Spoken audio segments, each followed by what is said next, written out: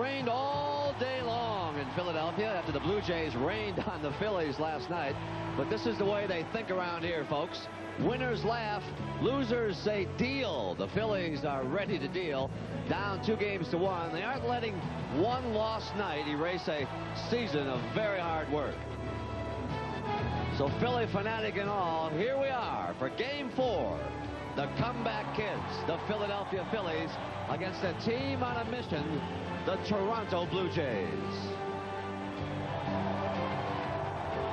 Hi again, everybody. I'm Pat O'Brien, and welcome to CBS Sports' continuing coverage of the 1993 World Series. Those drops we saw all day were raindrops, not tears. It's only Game 4, and it could even up tonight with a Philadelphia win. On the other hand, the Blue Jays are as sharp as ever. They benched the American League batting champion and go ahead and win 10-3 last night. Not only are they sharp, they have handled this matter with the class of a Tiffany vase. You go back to the bickering during the ALCS and the Chicago White Sox about who would play and who wouldn't, and you realize that Cito Gaston is doing all the right things. Tonight it's John Olerud again and Paul Molitor at third base. Olerud playing first, Ed Sprague on the bench. All morning, and of course, once I got to the ballpark, I just called Molitor in again and talked to him again about it, and he seemed to be a little bit more comfortable with it today. He assured me that it wouldn't interfere with his hitting, so that's what I was concerned about, and let's hope it works out for us. Can you give yourself some credit at how this has been handled with such class within the organization? Because you look at what happened with the White Sox and all the bickering with George Bell and Bowen not being able to play. Is that your credit or the team's credit? Well, I think it's a little bit of both. I'm pretty honest. I'm honest with my players all the time. I don't think I've ever lied to a player, and I've been just lucky and fortunate to have a lot of good players on this team that have the same type of attitude. They are getting it done. We hope to get it done for you tonight. The forecast calls for light rain and fog. We hope to get this one in. We're pretty sure we will. 62 degrees right now. The players did take batting practice underneath Veterans Stadium here tonight. There you see the Blue Jays. On the other side, the Philadelphia Phillies took practice. And we talked to Jim Eisenreich about these conditions on this AstroTurf. The drainage is tremendous here, but it still was a factor last night. Like Molitor's triple in the first inning last night. Hit the turf, you know, if I wasn't there, it was gone. I knew that I couldn't get it after it hit the turf because it just shoots, you know, and that's the main thing. You come up for a throw and the ball's soaking wet, you know, you can't throw it, and I don't throw well anyway, so. Jim Eisenreich. Well, we had a stirring experience here a little while ago. For the first time ever at a Major League Baseball game, an entire orchestra performed the national anthem. The Philadelphia Symphony Orchestra, led by the mayor of Philadelphia, Ed Rendell. And it was, folks, I must tell you, I've heard a lot of national anthems. It was one of the most stirring performances we have seen in sports, at least in my years in sports. And with the humidity and everything, they'll be tuning those instruments until their Christmas concert. Stay tuned to us tonight. We hope to have a great night of baseball for you. Sean McDonough, Tim McCarver behind the mic. Jim Gray is here as well. Enjoy the game, everybody, here on CBS. It's Game 4, the Philadelphia Phillies and the Blue Jays. Have fun. Next Wednesday, head south with Glenn Fry and Aries Spears. Kiss, baby. South of Sunset. This is CBS. In the mood for something serious or something fun? There's the sporty Mazda Protege. Roomier than Mercedes 190E with an unsurpassed basic warranty. Now get $1,200 cash back. Plus air conditioning or automatic transmission at no extra charge. Save up to $2,040 on the 93 Protege and have some serious fun. Mazda. It just feels right.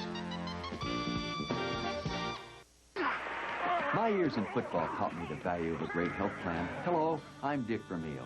Everyday life has its bumps and bruises, too. And that's why Independence Blue Cross and Pennsylvania Blue Shield have added the new personal choice to our game plan. There's no need to enroll with a primary care physician, and you don't need a referral to see a specialist. Office visits are covered, and there are no claim forms. Now, what could be easier? Call 1-800-ASK-BLUE for all the benefits of personal choice. The health plan that controls cost, not people. Murphy, that package you sent to Denver, it never got there. What? Introducing tracking software from Federal Express. Well, it was picked up at 5:20 last night, and it was delivered at 9:42 a.m. and signed for by Kate Donovan. Shall I call her for you, sir? Never mind. Now you can track packages right from your computer on your desk.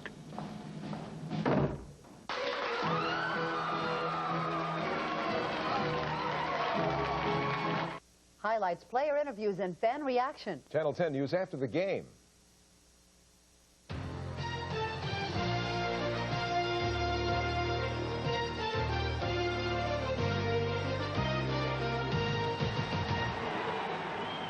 Good evening, everyone, from Veterans Stadium in Philadelphia, where tonight the Philadelphia Phillies play host to the Toronto Blue Jays in Game 4 of the 1993 World Series. I'm Sean McDonough along with Tim McCarver, and it's great to have you with us. The big news again today leading up to Game 4, Cito Gaston's lineup. He has decided to go with Paul Molitor at third base, John Olerud at first, and Ed Sprague takes a seat on the bench. What about Molitor at third? Well, I think you have to first consider the risk of whether he's going to get a ground ball or not. I think the risk at third is less getting a ground ball than it was last night at first, because the Phillies once again are loaded with left-handed sticks. They have 7 left-handed batters in the lineup. Now, if Molitor does get a ball at third, throwing could be an adventure. He hasn't played third base in a regular season game since 1990, and during that season, he played only 2 games at that position. Another big question leading into the World Series for Cito Gaston was, would he use 3 starters or 4? He decided to go with 4. The 4th starter is Todd Stottlemyre, who had a record of below 500 during the regular season. Well, you could say Stottlemyre is the starter, but the left-hander, Al Leiter, is the starter at large. Cito Gaston telling us that Stottlemyre, he'd love a complete game out of Stottlemyre, but Al Leiter will be in earlier than normal if Stottlemyre gets into trouble early, and the reason for that, he can combat the left-handed batters with the Phillies, possibly make Jim Fregosi make a couple of right-handed switches, and then make him more vulnerable later on in the ball game to right-handed pitching. Stottlemyre was 11-12 during the regular season. As you saw, he'll be opposed tonight by the right-hander Tommy Green. The first pitch from Veterans Stadium in Philadelphia right after this. CBS Sports coverage of Game 4 of the 1993 World Series is brought to you by Oldsmobile. The prudential peace of mind that comes with every piece of the rock. AT&T, we help put your world within reach. And by Goodyear, #1 in tires.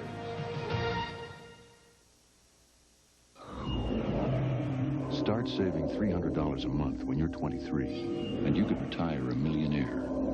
Start at 30, and you might reach 600,000. At 40, about 200,000. Which is why you need Prudential's Financial Assessment Program. A personalized computer analysis of where you are, where you want to go, and how we can help. Because nobody plans to fail. They just fail to plan. Call Prudential Insurance now. This is hydroplaning in less than an inch of water, and they're being pulled by Goodyear all-season AquaTread radials. AquaTread's deep groove design channels water away as you drive for outstanding traction. Hydroplaning, AquaTreading. Think about it. The eyes of America.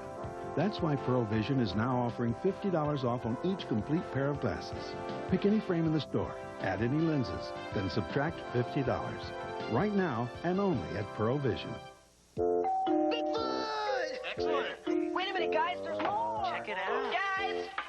It's a pizza guy, man. Much more, guys. Like free HBO for a month. Free HBO. Free HBO. Can I also mention it's free? Prove it. Just hand me the coupon, guys. Here we go. Whoa. Buy any Bigfoot pizza and get a free trial month of HBO. Just mail in the coupon. Well, back to you, Jen. Who are you? Bigfoot pizza. A legendary value. Okay, it's fixed. You sure? Looks a little strange. Oh, I've done this before. Watch.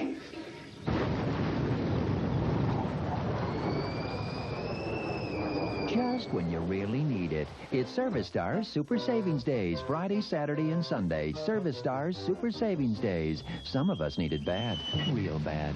A Black & Decker cordless screwdriver or finishing sander, only $29.99. A 48-inch shop light, just $8.99 at Service Star. Cito Gaston has Ricky Henderson leading off tonight in left field. Batting second, the center fielder, Devon White. Roberto Alomar is the second baseman, batting third. The cleanup hitter, right fielder, Joe Carter. Batting fifth at first base, John Olerud. Paul Molitor is the third baseman, batting sixth. Tony Fernandez at short hits 7th. The catcher Pat Borders bats 8th. And the pitcher Todd Stottlemyre will hit 9th. The defense for the Phillies, Thompson, Dykstra, and Eisenreich in the outfield. Holland, Stocker, Duncan, and Kruk in the infield. Darren Dalton behind the plate. And Tommy Green on the mound. He pitches very well in this ballpark. 10-0 during the regular season and 1-1 in postseason with the clincher, pitching the clincher against the Braves last Wednesday night. And as Tommy Green warms up, let's check in with Jim Gray. All right, Sean, I spoke with Paul Molitor, and he told me that he feels about a half step off out in the field and that he's playing tentative. He told me that when he takes the field at third base tonight, that it'll be the first time in a long time that he will feel uncomfortable. He said he's not quite close to panic, but he is a little fearful. Sean? And Paul told Jim Gray on the postgame interview last night that he did not expect to play today, and that was the stated game plan of Cito Gaston yesterday. But Cito said he spent all night last night wishing that Molitor could play third base. He talked to Paul again today during the day, and Molitor said, don't worry about being uncomfortable with playing third base affecting my hitting, because it won't. I've been around long enough to be able to separate defense from offense, and I won't let it affect my hitting. And once Gaston heard that, he said, all right, you're in. Charlie Williams, a 13-year veteran of the National League, is the home plate umpire. He's working his first World Series. Tim McClelland at first base, Dana DeMuth at second, Dave Phillips, the crew chief, at third, Paul Runge along the left field line, and Mark Johnson is in right. It is drizzling as the ball game begins, and once they get underway, the decision to stop play is in the hands of Dave Phillips, the crew chief. Here's Ricky Henderson, who had 2 hits last night, raising his mark for the World Series to 3 for 10. First pitch of game 4, fastball for strike 1.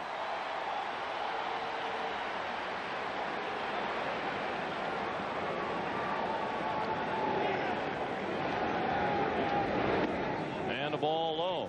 A couple of times already Green has looked down at the mound. You saw him stop in the middle of one warm-up delivery and check out the mound, and he looked down immediately after that ball went in the dirt.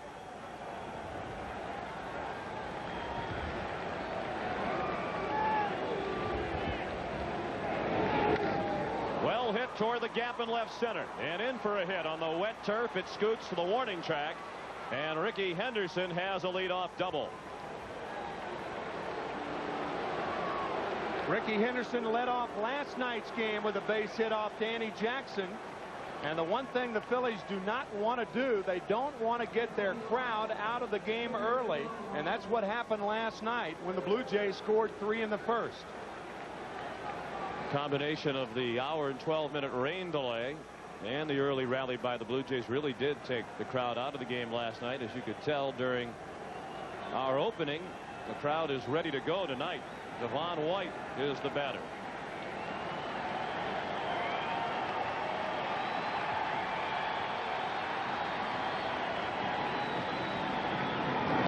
And Green's first pitch to White is a ball low.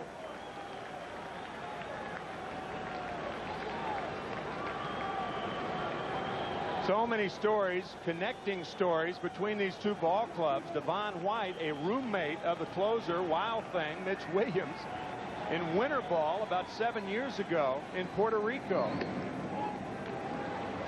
And Devon says, if anything, Mitch Williams has really calmed down since then.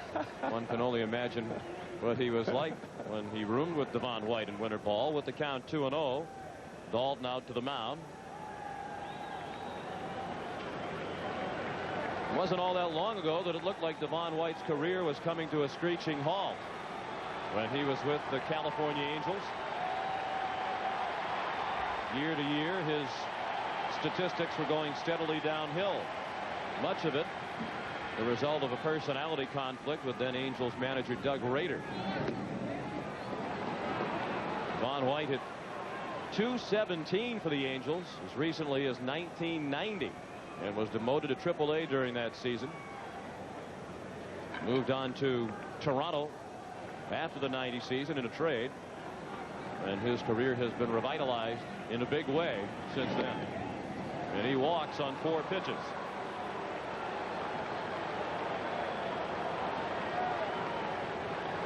And that'll bring John Kruk in to speak with Tommy Green. Green admitted to being anxious in his Game 2 start in the LCS against Atlanta. Then he settled down and pitched very well in his other start against the Braves. Roberto Alomar is the batter. I think what players look for, especially in postseason play, is controlled anxiety. And you're going to be anxious, you're going to be a little nervous, and that's good. Can't go overboard, however. 5 balls in a row thrown by Green. 1-0 on Alomar. He looks down at third base coach Nick Leyva, former Phillies manager. Alomar had a big night last night that was somewhat lost in all of the hoopla surrounding Paul Molitor's terrific performance. Alomar had 4 hits last night, 3 singles and a triple. Along the left field line, Milt Thompson in a foul ground to make the catch for the first out of the ball game. Alomar's night last night was so good. He was 4 for 5, as you said, Sean. And for those with at least 100 at-bats in postseason play, before that at-bat, Alomar a .362 average, and that leads all players in postseason. But of course, it'll drop about 2 points with that foul out to Thompson, a huge out for Tommy Green and the Phillies. Now Joe Carter 3 for 11 in the World Series. Joe hit a 2-run homer in Game 2 off Terry Mulholland. No score, just underway on the top of the first. The Blue Jays threatening with first and second and 1 out.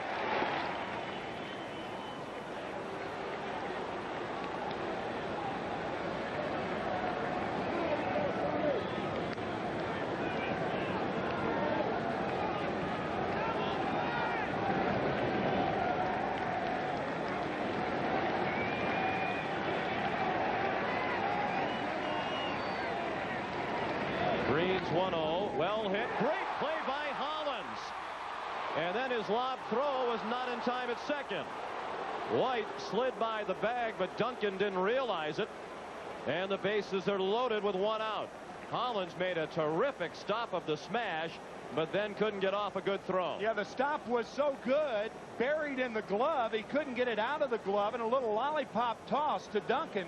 Duncan was trying to avoid the runner, Devon White, to the degree that he came off the bag and failed to follow up as White slides past the bag, and by the time Duncan went back to tag him, Devon had recovered. Brilliant play by Hollins, but the throw not in time at second. And Duncan's all right. A hard slide, a clean slide, but a hard one by White. You would think Duncan would have seen that White went by the bag, since he went spinning right around and appeared to be looking right down at him. John Olerud, who did not play last night, looked at ball 1 down and in. He went 2 for 6 in the first 2 games at Skydome. When a third baseman has problems getting the ball out of his glove like that, the second baseman realizes that the runner has time to get down to him, and he's trying to get off the bag and get the call. That's why he didn't see White slide past the bag. 2-0 on Olerud. Danny Jackson roughed up for 3 runs in the first inning last night. That set the tone for the ball game, and now Green is in trouble in the first inning tonight, and that's not much of a surprise. He had his problems for Jim Fregosi in first innings throughout the year. An ERA of nearly 7. A pop-up. Infield fly rule in effect. Kruk made the catch in fair territory for the second out.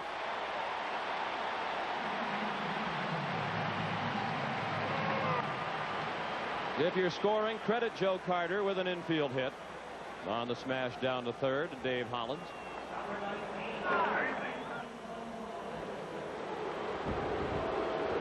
And the 6th batter of the first inning is Paul Molitor. 6 for 11 in the 3 games to this point. He had 3 hits last night, a 2-run triple in the first, a solo homer in the third, and an infield hit in the 9th.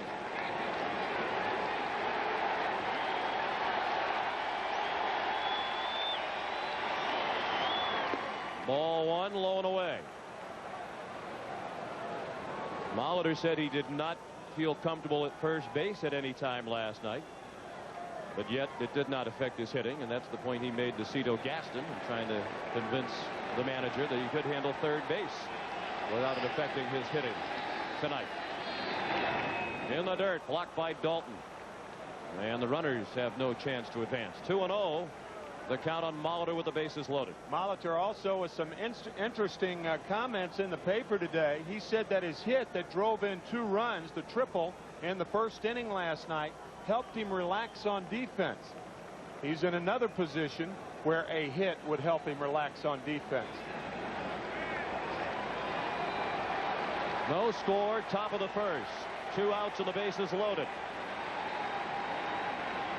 The 2-0 to Molitor is ball 3. And Green hasn't come close with any of the 3 pitches to Molitor.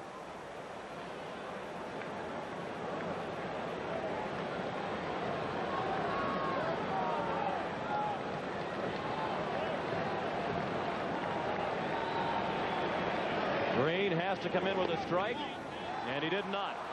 He walks Molitor on 4 pitches to force in a run, and the Blue Jays lead 1-0. And pitching coach Johnny Podres is on his way to the mound. Tommy Green has had 2 opportunities to get out of this inning without Toronto scoring. He got the pop-up the other way from Alomar, great clutch hitter, and then he got the pop-up, the infield fly rule to John Olerud, a great clutch hitter, and then threw 4 straight balls to Molitor.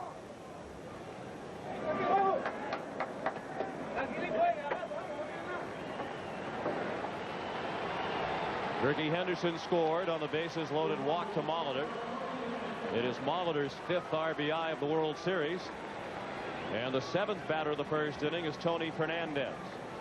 He's 4 for 9. He had 2 hits last night. Pair of singles. He drove in 2 runs.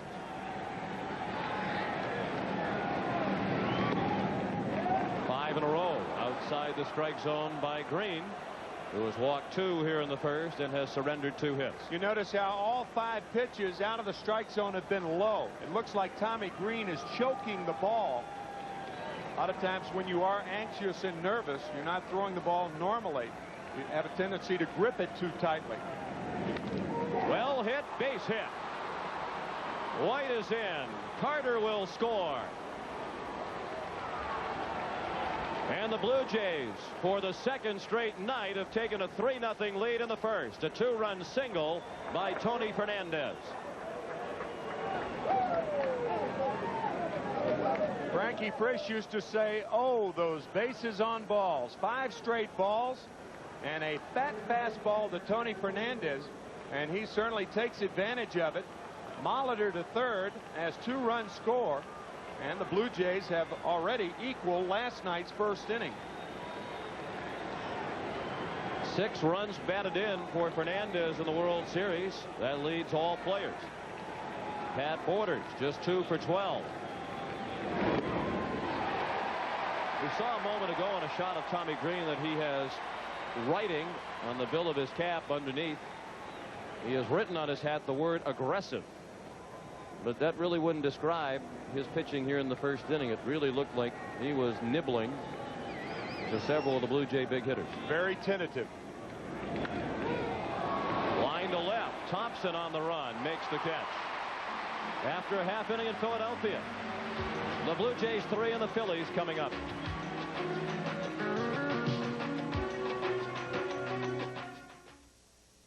Ever wonder why a hamburger costs $10 in Tokyo? Or why a cab to the airport there runs about $120? Or why their luxury cars seem so expensive, especially when compared to the Oldsmobile 88 Special Edition, which, even with air, automatic, cruise, tilt, anti-lock brakes, and dual airbags, costs just $19,995? It's your money.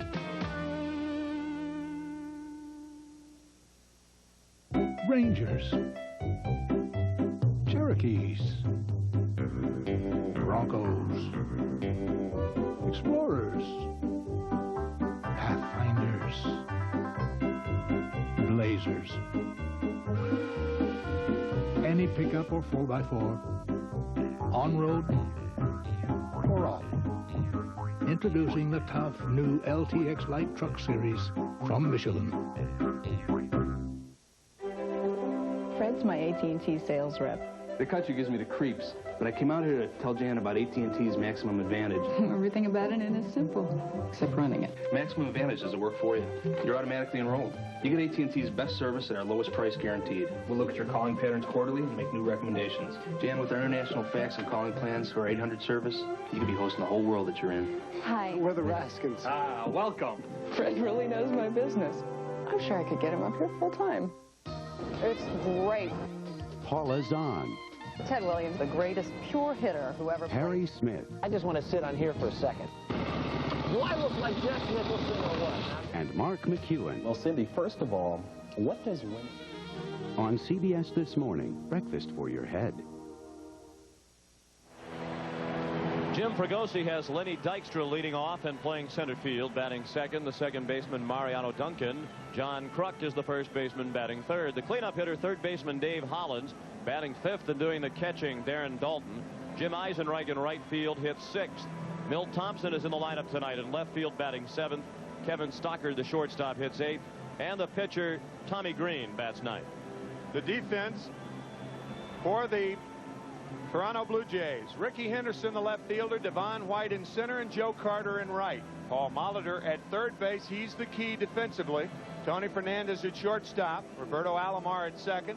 John Olerud at first, and Pat Borders behind the plate. Todd Stottlemyre on the mound, 11 and 12 during the regular season, but an earned run average around 5. And Cito Gaston telling us before the game, you really don't know how Todd is going to do. You don't know whether he's going to try to be a thrower or a pitcher. If he gets breaking balls over early in the count, then that's a good sign. But if he tries to blow the ball by the hitters, that is not a good sign, and I think you can look for Al Leiter if any signs of trouble in the early innings. Particularly now that the Blue Jays are off to a quick lead. Stottlemyre started with a looping breaking ball to Lenny Dykstra. There was 6 home runs in the postseason as a leadoff batter, tying Hank Bauer and Davey Lopes for most home runs by a leadoff man in postseason play. And he has 1 home run in this World Series. He's 4 for 13, 1 for 5 last night.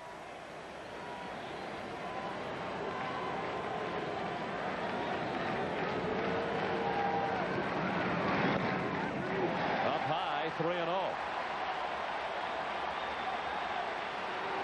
Cito Gaston said, as Tim said, Stottlemyre needs to get the breaking ball over, but also change speeds. He has the tendency to rear back and try to throw everything hard. He has considerable talent, and it's been frustrating to the Blue Jays that he hasn't put it all together. And he starts on an ominous note, walking Dykstra on 4 pitches.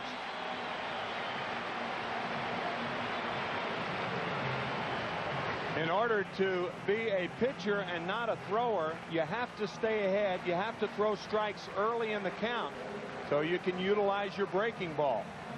That is a bad sign for the Blue Jays. They score 3 runs, and Stottlemyre comes out and throws 4 straight balls.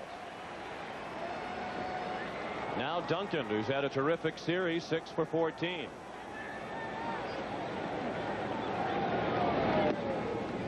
Taking all the way, he looked at a breaking ball for strike 1. Larry Boa is the Philadelphia third base coach. Mariano Duncan, an excellent bunter. We'll see if he takes advantage of Molitor at third base. He likes to lay the ball down and drag it. And the Phillies, if they get a lead, you wonder if they go out of their game plan and sacrifice more and try to bunt the ball down to Molitor, make him become involved in the action. But when you're 3-0 down, you can't do that. High fly, shallow right for Joe Carter. 1 out, and Dykstra returns to first. We're in the bottom of the first, 3-0 Toronto.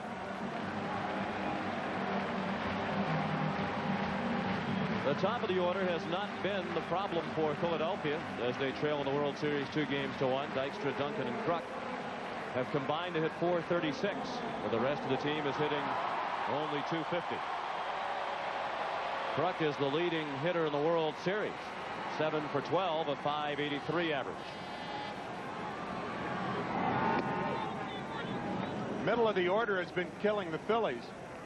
4, 5, and 6 spots, batting 198 for the first 3 games. They have got to have production from the middle of the order, as most teams do. He raised the point about bunting, perhaps trying to exploit Paul Molitor. Molitor before the game said he didn't expect that the Phillies would do that. He says they're an aggressive hitting team. They don't like to bunt. I doubt that they'll go away from what has been so successful for them during the year.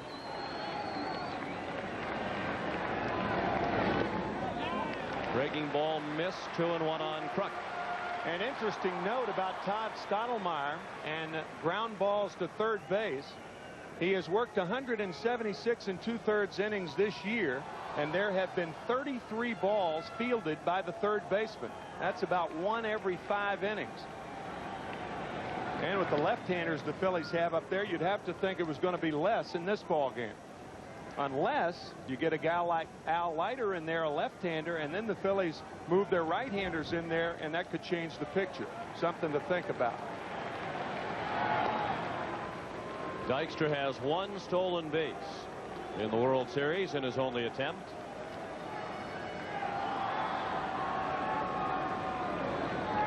Blitz Sprague did not have a single chance at third base last night.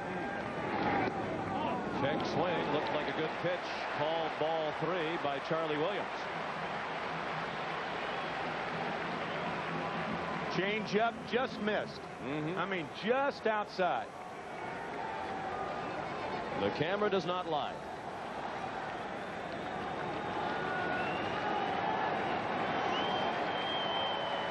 The 3-1.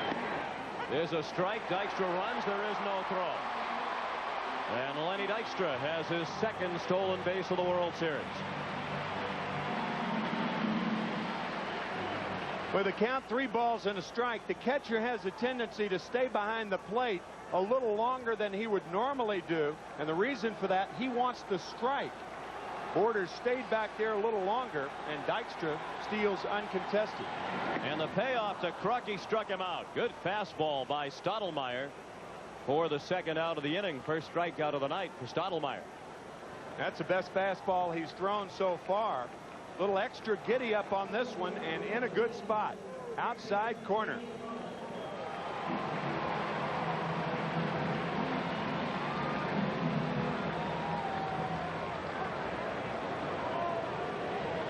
Dykstra is at second with 2 outs. 3-0 Toronto in the first. Here's Dave Hollins, part of that struggling middle third of the Philadelphia order.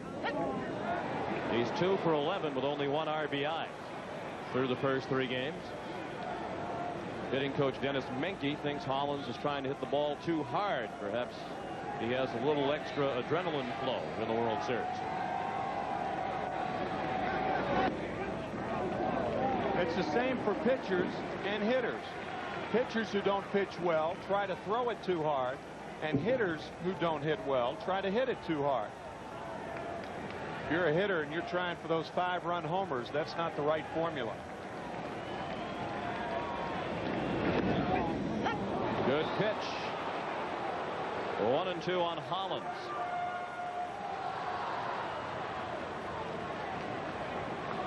Galen Cisco is the Toronto pitching coach. Former football captain at Ohio State. Captain of a Rose Bowl team in the late 50s.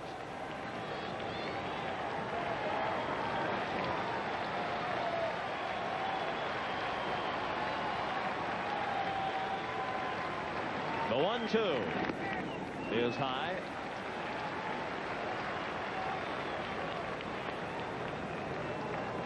Toronto trying to pitch Dave Hollins inside, and usually with big, powerful hitters, that's where you try to work them in tight. They like to extend their arms. Breaking ball just low, and the count is full.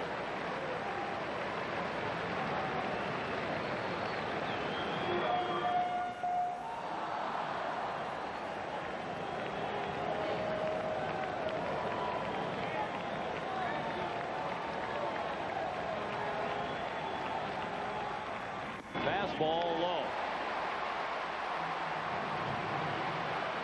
And Hollins draws the second walk of the inning thrown by Stottlemyre.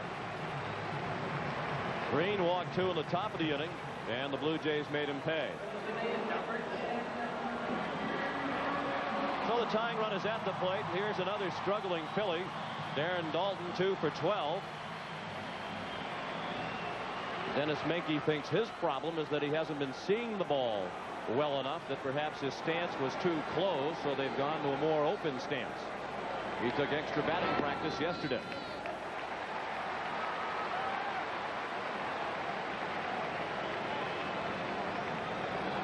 Dykstra at second. He drew the first walk of the inning thrown by Stottlemyre. Stole second, and Todd walked Hollins with 2 outs.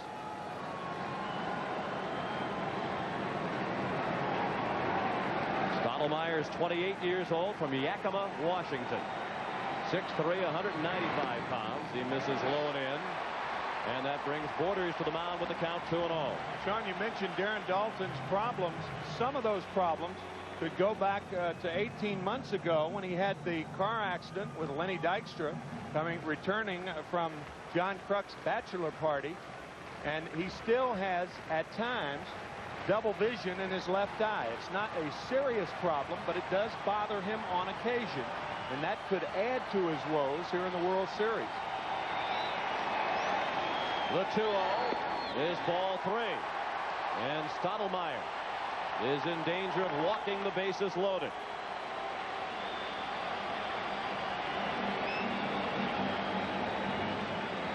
Jim Fregosi allows his power hitters to be swinging 3-0.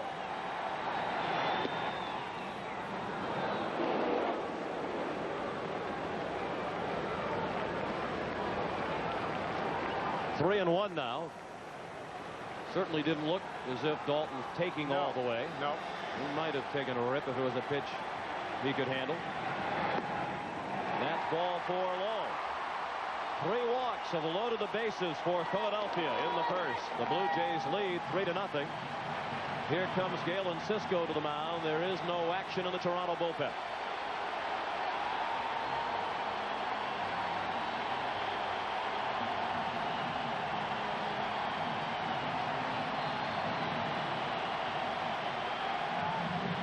Jim Fregosi thought the key to last night's game was after Toronto scored the 3 runs in the top of the first inning, his team then squandered a great chance to score in the bottom of the first when they had runners at second and third and only 1 out. Fregosi said even if we only got 1 run in that instance, we would have felt like we were right back into the ball game. We would have had a little bit of momentum. Danny Jackson didn't pitch all that poorly after the first inning, but they did not score, and that set the tone for the rest of the night. Yeah, the thing about that is you answer immediately. They score 3 and you come back with 1 or 2, you're very much more in the game.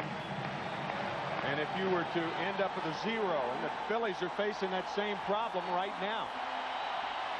Jim Eisenreich leads the Phillies in runs batted in with 5 through the first 3 games. Many of the fans on their feet, bases loaded, with 2 outs in the first, and the breaking ball missed low and in.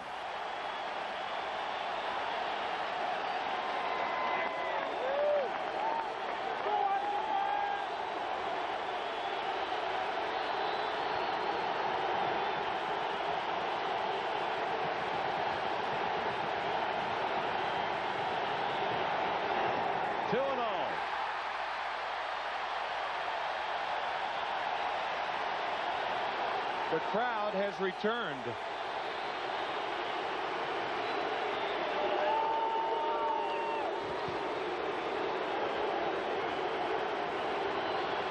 Eisenreich had the big hit in game 2.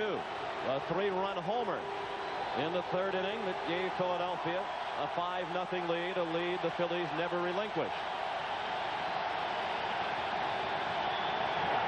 He takes all the way, and Stottlemyre poured it over. 2-1.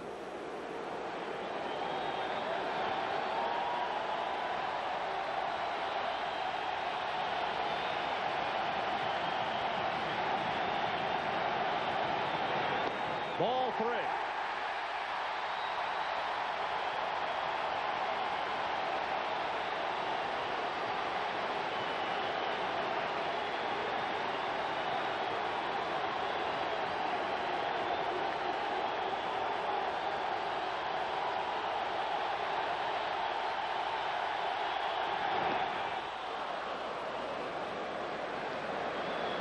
Full count with 2 outs, and the runners will be off with the payoff pitch.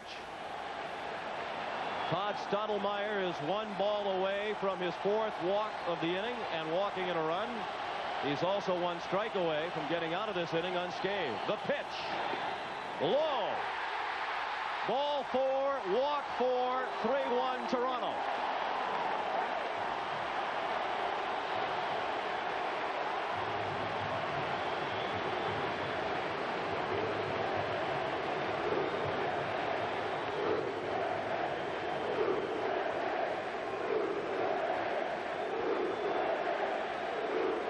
There is still no action in the Toronto bullpen. And that's a surprise to me from what Cito Gaston told us before tonight's game. And as you pointed out, Sean, especially with the 3-run lead. Because the Phillies are going to continue to throw up left-handed batters to face Stottlemyre. And if they stay true to their season-long form, they'll remain very patient and make Stottlemyre prove that he can throw strikes consistently. Thompson took the first pitch, as you might expect, and looked at a ball low. The Phillies have scored without a hit. It's 3-1 Toronto in the bottom of the first.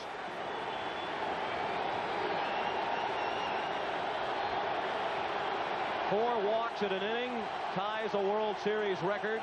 3 consecutive walks ties a World Series record. High, 2-0.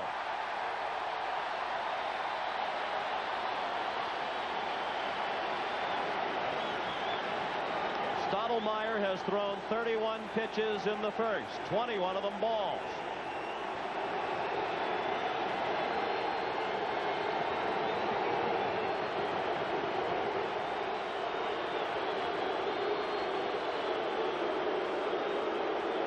And time has been called. Tony Fernandez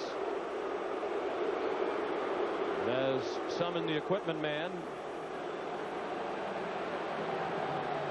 Might be having a problem with a contact lens. I assume that's legitimate. Tony appears, you know, you don't know whether Tony, an experienced player, is just trying to break things up a little bit with the thinking that with Stottlemyre in that rhythm, he hasn't been able to find the plate. If that's the case, he's taking one for the club. 1 eye drop or 2, that is. But you wonder if this would help or hurt Stottlemyre. Certainly he's not in a groove right now. But this delay also might give him more time to think about the problems that he is having. Like a field goal kicker. Right. With this start tonight, Todd Stottlemyre and his father Mel have made history as the only father and son pitchers to start World Series games. Mel Stottlemyre started 3 games for the Yankees in 1964 against the Cardinals. 1-1, had a no decision in 1 and lost game 7 to Bob Gibson.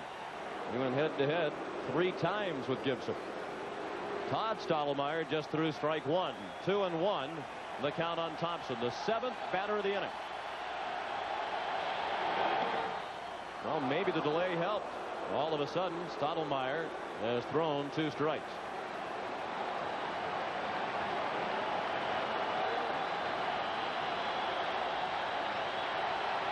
Two and 2 with 2 outs and the bases loaded. 3-1 Toronto in the first.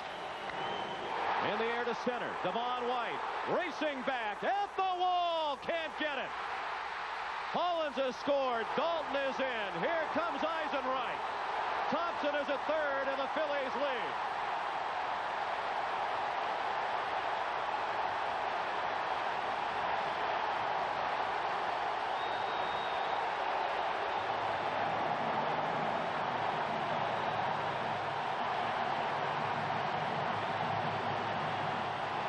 Bases clearing triple for Milt Thompson.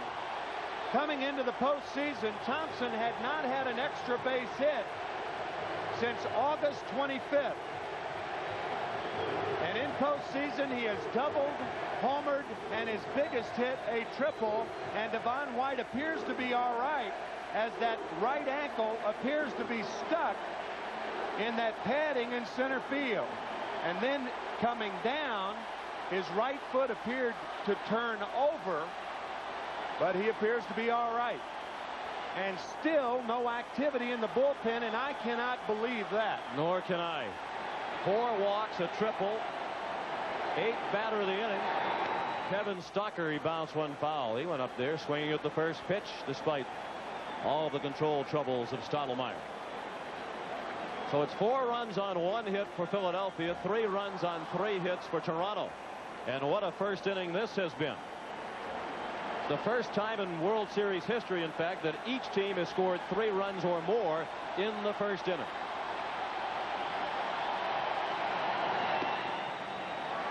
Lollipop curve missed. 1-1. Still no action.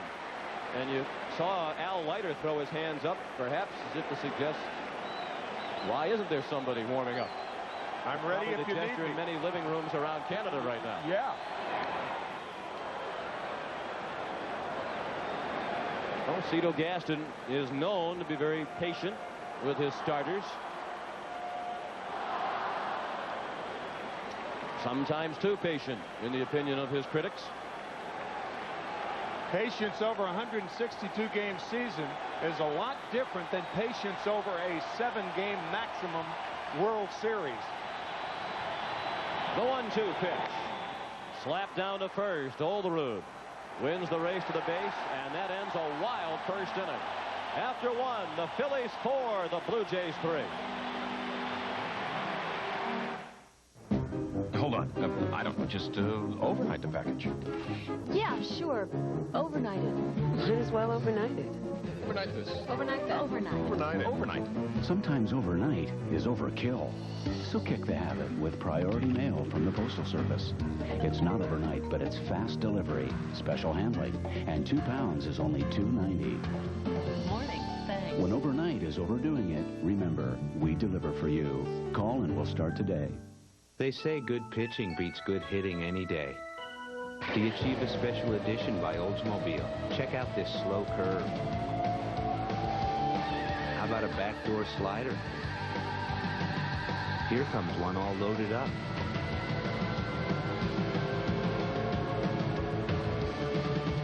Yeah, and here comes the money pitch. It's your call. There are so many people trying to figure so many ways to rip you off now that it's very hard by yourself to counter all these things. Citibank called one night at 7 o'clock. Apparently, someone had bought 9 tickets to Vegas, gambled, and invited 9 of their best friends. That's why, having somebody watch your back is good. Citibank realized that I'd not made those charges, and it got taken care of. It just makes you feel like you have an ally out there. Just a few of the many people who rely on the security of not just Visa, Citibank Visa. Put your heart into it. Be tough. I am not going to pay a lot for this muffler. By George, I think he's got it. Don't be bullied into paying a lot for a muffler. Now more than ever at Meineke, you're not going to pay a lot, but you'll get a lot. I guarantee it. Who makes the only TV with a smart sound feature, which ensures your volume will stay at normal levels, even when something like this comes on? Magnavox. Smart. Very smart. Yes. No use shouting, old man. It's a new mystery every Friday night. Somebody murdered my patient. And Dick Van Dyke is a crime-solving doctor. You've been hiding behind that collar. Diagnosis Murder premieres October 29th. When Devon White went up on the padding with his right foot, you'll notice that something falls down there. That is, it was not thrown from the stands, but it was one of the things that held the partitions together out there, the little coupler. And it fell off, I guess, a fastener of sorts to fasten those partitions together. And it's one of the grounds crew members took it off the field, but that partition is without a coupler now. Yes, it is. Yeah.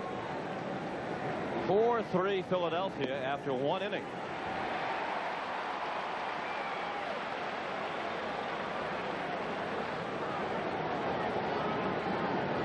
Todd Stottlemyre leads off. And Tommy Green level with his opposite number at 1-1.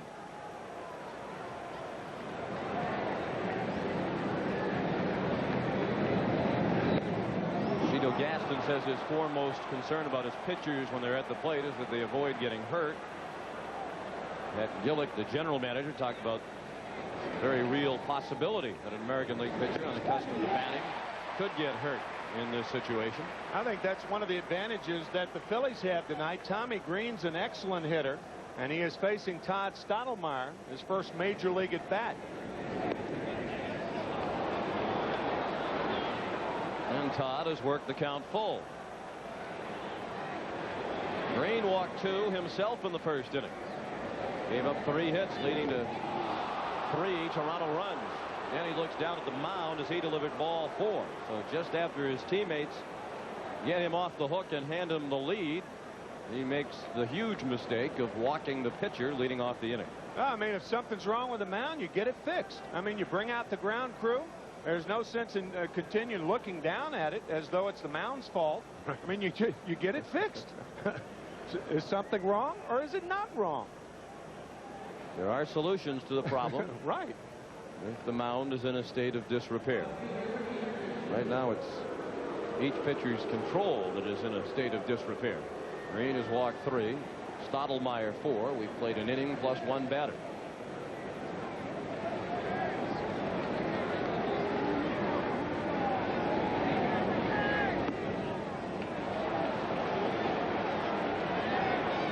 With the 6 bases on balls between these two teams in the first inning, that tied a World Series record for most bases on balls in an inning by both clubs.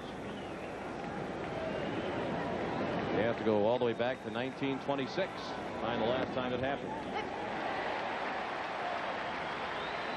Ricky Henderson up there with a count of 1-1. He started the 3-run Toronto first with a double to center field. He scored the first of the 3 runs.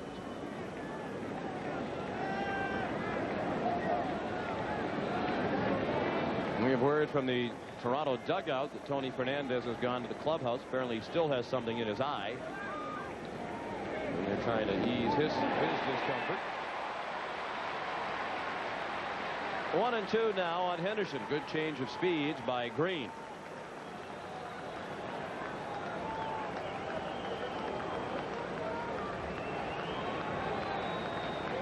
Stottlemyre at first, representing the tying run with nobody out in the second.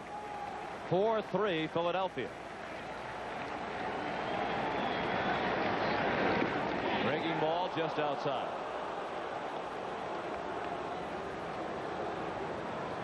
Green is from Whiteville, North Carolina. We've been saying Lumberton during the postseason because that's the town in which he was born. And he was raised in Whiteville, a few miles from Lumberton. They didn't have a hospital in Whiteville. Probably not. The good folks of Whiteville are proud to call Tommy Green their own. And the count is full on Henderson.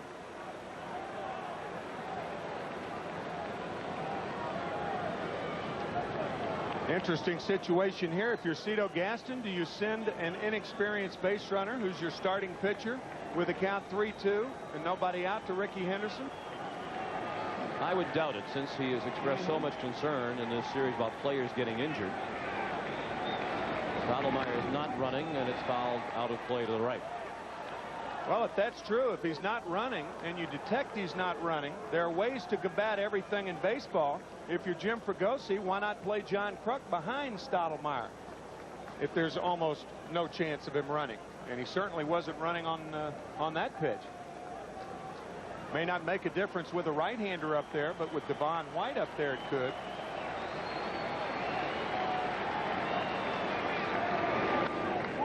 Popped up and playable. Kruk fighting the drizzle, made the catch. You can see by the way he is hobbling back into the infield that his lower back is still bothering him. That's the first out of the second.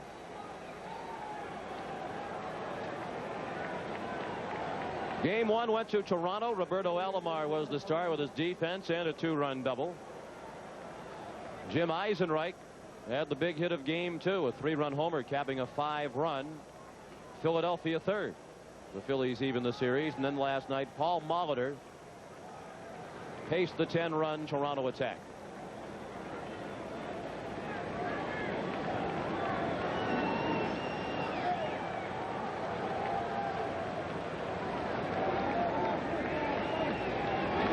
Devon White looked at a strike. He walked and scored in the first.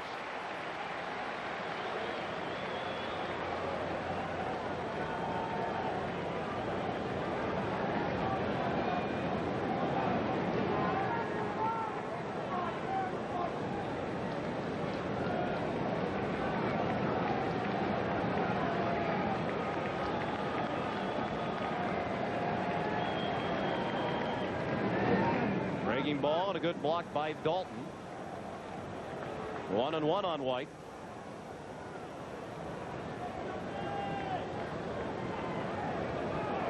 Tony Fernandez is now back in the Toronto dugout, seated alongside Rickey Henderson.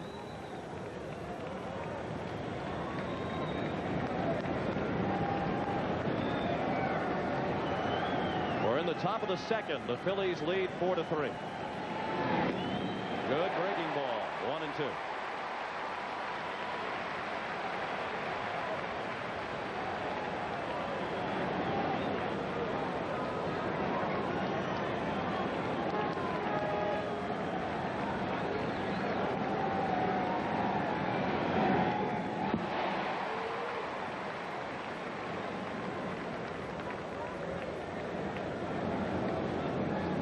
White will be followed by Roberto Alomar. And with Devon at the plate, John Kruk has been playing a couple of steps behind Todd Stottlemyre, the runner at first.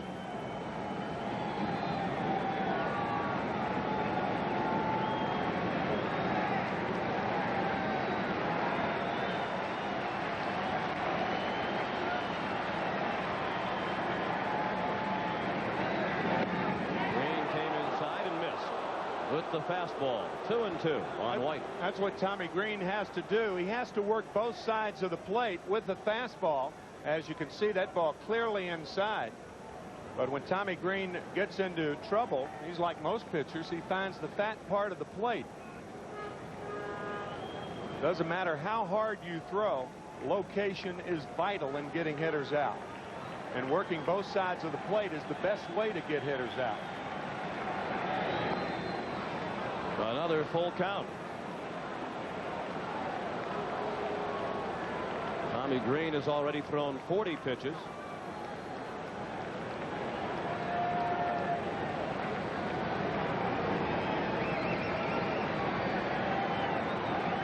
Stottlemyre threw 38 pitches in the first, and that is strike 3. It was a swing and a miss, not a foul tip. Dalton applied the tag for the second out of the inning. First strikeout of the night for Tommy Green. Looked like the ball was on the inside part of the plate, a cross-seam fastball. And he gets Devon White for the first strikeout of the night for Tommy Green. Looked like White was just over that pitch. Dalton did apply the tag, but with the runner at first, there was no need. Alomar took the breaking ball low and inside. Roberto made the first out of the first inning. He was out in a fly ball to Milt Thompson, foul ground and left. 4 runs, 1 hit for Philadelphia. 3 runs and 3 hits for Toronto. Neither team has committed an error. 2-0.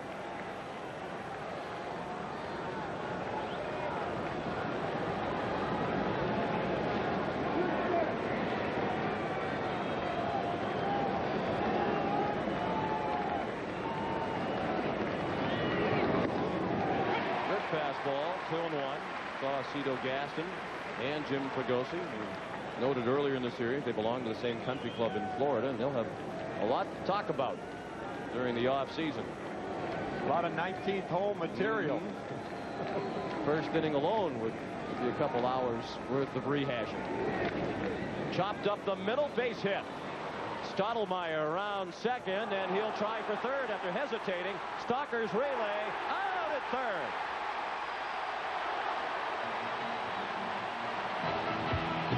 He who hesitates is out, and that's the case for Stottlemyre, who may be hurt.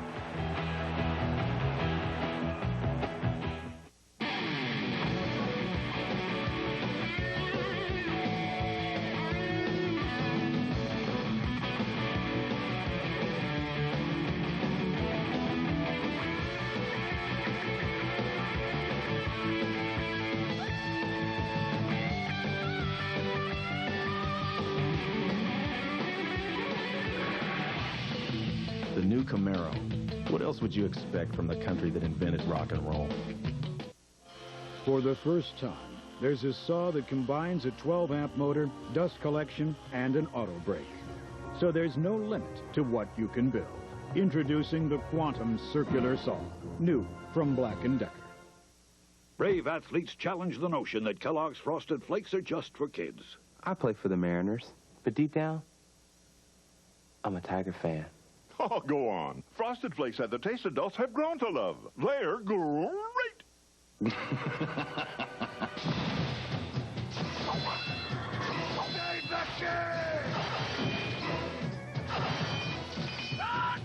I'm dangerous. Nice shot. Help us, Musketeers. All for what? More for me. I love a good adventure. The excitement strikes November 12th. The Three Musketeers, rated PG. You're unbelievable.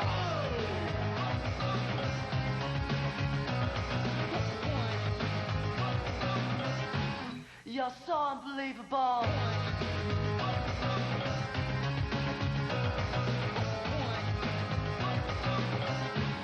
You're unbelievable.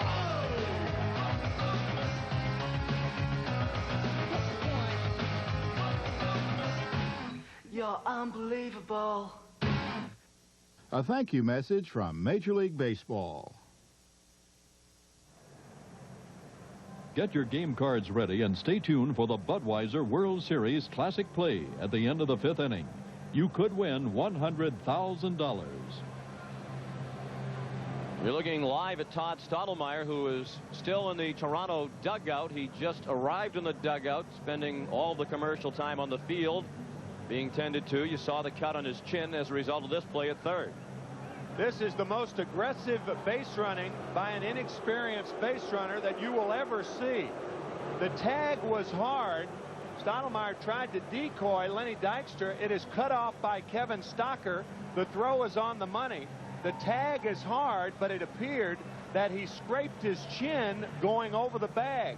And he slammed his own chin into the ground even before Hollins put the tag on him. Yeah, he right. was still chin to the ground after the bag, but it looked like perhaps his inexperience in sliding caused him to scrape his own chin before the tag was even made. It's interesting that a pitcher is usually used to giving chin music and handing it out instead of receiving it. Well, he gave it in this instance to himself. Well, the good news is he's going to be okay and will continue on. Bloodied by the Phillies in the first was Todd Stottlemyre, and by his own control trouble.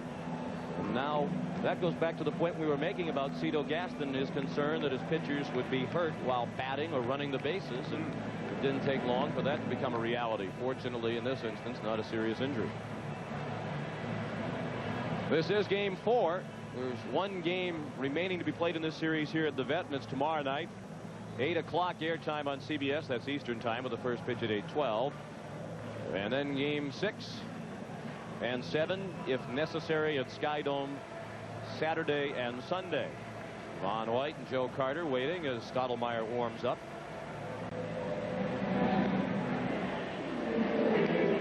Obviously, it was not a good base running play, but because of Stottlemyre's inexperience, you tend to overlook that. He appeared to just get caught up in the excitement of the moment.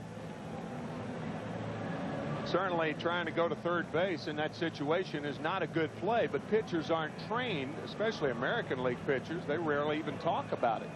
Only time they think about it is when they're on the mound and somebody tries to do that against them. If you're just joining us, you've missed a lot. Toronto scored 3 in the first. Tony Fernandez highlighted the inning with a 2-run single. Paul Molitor's walk with the bases loaded brought the first run in. Then in the bottom of the first, Jim Eisenreich walked with the bases loaded. The 4th walk of the inning thrown by Stottlemyre to make it 3-1.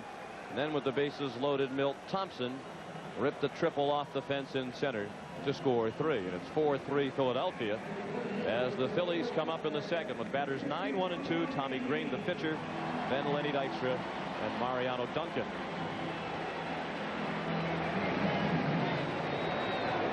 Tim mentioned that Green is a good hitter, and those numbers prove the point. A .222 average and 2 home runs. He drove in 10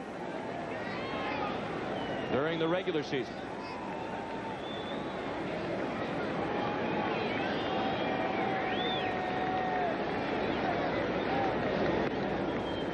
Breaking ball for strike one.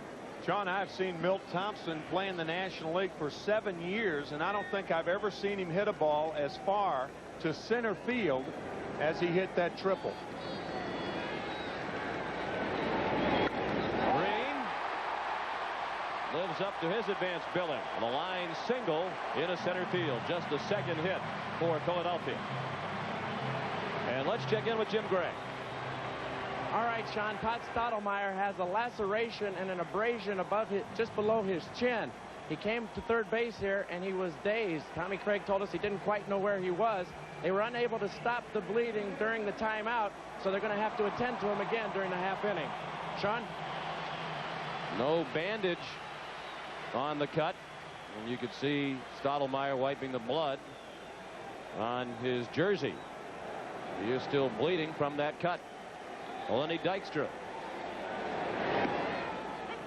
took a strike on the outside corner. He walked, leading off the Philadelphia first, stole second, and scored, and he's none too pleased with the call of Charlie Williams. He thought it was outside, and you notice he's looking toward the field. That's what players do when they argue with an umpire and try not to show him up.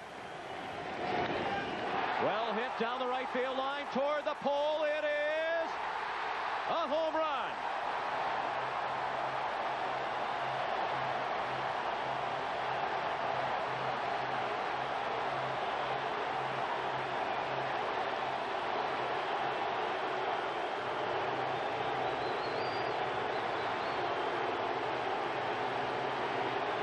Case of the Phillies and his chin, Todd Stottlemyre can't do anything to stop the bleeding.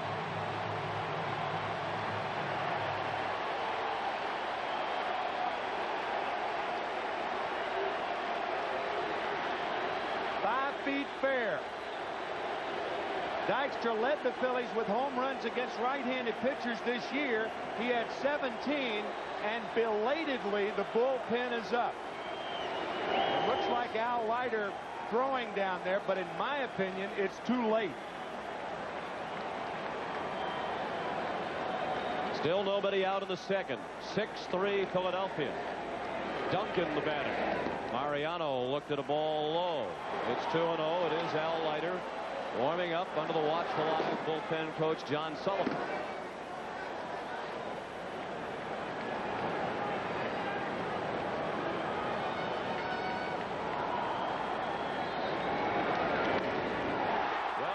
Center, playable by Devon White.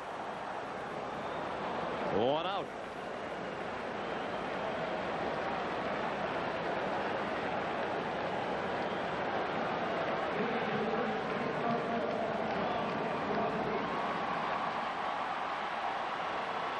I guess baseball managers have game plans like football coaches, and for some reason it appears that Cito Gaston went away from his game plan of using Leiter immediately to back up Stottlemyre after explaining that to us before the game. John Kruk, the hitter, he tomahawks one to second, and Roberto Alomar threw him out. Of course, that's by no means. There's still a lot of baseball left to play, and the Blue Jays are a very explosive offensive team, and if they can get to the Phillies bullpen, they could do more damage. Tommy Green now with the 3-run cushion after staking the Blue Jays to same in the first inning. What Green a game. has by no means dazzled through the first 2 innings. Collins walked and scored during the 4-run first.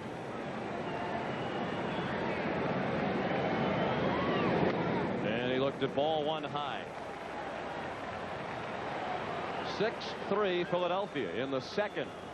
6 runs, 3 hits for the Phillies, 3 runs, 4 hits for the Blue Jays.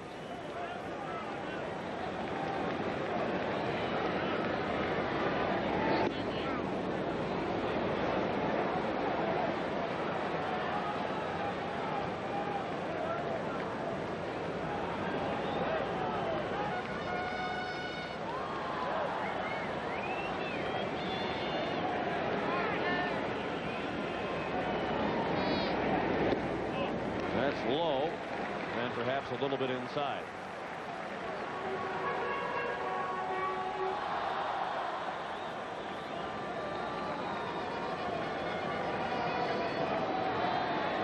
The 2-1 pitch is a strike.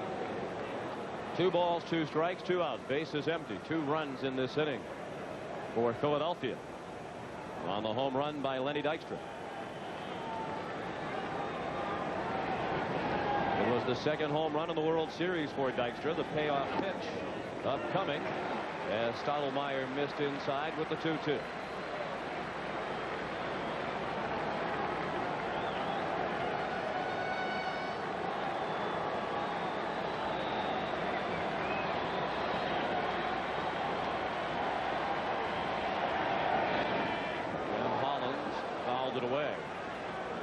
Stottlemyre was already battling the mayor of Philadelphia before he took the mound tonight. Ed Rendell, the Philadelphia mayor, went to Sky Dome before Game 2 talking to some reporters. He said, "I'd like to bat against Todd Stottlemyre." Rendell saw a home run that Stottlemyre surrendered to Frank Thomas in the ALCS. Said, "I could hit him." Stottlemyre said he'd pay his own way down here to Philadelphia to pitch to him when the World Series was over. Borders catches the pop-up, and that ends the inning. But a 2-run homer by Dykstra gives Philadelphia a 6-3 lead. Oh, my back hurts and I had a game this afternoon. So I'm taking Advil. I know I'll feel better soon. More doctors recommend Advil by name to relieve backaches than any other brand. And you know, just 1 Advil is as effective relieving pain as 2 regular strength Tylenol. With Advil, there's no reason to let a sore back keep me from swinging. So now I can think about my game instead of my back. Advil, advanced medicine for pain. Movie dinner. I love this place. It's not a party without the new Burger King Everyday Value Menu. Don't you have any refreshments around here? The Value Menu has tasty flame-broiled burgers fixed your way for just 99 cents. Anything you want. Almost. Like, can you get with a $1.99 croissant sandwich combo? No problem. And a Whopper Value Meal for only $2.99 every day. You know who we're doing it for. For me. Check your Burger King Value Menu for their everyday low prices. We all gonna shoot over to Burger King. Burger King? Try the new Everyday Value Menu. Just the jam. The simpler my life is, the better. I don't need more stuff. I need good stuff. You sure don't need a car that costs as much as my parents' house. I think my car should be an ostentatious display of common sense.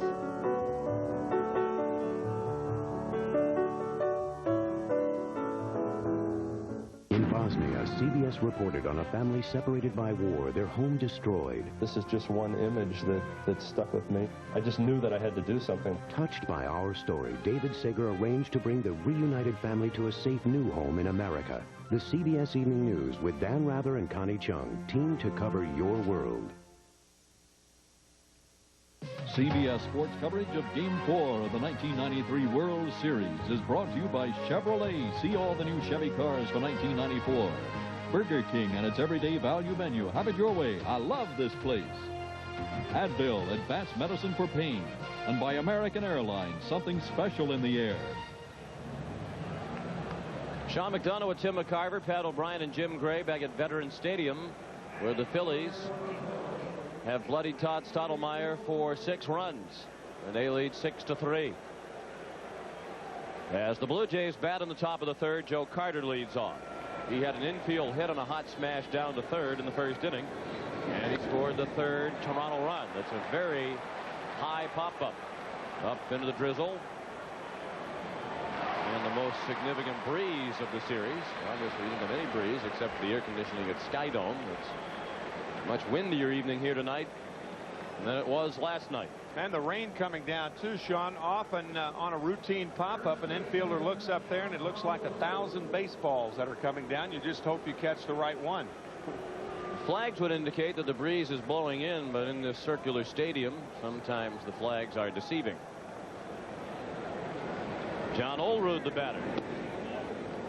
And he looked at ball 1 low. He popped out to the first baseman, Kruk, his first time up.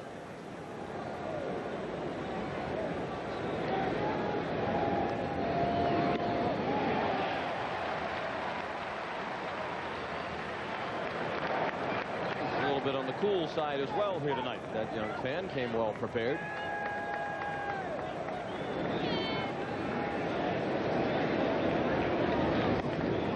Ball 2, 2-1. And Al Leiter is still throwing.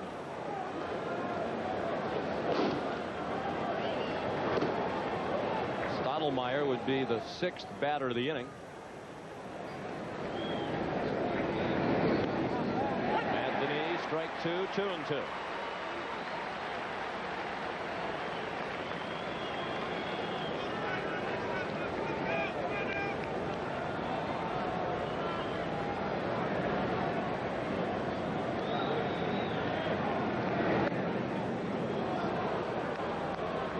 Throughout his career, Todd Stottlemyre has had to deal with adversity. He's been labeled by many an underachiever because he has considerable talent. He's a hard thrower. Good movement on his pitches. When he is on top of his game, he can be dominating.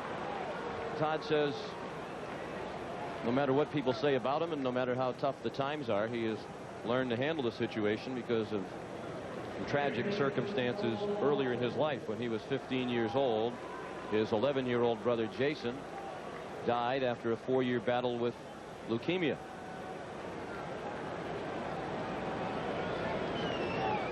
And Todd Stottlemyre says, every time I go between the lines, I know Jason is watching. During the battle, Todd Stottlemyre was the person who donated his bone marrow to help Jason along. They were extremely close.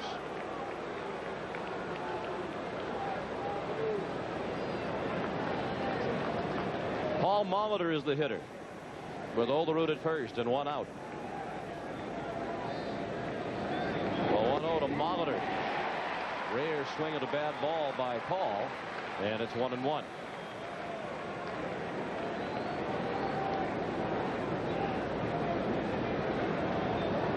Green has issued 4 walks now, at least 1 in every inning.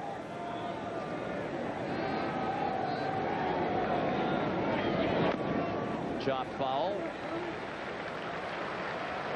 1-2. I think with Olerud at first base, it's another time to play John Kruk behind the runner. Molitor hits the ball the other way. He uses all parts of the field in which to hit. Olerud did not attempt a stolen base all year. He is extremely slow. As a matter of fact, John said during the regular season that's the biggest reason why he thought it would not be possible for him to hit 400, that you need to get infield hits and leg hits, and he's not capable of doing that with as slow as he is. I'll tell you, leading the American League in hitting, he certainly earned it. Very few leggers.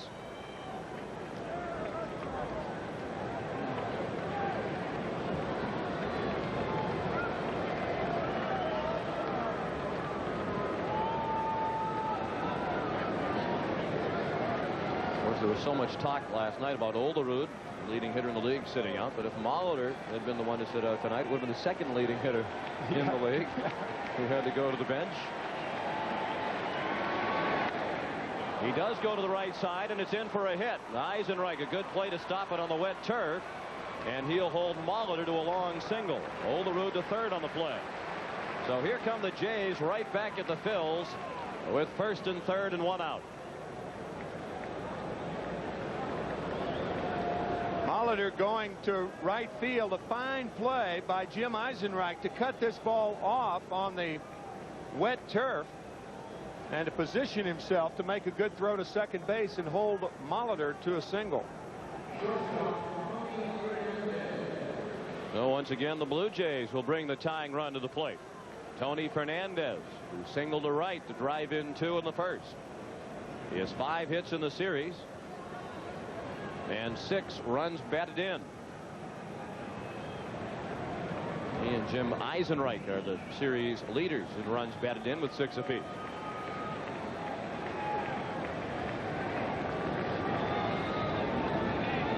Tommy Green's first pitch to Fernandez, up and away.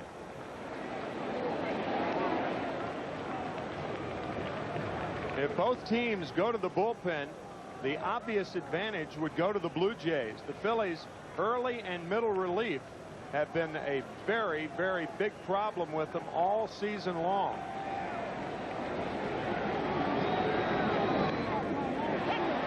That's why it's very important for the Phillies and Jim Fregosi to get a lot of mileage out of Tommy Green this evening. Green has already thrown 60 pitches. And he's only one out into the third. Green is 26 years old. Big fella at 6'5", 219 pounds. Started his career in the Atlanta organization. Was out of options, so they put him in the trade to Philadelphia, along with Dale Murphy. Jeff Parrott, Jim Batcher, and Victor Rosario went to the Braves in August of 1990.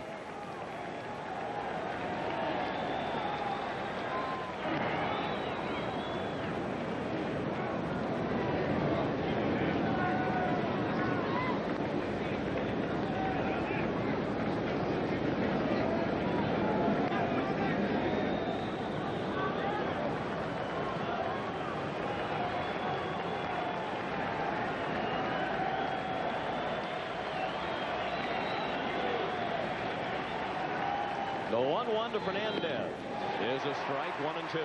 That pitch was nicely framed by Darren Dalton. If you're a catcher and you get a backdoor slider, the one thing you want to do is hold the glove there when you make the catch.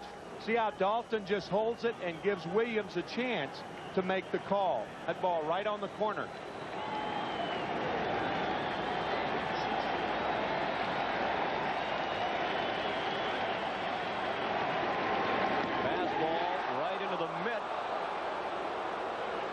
Perhaps Dalton was set up just outside that time. 2-2. Well, when the pitcher is that much ahead of the batter, a catcher will set up a little bit off the plate and hope to get the ball about 2 or 3 inches off the plate, and that's where that ball was. Just wide.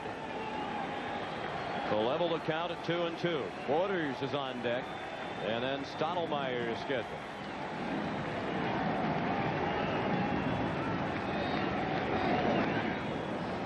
And the count is full.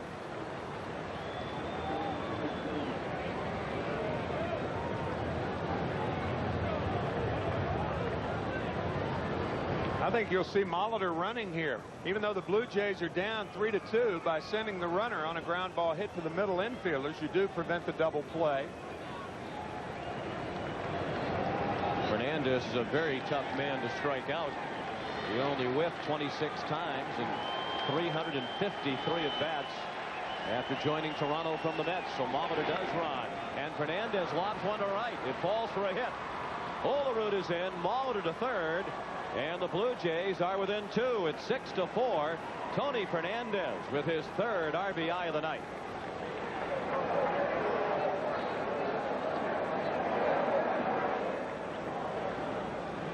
Molitor running, and it was a slider to Fernandez. And he pops it into right field. He is now 6 for 10 on the series with 7 RBIs. And here comes Johnny Padres, the pitching coach, to the mound. There is action in the Philadelphia bullpen. It's right-hander Roger Mason. Of course, Fregosi had to dip into his bullpen early last night. Used Ben Rivera and Bobby Thigpen more than an inning. Larry Anderson came in to finish off. Fregosi said it's possible we'll see David West earlier than his usual role in the 7th or 8th inning tonight because of the depleted bullpen. You get the feeling that both teams are going into double figures tonight in runs scored? I think so. We might have one of those 12-10 deals. Last walk wins. The way this one has gone. Borders the batter. He is the go-ahead run at the plate. The tying run is at first. And still only 1 out in the third.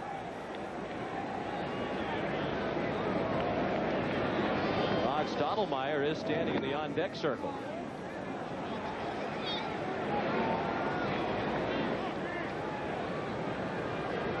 But there is action in the Toronto bullpen. Al lighter again. That indicates that at the very least, Cito Gaston is thinking very seriously about batting with Stottlemyre. And why wouldn't he be? Stottlemyre has struggled mightily to this point. Base hit. And it's a one-run game. Borders a single to left. Molitor in from third. It's 6-5. First RBI of the World Series for last year's World Series MVP, Pat Borders.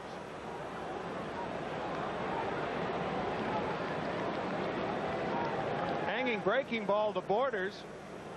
Holland's way off the line at third base, but Borders finds a hole. All three singles, Molitor, Fernandez, and Borders have been hit very, very hard, and that might be all for Tommy Green, and I think it will be.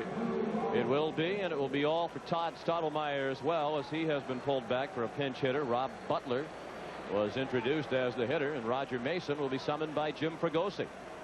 With the score, the Phillies 6 and the Blue Jays 5 will return to Philadelphia right after this. In just over a half hour, your family will disappear out the door. What do you fix for dinner? Well, if you're ready to go when I am.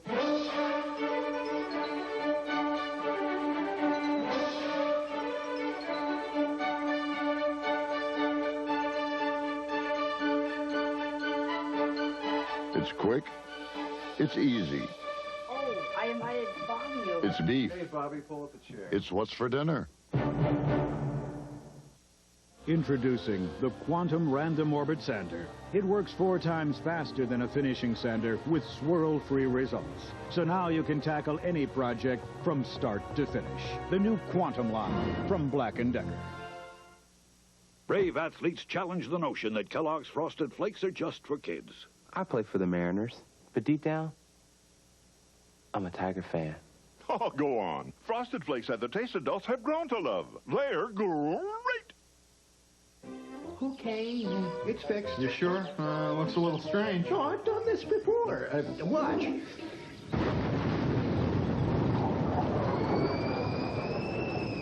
Just when you really need it. It's Service Stars Super Savings Days, Friday, Saturday, and Sunday. Service Stars Super Savings Days. Some of us need it bad, real bad. A Black & Decker cordless screwdriver or finishing sander, only $29.99. A 48-inch shop light, just $8.99 at Service Star. Smith Barney Shearson, where we stand on the stock market. With stock prices near an all-time high, many analysts consider the market overvalued. We are not among them. We believe the market will go even higher, and we've identified companies we think will lead the way. Companies you may not expect. Talk with us. Smith Barney Shearson. We make money the old-fashioned way. We earn it. Philadelphia leads 6-5, and even though we're only in the top of the third inning, this World Series is already the second highest scoring World Series through the first 4 games. Only the Cubs and Yankees scored more runs in the first 4 games in 1932 than the first 4 games of this series. And of course, there's a long way to go tonight. These two teams, at the rate they're going, will shatter that mark, needing only 9 runs between the two of them to tie the rest of the way. Interesting that both Tommy Green and Todd Stottlemyre departed at the same moment. Green for a new pitcher, Stottlemyre for a pinch hitter. Here's Roger Mason making his 3rd appearance. Roger Mason has worked 13 innings in postseason play and given up only 1 run. He gave it up in Game 2 against the Blue Jays. This is 3rd appearance of the series. And native Canadian Rob Butler is up for the first time ever in the World Series. He's a rookie in 1993. And he's a Toronto native. He's the 6th Canadian-born player to wear the Blue Jays Major League uniform. The others, Dave McKay, Paul Hodgson, Rob Ducey, Denny Boucher, and Vince Horsman.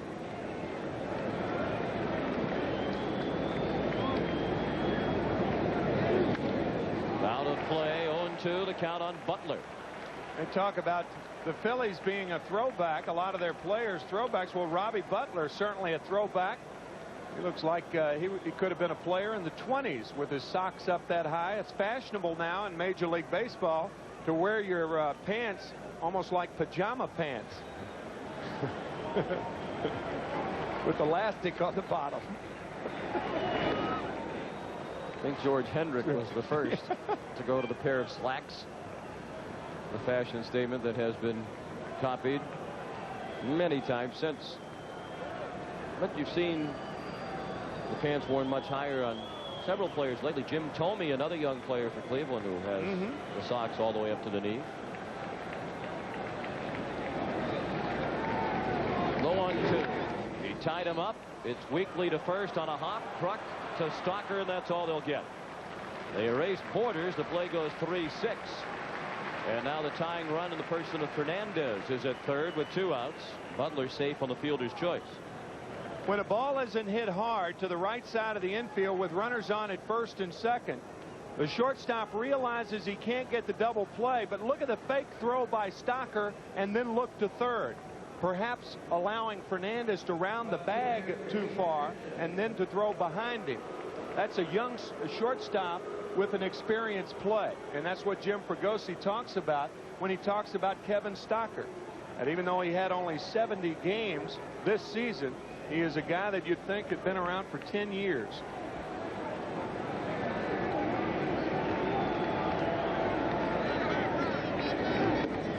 Ricky Henderson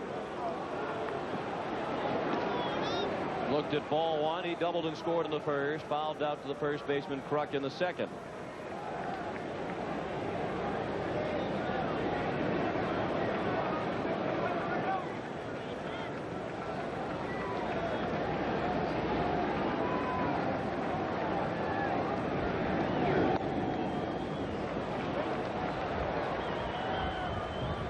Now on Henderson. Top 7 hitters. How about those batting averages in this series for Toronto? Marky Anderson, Johnny Oates, and other American League managers said many times you can't expect to go through that part of the batting order without being damaged. It's more or less been the case for the Phillies in this series. Tying run at third, go ahead run at first, and a count of 3-0 on Henderson.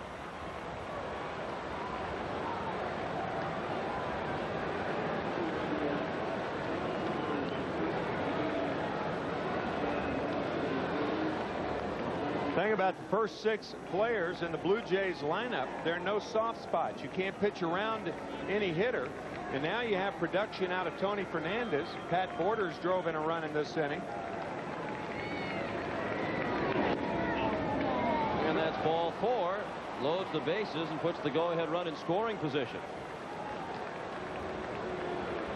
Phillies, on the other hand, are a tough lineup, leading the National League in runs scored with 877. But you can left and right the lineup.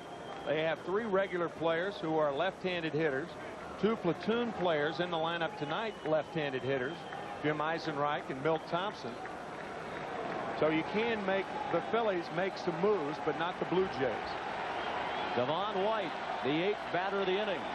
Jays have scored twice here in the third to cut the Philadelphia lead to 1.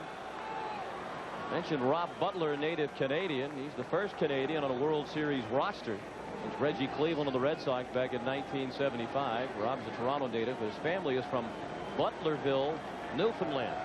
Named a town after him. His ancestors settled the town. Everybody in the town was named Butler. That's why they did it. Base hit.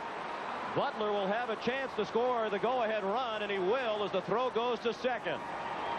A 2-run single for Devon White, and the Blue Jays reclaim the lead at 7-6.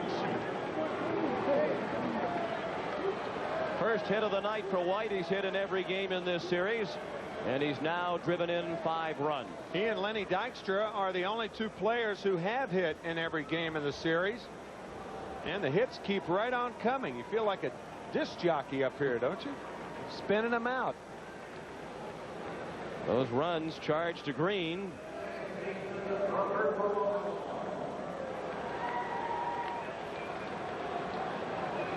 The run scored by Borders charged to green. The run scored by Butler. The go-ahead run is also charged to green. Well, he is the pitcher of record. 7 runs on 8 hits for Toronto, 6 runs and 3 hits for Philadelphia. And the Jays have batted around here in the 3rd. Robbie Alomar, the 9th batter of the inning. He singled to center last inning. That was the inning-ending play as Stottlemyre was thrown out at 3rd, trying to go from 1st to 3rd on the single by Alomar.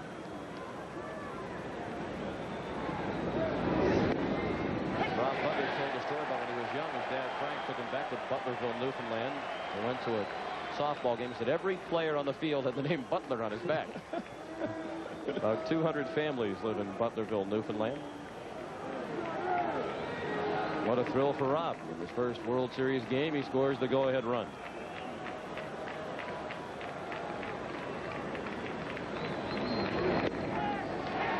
Alomar took strike 2 at the knees.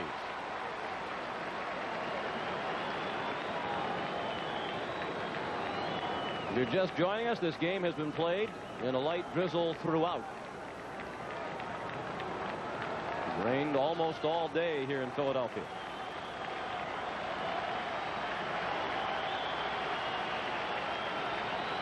First and second with 2 outs. 3rd inning, 7-6 Toronto.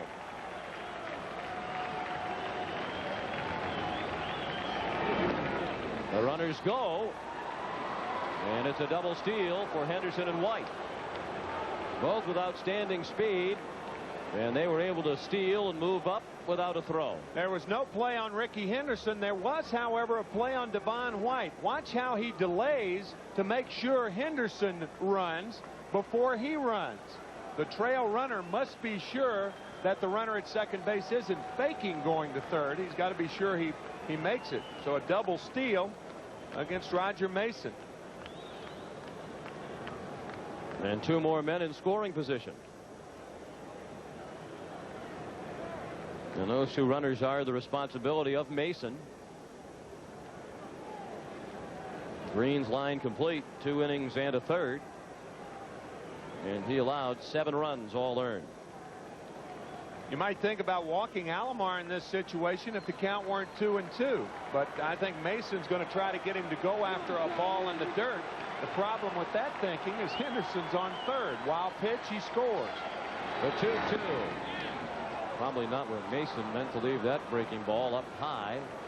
And the count is full. Green 2 1/3. 7 runs all earned on 7 hits. He walked 4 and struck out 1. Relieved by 35-year-old veteran Roger Mason. Popped up and out of play.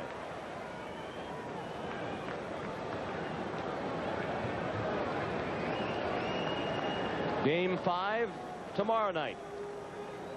Airtime 8 Eastern on CBS. The first pitch at 8:12. Juan Guzman and Curt Schilling in a rematch of Game 1 will be the Game 5 starters. Another 3-2 pitch. He struck him out. We'll return to Veterans Stadium after this message and a word from your local station.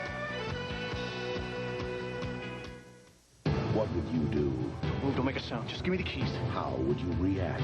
Where's your wallet? It's in my briefcase. Get it. Get it. Would you do the unthinkable? Put down the knife.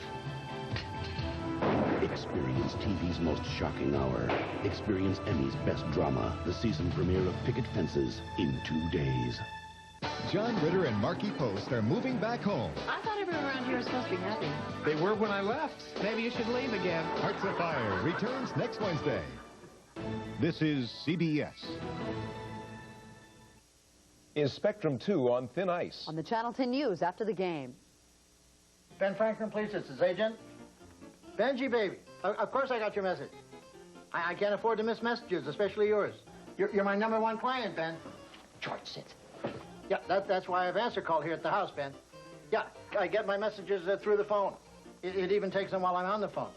You should get answer call, too. Trust me, Ben. Who got your picture on the $100 bill? George, love you. Call 1-800-426-2017 and save on the service connection. U.S. Healthcare. Sometimes the best medicine of all is a good laugh.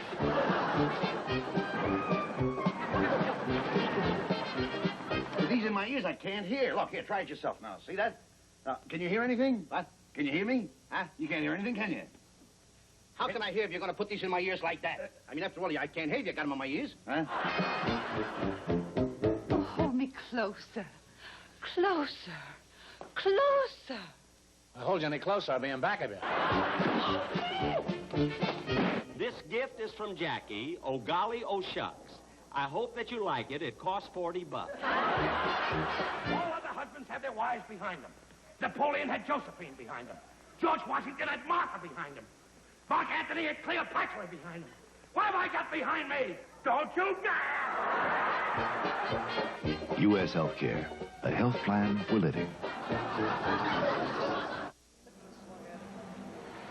Prior to the game tonight, the ceremonial first pitch was thrown out by former Phillies great Steve Carlton.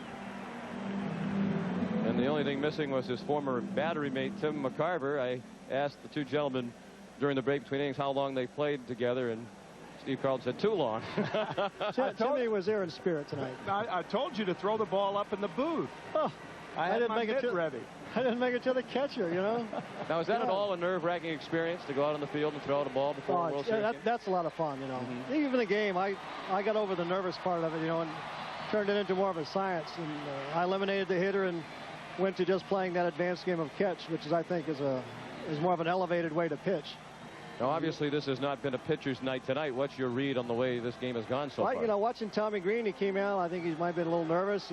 It's cool out there, but not enough to make him stiff. You know, you could see he was cutting his pitches off a little short. He wasn't like striding out and really riding the ball out. He like cut it off back here. And you see, when he throws the ball doesn't really tail like that. See by the way the ball's tailing, he was cutting it off. He was choking a little bit. Just a little tense. Takes time, you know. Indeed it does. The new pitcher is Al Leiter, who was so impressive in game one in picking up the win in relief of Juan Guzman. Darren Dalton, the leadoff batter, and the count is 1-1. Joined by Steve Carlton, one of 4 Phillies who has had his uniform number retired. And I'm sure the folks around the country would be interested to know in what you're spending your time with these days. Well, thank God it's not in baseball. I can't take any games like this. It's making me nervous. I'm out in Colorado, retired, and you know, doing the horses and the chickens and stuff like that. Plant a lot of fruit trees and ski and motorcycle ride. But I don't miss the game. I love the game. I don't miss it. It's nice to be away from it after so many years. You're living the life of a country squire, then. A gentleman's farm, yes. I don't have a top hat, but I do have a cowboy hat. It is fun. I love skiing. It's the most fun I've ever had. Darren Dalton strikes out. He's had more fun in the past. These guys got to get it back on track. 329 career wins, 4 Cy Young Awards, over 4,000 strikeouts. Among it all, can you pick out a memory that looms above all the others from your career? All postseason play is a great deal of fun. You know, the media hype, just like it is here. You know, and I think 19 strikeouts. 1972 was a great year. You know, to do so much with the club that we had. They played tremendous behind me, and we just had a super season 1972. You know, Cy Youngs are fun. I think postseason, because of all the attention, is the greatest fun. Tony Fernandez on the move throughout Eisenreich for the second out of the inning. You mentioned the 19 strikeouts. That was in a 4-3 loss to the New York Mets in 1969. The first pitcher ever to strike out 19 hitters in a game. That's your biggest thrill, you think, singularly? Yeah, that was quite an interesting night because I was contemplating not going to the stadium that evening because I was sort of sick at home. I didn't, you know, like feverish and, you know, that kind of stuff. And I told Bev. Bev didn't come to the game that night. She's always there, you know. When Bev, your wife.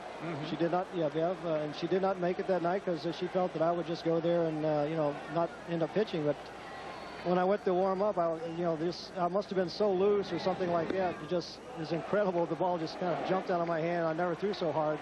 Had such a big breaking ball, such a fast, late breaking slider. Just a tremendous night. We had an hour and 20-minute rain delay and came back and was throwing even better. So, awesome night. I remember you telling me that story, that you were looking at your hand, wondering How can I throw that hard? That the ball was jumping out of your hand, and you're looking at your hand and your forearm saying, what's going on here? It was like magic. You know, you just go to throw, and usually it takes you, maybe 5 minutes to kind of get loose. So the first pitch I threw, just like, it was the hardest I was going to throw. Just like fired out of my hand. It was like, it was a mystery. What a night, just to throw the ball that hard. Now I know how Nolan Ryan feels, his whole career. At one time, you were ahead of Nolan Ryan in strikeouts. Yeah, we went one-on-one there for a while, but Nolan had me in age, and he had me in velocity and a lot of things. And I knew he was going to outlast me, and he went on to, strike out almost. It was approaching 6,000 guys. So he's way ahead of me, 1,600 strikeouts, and I don't think that'll ever be broken. Tremendous arm. Tribute. Great athlete. Full count on Thompson. The triple, driving 3 runs in the first. Broken bat to Roberto Alomar, and he throws him out. Steve, thanks so much for the visit. Congratulations on the honor of throwing out the ball tonight. Well, thanks, gentlemen. Thank you. After 3, 7-6, Toronto.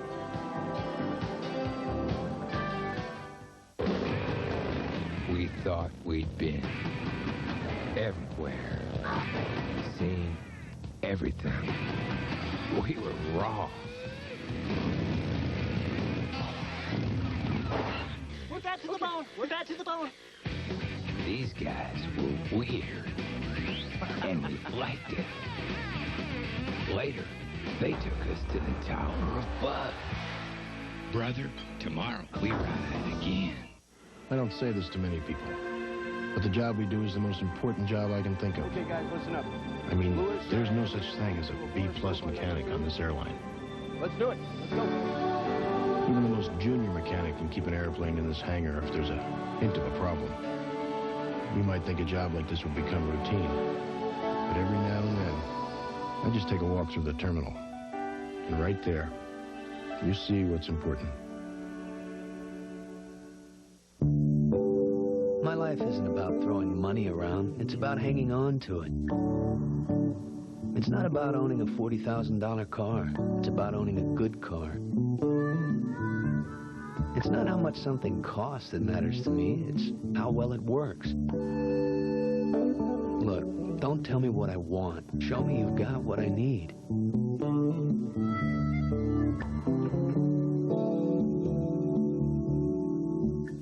It's Red Lobster's Big Combo. 4 great tastes, just $8.99. Or our Bigger Combo. 5 delicious seafoods. Or our Biggest Combo. 6 tempting tastes. Big, bigger, biggest combo starting at $8.99 only at Red Lobster. The Cop. Police emergency. I need a vehicle. All right, pull it over. Fatal Instinct. A killer comedy. Oh. Rated PG-13. Starts Friday, October 29th. This game summary is sponsored by the American Express card. And where do we begin to summarize this one? The Blue Jays got 3 runs in the top of the first, 4 more in the third. The Phillies got 4 in the bottom of the first, take a 4-3 lead after 1. Lenny Dykstra with a 2-run homer in the second to make it 6-3. For the Blue Jays got those 4 runs in the third. Then what do you know, a 1-2-3 inning by Al Leiter in the bottom of the third, so it's still 7-6 Toronto. And Joe Carter is the leadoff hitter in the fourth. He started the third harmlessly enough by popping out to the second baseman. It was the last out recorded by Tommy Green. Fly ball, shallow center. Stalker out to make the play. At the conclusion of tonight's game, Tim and I will select the Chevrolet Most Valuable Player of the game. Chevrolet will donate $1,000 and the player's name to the Special Olympics.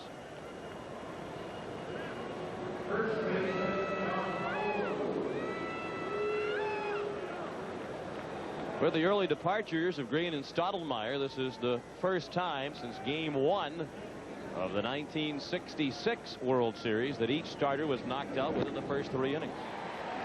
That was a series between the Dodgers and Orioles. Dave McNally lasted only 2 1/3 innings in Game 1 of the '66 series, and Don Drysdale went 2 innings. Frank Robinson, the winner of the Triple Crown that year for Baltimore. And with John Olerud hitting, John Olerud, if the Blue Jays win the series, will be the first time that a batting champion has played on a World Series winner since Frank Robinson back in 1966. Into the hands and a loop to Hollins, who stepped in front of Stocker.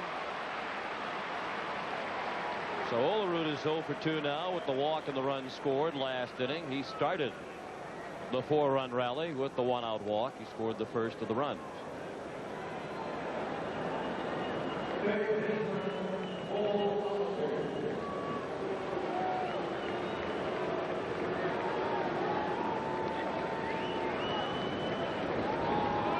Paul Molitor, the batter. He walked with the bases loaded.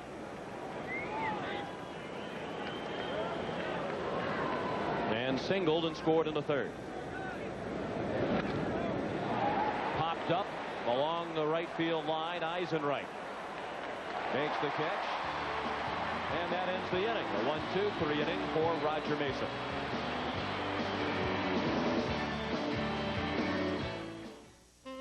Examine this carefully before you buy your next car.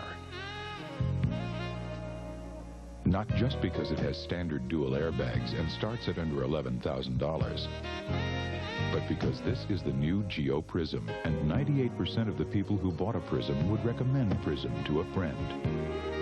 So before you buy your next car, foreign or domestic, call 1-800-GET-TO-KNOW and get to know Geo Prism. Your friends would. Broncos, Cherokees, Pathfinders, any pickup or 4x4, on-road or off. Introducing the tough new LTX Light Truck Series from Michelin. My dandruff and itch are awful. I'll try anything. Denorex tingles. Head and Shoulders doesn't. Both have effective dandruff medicine, but Denorex has something extra that tingles. That's why I started using Denorex. No flakes, no itch. Denorex, the serious dandruff shampoo. When I decided to fix my porch myself, I couldn't quite believe it. So, who comes to the rescue? Well, handy he's not. And since when did you get all this energy? Ever since you got me started on breakfast with grape nuts. It's like you said, this box is full of great mornings. Look, it's right here. Fat-free, natural energy source. I said try it a few mornings. And I did. And it does help keep me going. You know, Dad, I think I have inherited your handiness. Yeah, I think you inherited my toolkit. That's what he's got. Toast Grape Nut cereal helps keep you going strong all morning long.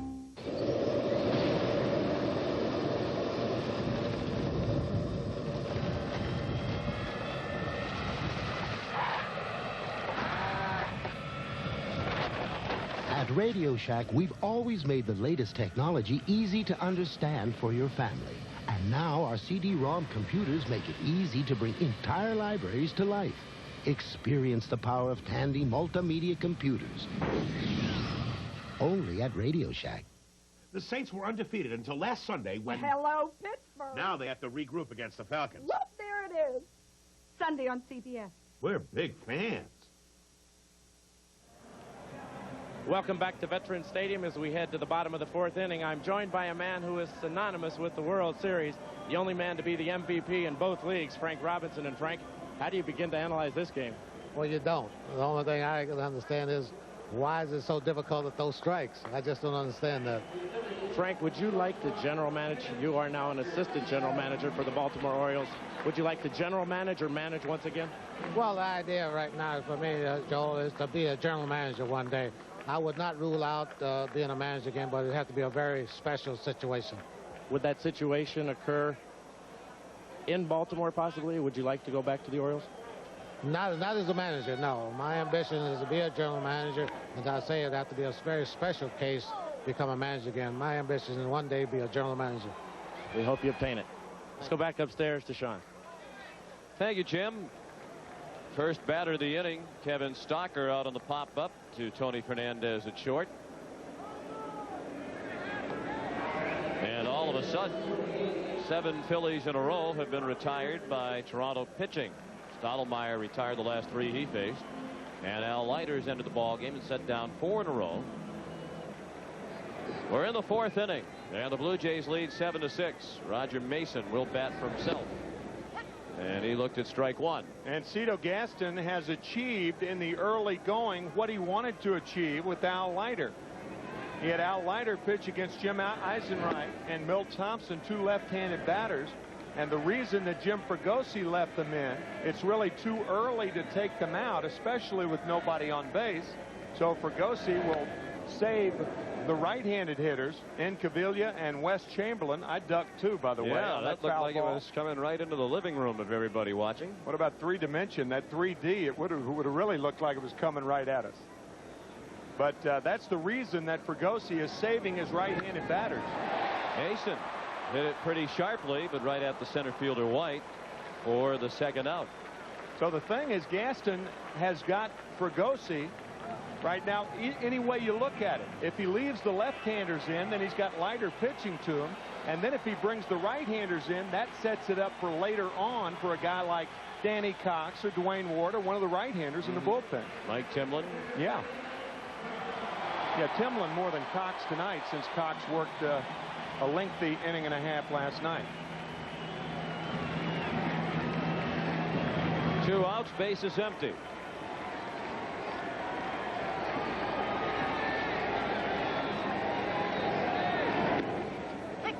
After an unprecedented start offensively, this game has started to settle down. Lenny Dykstra walked, stole second, and scored in the first, hit a 2-run homer to right field in the second. Leiter missed outside, 1-1. Leiter says he doesn't throw as hard as he did when he first came up to the major leagues at age 20 with the Yankees. He used to throw in the mid and high 90s then, but the last fastball to Dykstra clocked at 92 down below. Yeah, but see, Leiter features the stuff that can get left-handed hitters out the best, and that's hard stuff. Left-handed hitters hit soft curveballs and mediocre sliders against left-handers better than the hard stuff. So Leiter has that appearance of really jumping at left-handed hitters, and that's why he's so tough. Al's dealing with hard stuff off the field as well. He's taking correspondence courses during the World Series from Penn State University. Dykstra to right field and well hit. Carter at the wall. It's off the wall. Backed up by White. Dykstra has a double. And he just missed by a couple of feet his second home run of the night that would have tied up the ball game. He had a 2-run homer against Todd Stottlemyre his last time up. That gave the Phillies a 6-3 lead, and he's trying to tie it right here.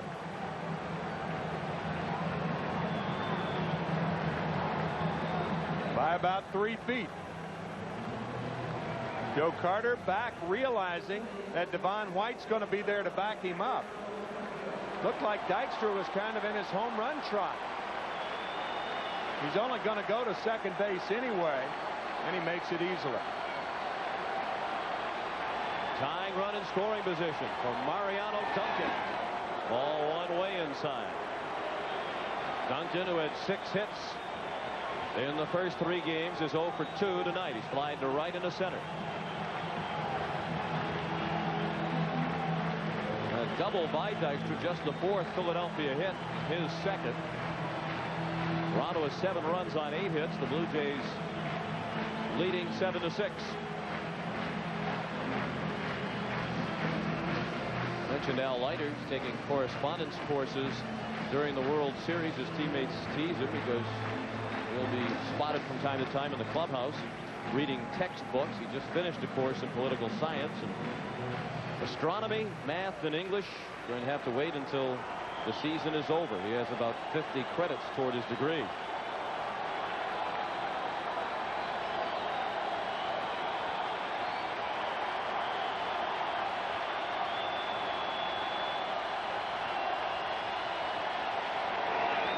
Ball 2, low and in. Dave Stewart, by the way, will be the pitcher in Game 6 if the series goes back to Toronto. And for that to happen, the Phillies will have to win at least 1 game either tonight or tomorrow night.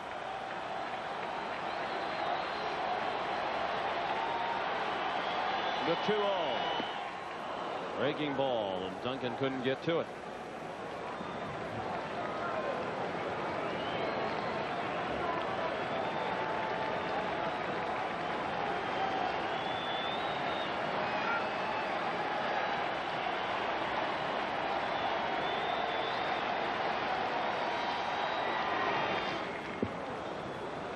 Al Leiter is hoping that it won't be necessary for the series to return to Toronto for a couple of reasons. The first being, as you noted, Tim, that if it doesn't go back to Toronto, that means the Blue Jays are world champions. The other reason is his cousin Dan is getting married this weekend in Clearwater, Florida, and he'd like to attend the wedding.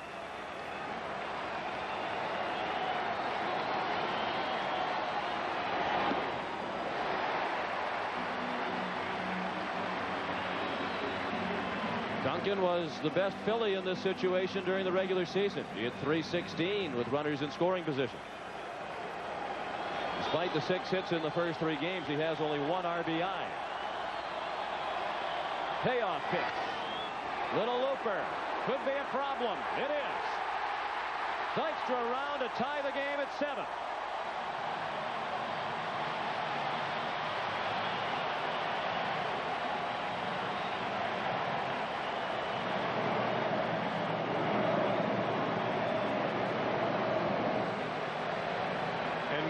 Duncan proves that he led the Phillies with runners in scoring position. A Dykstra. Remember that graphic we had before game 1? Lenny. Well, it's been Lenny tonight. He has scored 3 times, a 2-run homer, 2 RBIs, a double, a stolen base, and a walk. He's been all over the place. And now Duncan represents the go-ahead run at first. 7-7 the score in the 4th inning. John Kruk is 0 for 2 tonight. And he looked at a ball high. He is struck out and bounced to second. Now 7 for 14 in the World Series.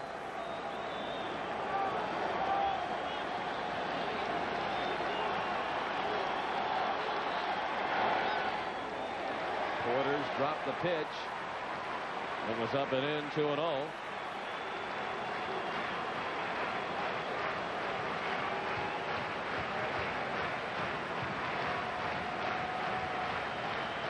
Leiter from Toms River, New Jersey. As a young boy, he used to attend games in this stadium, about 55 miles from his home. Paid 50 cents. Come down with youth groups as a child and sit out in the center field bleachers. Kruk to right. Carter makes the catch. And that ends the inning, but the Phillies tie it. And after 4, the score is 7-7.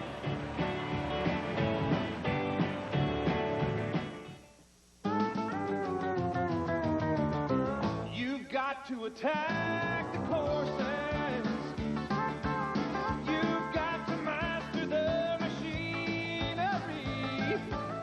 You've got to use all your resources. It's not really that difficult to earn the name Goodwrench. All it takes is all you've got. Goodwrench, raising the standards of performance on the track and in your GM dealership.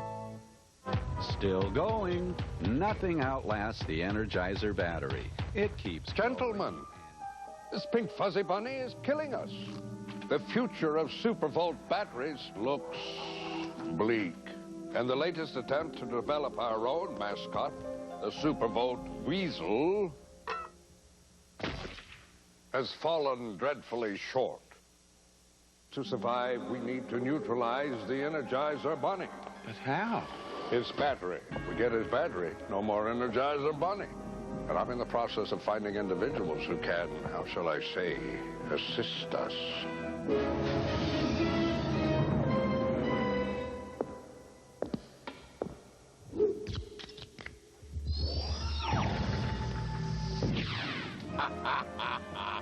Say goodbye, Mr. Energizer Bunny.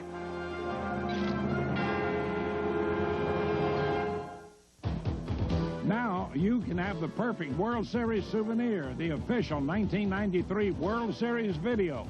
Highlights of all the spectacular players and plays from the Championship Series and the World Series. To order the 1993 World Series video for $19.95 plus shipping, use your credit card and call 1-800-671-2233. That's 1-800-671-2233. A message from Major League Baseball. Well, look back at Game 4 of the 41 World Series. Here it comes. He swung, fouled the ball, swung at the ball and missed it. The ball gets away from the catcher, and Henrik goes to first. And now let's see whether the umpire is going to decide he fouled it or whether it was a clean strike. It was a clean strike with 2 outs and nobody on at the top of the 9th inning. The Dodgers were leading 4-3 when catcher Mickey Owen couldn't come up with that 3rd strike pitch. It allowed Tommy Henrik to reach first base and open the doors for the Yankees comeback. They scored 4 runs in the inning, won the game 7-4 to take a 3-1 lead in the series. The pitcher was Hugh Casey. The pitcher here is Roger Mason, now back in a tie ball game. And facing Tony Fernandez, who fouled the first pitch away. Now a ball. Fernandez, an offensive start tonight for Toronto. You can say that about just about everybody. He has 2 singles, 3 runs batted in. He has scored a run. He's 2 for 2.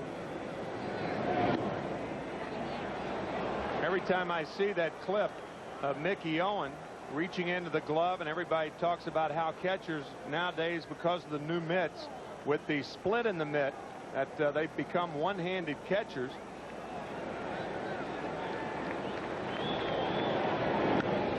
Well, Mickey Owen, had he had a mitt like that, probably makes that catch easier.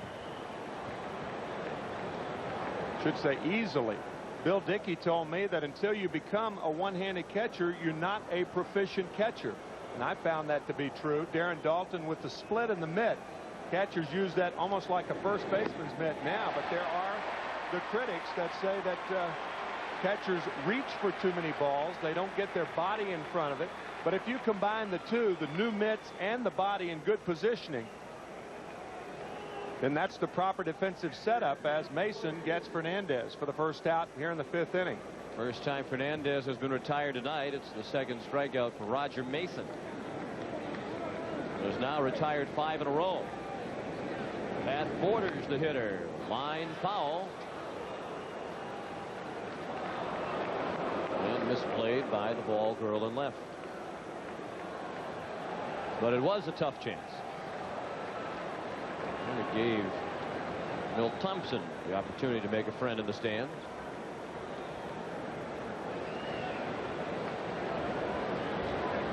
Borders singled and drove in a run in the 3rd. An inning in which the Blue Jays scored 4 times to take a 7-6 lead. The Phillies tied it with a run in the bottom of the 4th. Blue Jays, in existence since 1977, have been remarkably successful. They finished last the first 6 years, and the last 11 years have finished over 500. That is far and away the longest active streak of consecutive winning seasons. 1 world championship in 17 years for the Blue Jays. 1 world championship in 110 years for the Phillies.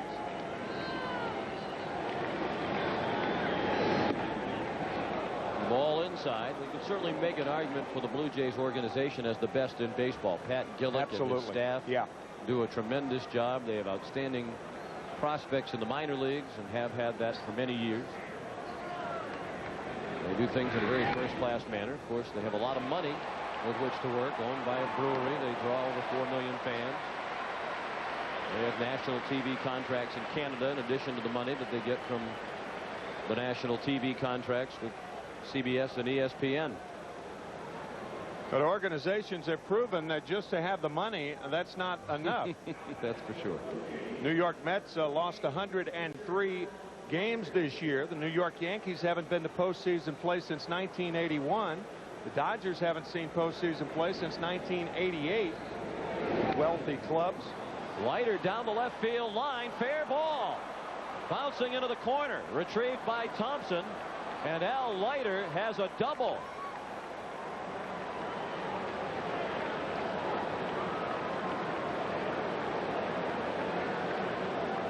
That is only the 5th hit by an American League pitcher since 1979. Tim Stoddard of the Orioles had a hit. And then Mike Moore in the 1989 series had a double as Leiter doubles down the line. And then David Cohn last year for the Toronto Blue Jays had 2 hits in 1 game. In game 2. Mm-hmm.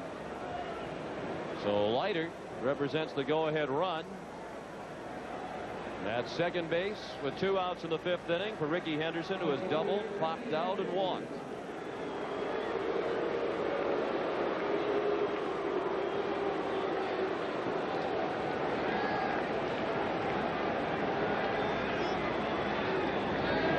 Ball 1 from Roger Mason.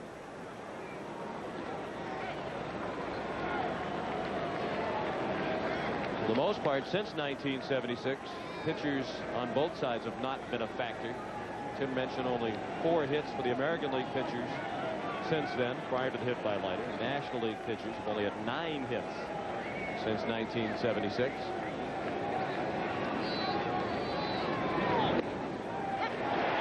A ball and a strike on Henderson.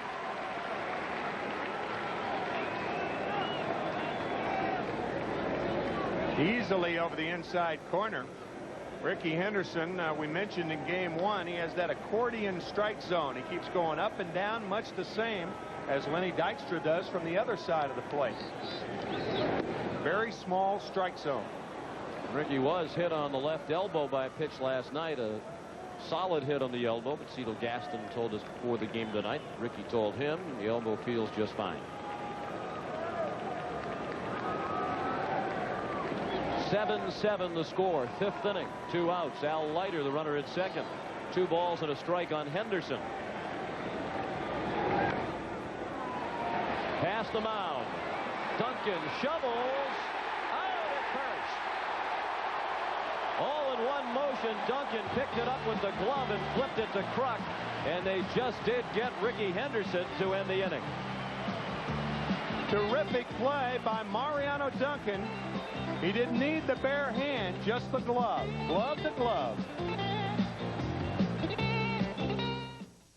Long before we ever built the first car here at Saturn, we were looking for ways to be a little friendlier to our planet. We've had some great ideas. It's a car that runs on vegetables. No idea is too crazy. All told, last year we reprocessed over 40,000 tons of material. Take the bumper off of the car and make a skateboard. You can make the broken down glass into marble. To have a car that's totally recyclable someday would be a magnificent event. I'd like to be part of that.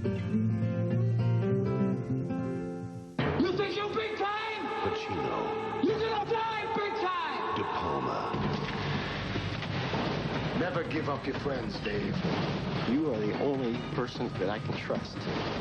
I ain't going back to prison no matter what. If I ever see you here again, you die. Just like that. Academy Award winner Al Pacino. Got a dream, baby. Carlito's Way. Rated R. Exclusive engagement November 10th. Starts November 12th everywhere. Love this place! It's the new Burger King Everyday Value Menu. Your favorite Burger King foods at lower everyday prices, like the delicious Whopper Value Meal for only $2.99. The new Burger King Everyday Value Menu. Have it your way. What would you do? Don't make a sound. Just give me the keys. How would you react? Where's your wallet? It's in my briefcase. Get it. Get it. Would you do the unthinkable? Put down the knife. For the first time in 12 years, this drama captured all 3 of Emmy's top honors. Was he holding a knife when you shot him? Best Actor, Tom Skerritt. I ask you a question. He was trying to kill me. Best Actress, Kathy Baker. You seem to be taking this very personally. In Emmy's Best Drama Series, the critics call it amazing, a classic. The defendant is the mayor of the town. I will not call it self-defense. Friday, you cannot miss the most shocking season premiere of the year. I don't think he's a criminal. It's vigilantism. The people think you're a hero.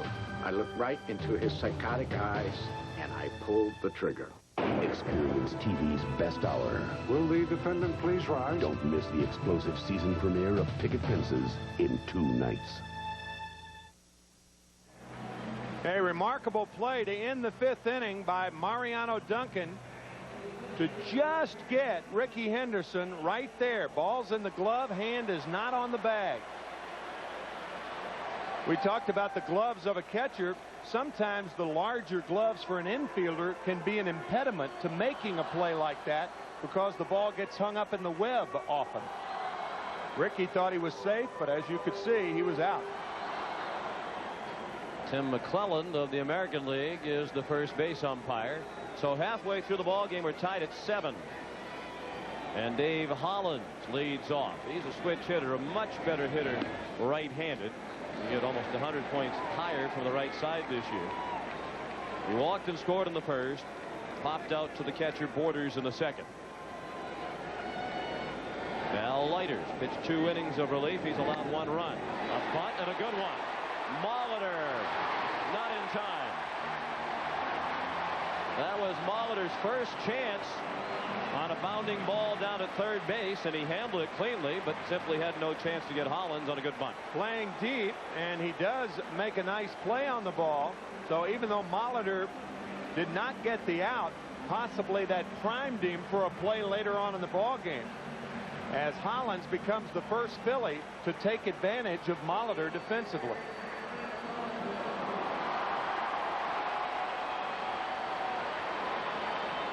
And Hollins has been struggling. That might be what it'll take to get him going. Sure. Darren Dalton, another one, mired in a slump. Jim Fregosi hates the word slump. He prefers to use the term mix-ups. And he agreed before the game that Hollins and Dalton are experiencing mix-ups.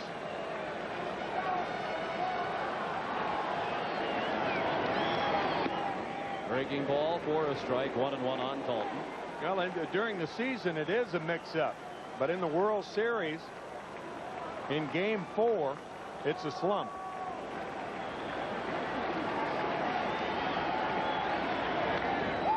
Well hit down the right field line. Carter drifting toward the pole. Home run!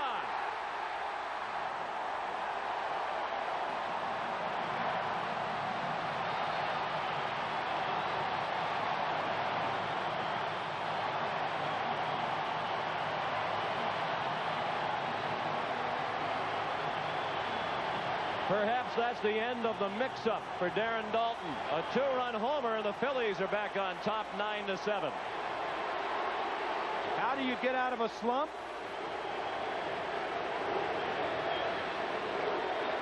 Catch a slider on the sweet part.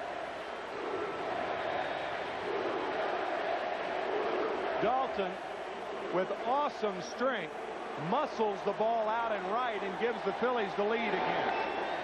And Eisenreich bunts the other way. A good bunt. Alomar can't make the play. He tried to duplicate the play made by Duncan, but Eisenreich has a bunt hit. So 2 bunt hits in the inning with the home run by Dalton sandwiched in between. Hollins started the inning with a bunt down the third baseline, and now it's Eisenreich's turn. Way too late. Olerud misses the ball, and Cito Gaston wants to talk to Al Leiter now. He has given up 3 straight hits here in the inning. 5 of the last 6 Phillies who have batted have had a hit. 2 of the 3 hits in this inning, bunt singles. Eisenreich's hit his first of the night. And the entire infield, with the exception of Fernandez, is involved in the conference of the mound. There is no action in the soaking wet Toronto bullpen.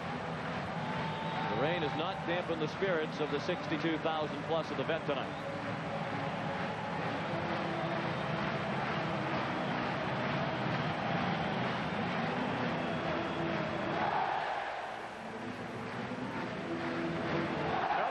With Milt Thompson here, normally with the pitcher coming up, he'd be the 3rd hitter from Thompson. You wouldn't do that. But David West is up and throwing for the Phillies. Jim Fregosi telling us that he most likely would be the guy up tonight after Roger Mason. Down the left field line, Milt Thompson has a hit. Eisenreich streaking toward third as Henderson plays it. He's waved around. Eisenreich will score. And the Phillies lead 10-7, a double for Milt Thompson.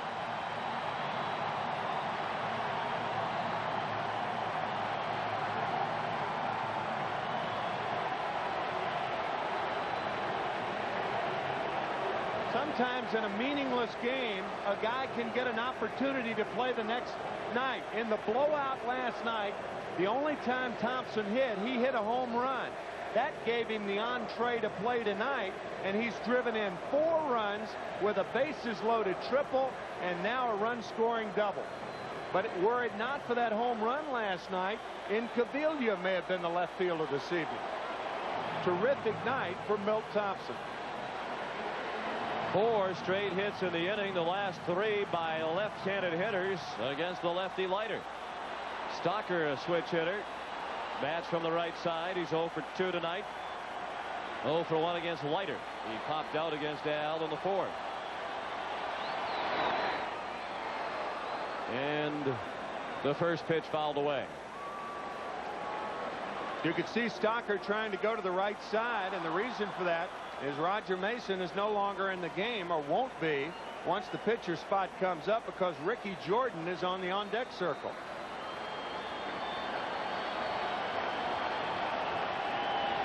Still nobody out.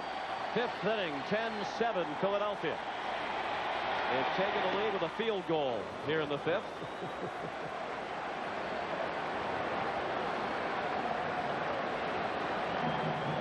Oh, 0-2 the count on Stocker. Bear in mind that the man warming up in the bullpen, David West, has never retired a batter in World Series play. Stocker down to 3rd. Nice play by Molitor for the first out of the inning. It was hit sharply. Molitor fielded it, looked the runner back, and made the throw to Olerud, and it was right on the money. Paul Molitor has played only 3 games at third base in the 90s. He played 112 games there in 1989, but he has such marvelous instincts. Situation where he's a terrific base runner, so he knew the base runner would come over if he didn't look him back. What could be a routine play for a lot of third basemen, it's understandable that it's not for Molitor this evening. Ricky Jordan batting for Mason. Jordan 2 for 9 with a couple of singles. And West will be the new pitcher when we go to the top of the 6th. The Phillies will have at least a 3-run lead. It is raining very hard now. It was a drizzle all night, is now a very steady and significant rainfall.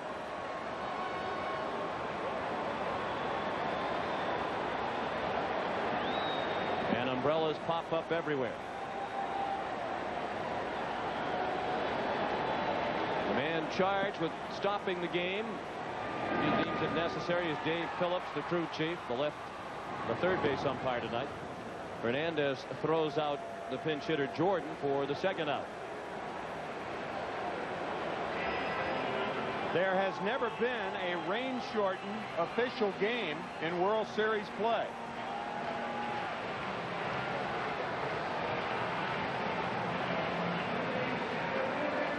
But it is really coming down here.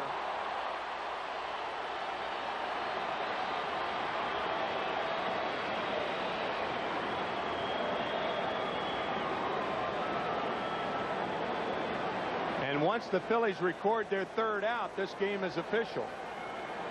It's actually official right now.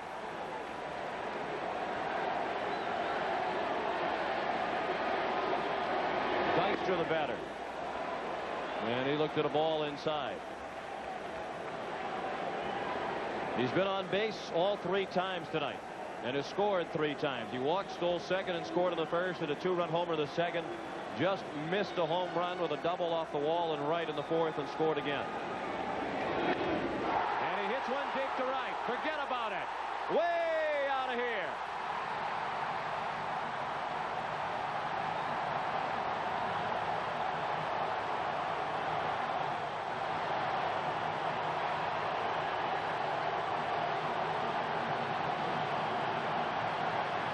What a night for Lenny Dykstra. His 2nd home run. He's driven in 4. He scored 4 times. And the Phillies lead 12-7.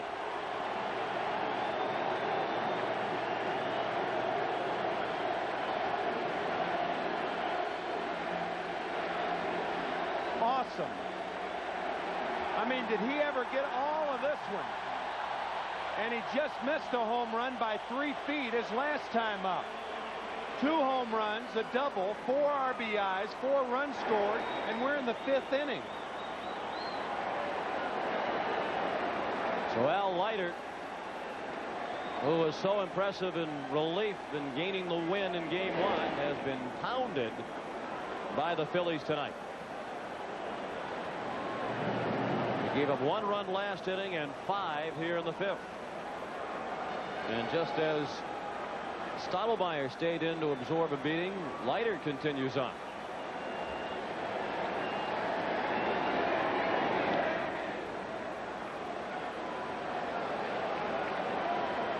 Two home runs tonight. 9 for his career in the postseason.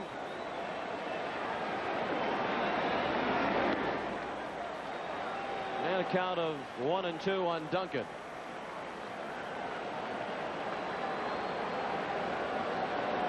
You should know that Lenny Dykstra has fewer postseason at-bats than any of the players whose names you saw on that list.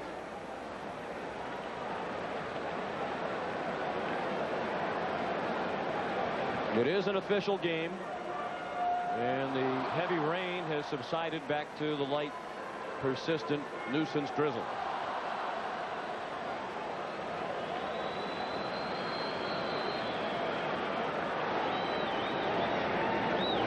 Duncan stings one through the middle. His second hit of the night. And the Phillies have batted around in the 5th inning against Al Leiter. And here comes Cito Gaston. 6 hits in the inning, 5 runs, a runner at first as Leiter departs, to be replaced by Mark Eichhorn. With the score, Philadelphia 12 and Toronto 7. We'll return to Veterans Stadium right after this. Bob is back. Bob is back. He's back.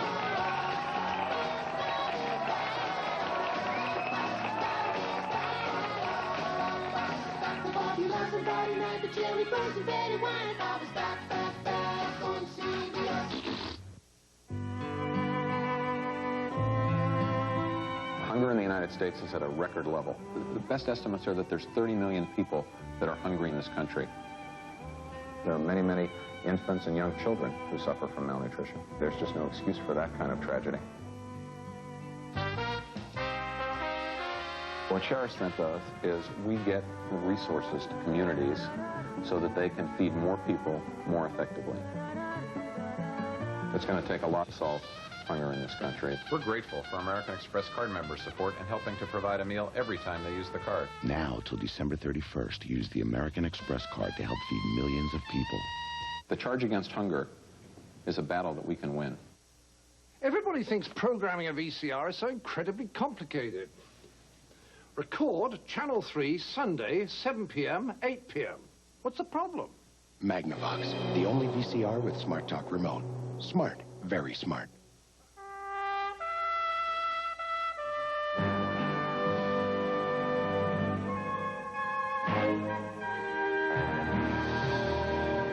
Cellular One has set up state-of-the-art cellular service that reaches clear across America.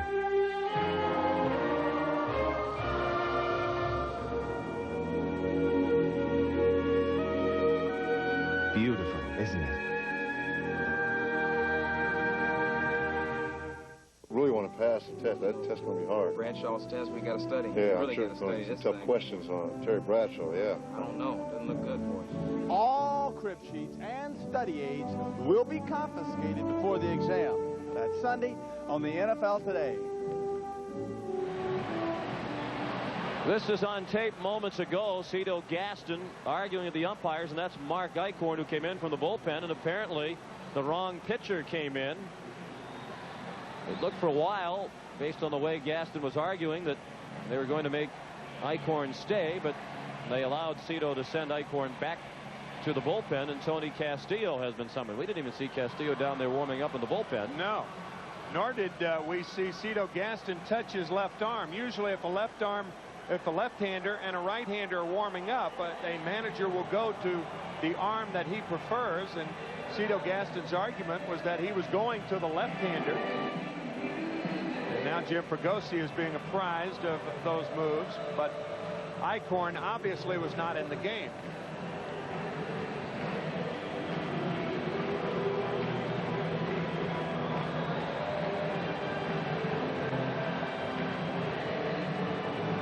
And let's go back. Here is Cito Gaston coming out with the hook for Al Leiter.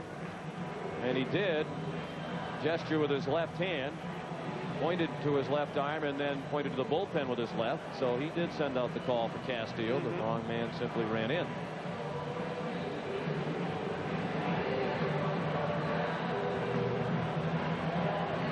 We understand that Jim Fregosi's conversation with the umpires pertains to the bullpen phones not working, and that was part of the problem. Apparently they could not communicate by phone.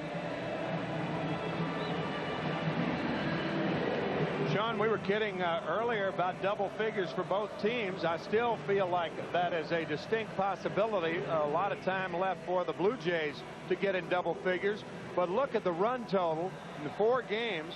Only the Cubs and the Yankees in 1932 have scored more runs than the first 4 games in this series. And we still have a lot of baseball left. Man, a lot of balls hit hard tonight. Yes, indeed. We're only in the 5th inning. Tony Castillo warming up. If you're wondering the record for runs in a single World Series game of any length, extra innings, 9 innings, all encompassing, 22 runs. So we're already at 19 with a long way to go. 22 runs scored by the Yankees and Giants in 1936. Game 2 of the World Series won by the Yankees over the Giants 18-4. Now, I don't think anybody watching tonight would pick the under. Let's check in with Jim Gray. All right, the problem which has occurred is Cito Gaston wanted a left-hander to come to the game, but his telephone down to the bullpen was not working. So he came out to the mound and signaled for a left-hander, except for there was no one warming up. So the umpires all convened, and they've decided to give Toronto Blue Jays just as much time as they need to warm up a left-hander. Let's go back upstairs to Sean. Yes, and that's why we didn't see a left-hander out there, because there wasn't one warming up. And Tony Castillo will get as much time as he needs because of the malfunction of the bullpen phone. And the way the night has gone for the pitchers, he may never throw a pitch in earnest in this game. He'll probably still be warming up at 2 a.m. Tonight on The Late Show with David Letterman. Isn't that an interesting segue? Dave's guests are Dan Rather, actress Penelope Ann Miller, and the musical group The Gin Blossoms. That's later tonight, probably much later, on The Late Show with David Letterman here on CBS. Now all of the umpires, with the exception of the plate umpire Charlie Williams, are conferring out by the shortstop position. And we have been told that both teams have been issued walkie-talkies that they can use to communicate with the bullpens.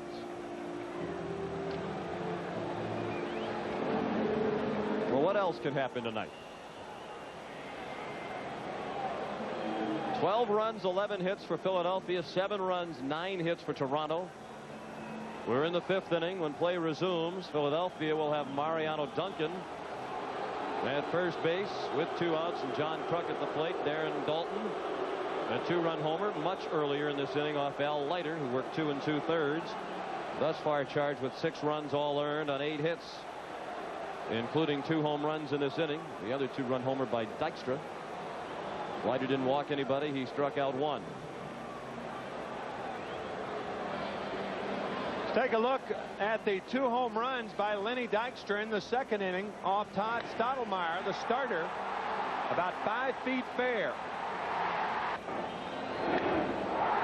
And most recently off Al Leiter, and I mean, he hit that one a ton. And again, he just missed a home run by about 3 feet. So 2 homers, a double, a walk, 4 RBIs, 4 runs scored, and a stolen base. And he's a guy, 7 years ago when he came into the major leagues that people used to refer to as a little pepper pot. That is correct. In fact, it was a man named Howard Cosell who termed him that. We congratulate Howard and Marty Glickman for their recent selection, induction to the American Sportscasters Association Hall of Fame. John Kruk, the batter. Back in our direction, 1 strike. Of course, ordinarily we just go ahead and write it down. Lenny Dykstra is the Chevrolet most valuable player of the game tonight, but not with the way this game is going. There are a lot of others who are competing for that honor. And they've done it all without anything from Kruk. He's 0 for 3. He was the leading hitter in the series coming into tonight. With all this offense on both sides, Kruk does not have a hit. He has struck out, bounced to second, and line to right. Tony Castillo, native of Lara, Venezuela. Missed with a breaking ball.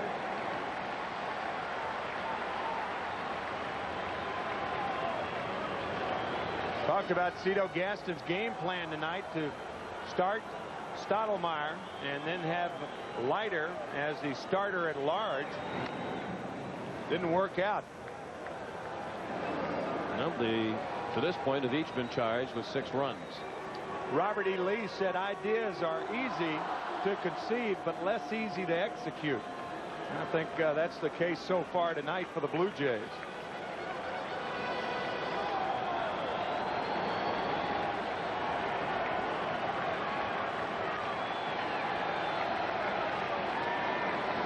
The runner goes, and the ball dropped by Borders.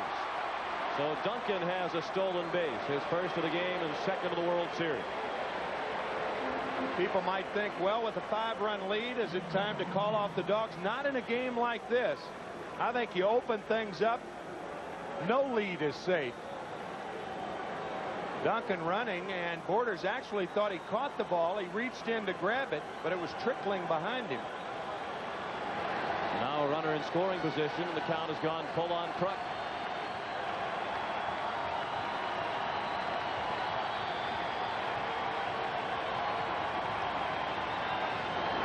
Duncan takes off on the 3-2 pitch, and Alomar retires Kruk. A long inning for Philadelphia. The Phillies get 5. They had 2 2-run homers by Dykstra and Dalton. 12-7 Philadelphia. Okay, it's fixed. You sure? Looks a little strange. Oh, I've done this before. Watch.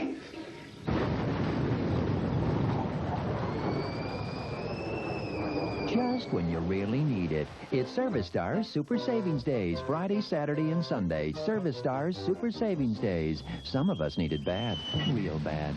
A secured tulip lock set is only $4.99. Service Star windshield washer fluid, just 69 cents at Service Star.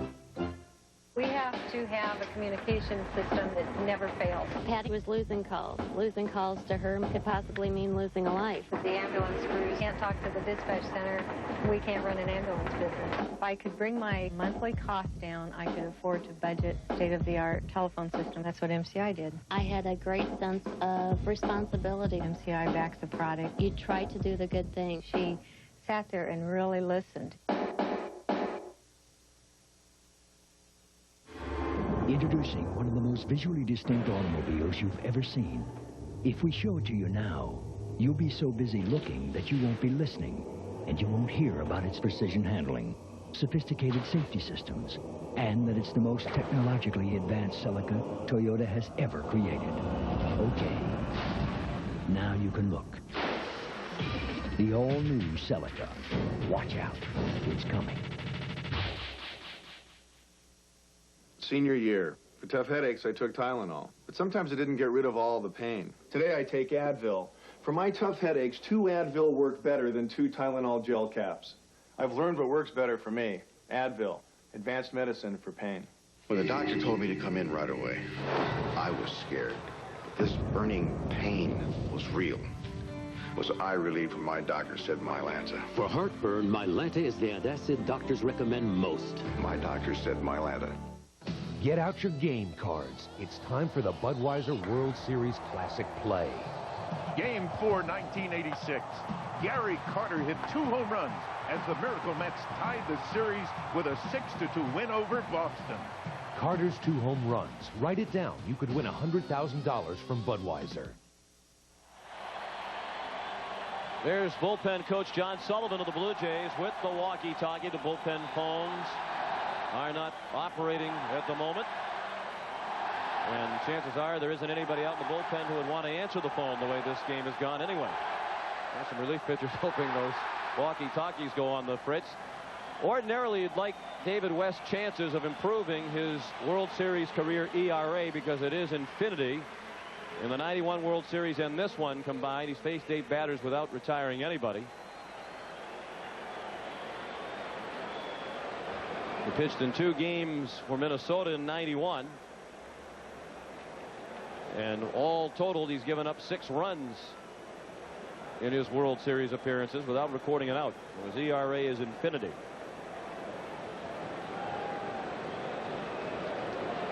But trying to get the monkey off his back, he comes into this setting. 12-7 after 5. I thought we showed Rescue 911 last night.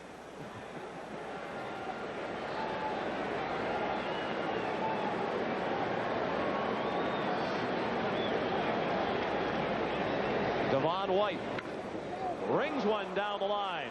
So West throws 1 pitch. And it's another hit against him in World Series play. Devon White, a bullet of a double along the ground and down the left field line leading off the 6th. Well, I mean, this is a low tracer by the drawn-in Dave Hollins. By him before he has a chance to go to his right.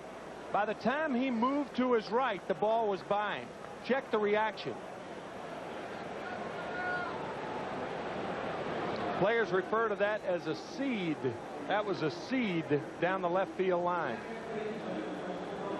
And Devon White has 2 more hits tonight. 6 for the World Series. The World Series record has allowed the first 9 batters that he has faced in World Series competition to reach. Giants pitcher Hal Schumacher allowed 8 consecutive men to reach safely in the 33 and 36 World Series. And the beat goes on. Here comes White around third to make it 12-8. 2 pitches and 2 hits off West. The second by Roberto Alomar. His 2nd hit of the night, 1st RBI of the night, 5th of the series. And here comes Johnny Padres to speak to West.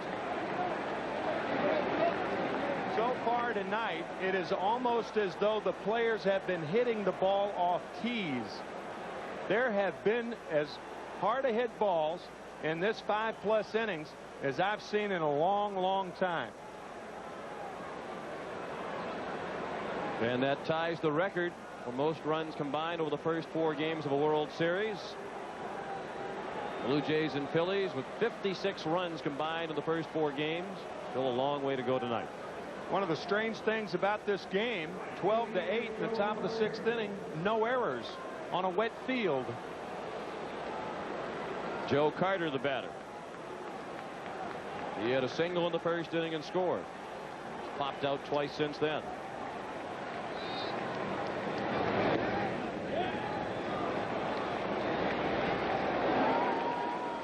There are other pitchers who have an ERA of infinity for their World Series career, but none of them have allowed as many runs as David West. He's now allowed 7.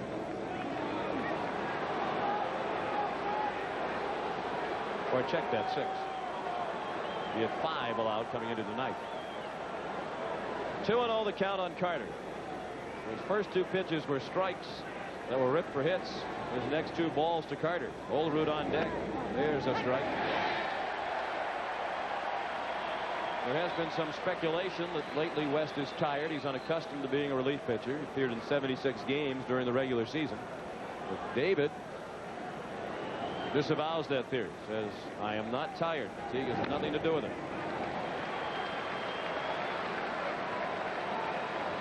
Bobby Thigpen warms up. I think it should be pointed out that if it weren't for David West, the Phillies probably don't reach postseason play. He was terrific all year long as the left-handed setup man, combining with Larry Anderson to the right side to help Jim Fregosi get to Mitch Williams.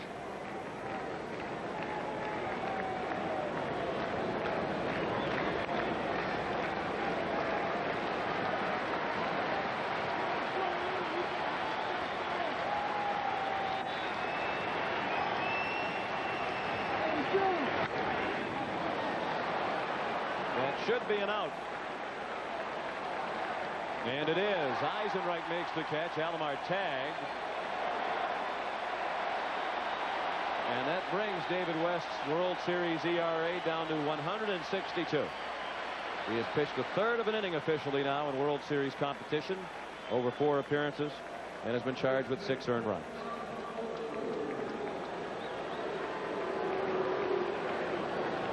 It's a big number, but it's a heck of a lot better than infinity. Now Olerud.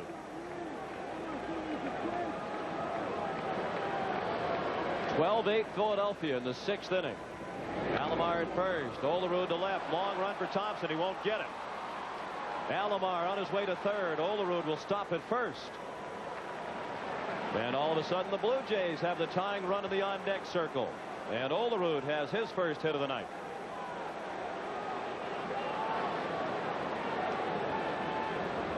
A little slicer down the left field line, and Thompson makes a nice play to hold Olerud to a single. At least the double play is still in order. And I think you're going to say that again, tying run in the on-deck circle. I think you will make that comment again before this game's over. Paul Molitor, the batter. He walked with the bases loaded to collect an RBI in the first. He singled and scored in the third. Fly to right in the fourth.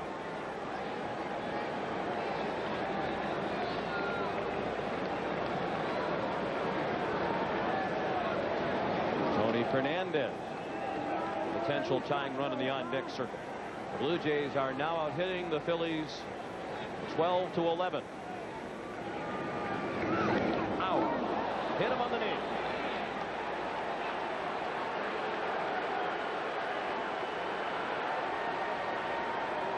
Well, that sounded like it hit bone. You could hear that from up here.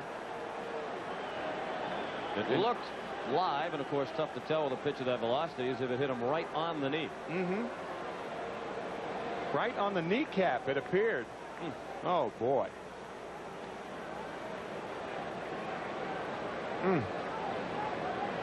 Mentioned last night with Ricky Henderson hitting, the ball was a glancing blow that hit Henderson on the left elbow, and this appeared to be a glancing blow that hit Paul Molitor. And he appears to be all right. Those balls that hit you and land about 3 or 4 feet from you are the ones that really hurt. They seem to stick in there a little longer. Paul appears to be all right. Cito Gaston's concern was that he'd hurt himself in the field, unaccustomed to playing third base. That brings the tying run to the plate with 1 out in the 6th. 12-8 Philadelphia. And Tony Fernandez will be the batter. We're waiting for Molitor to get ready at first base. Fernandez a 2-run single in the first, an RBI single in the third, and a run scored. And he struck out swinging against Mason in the 5th.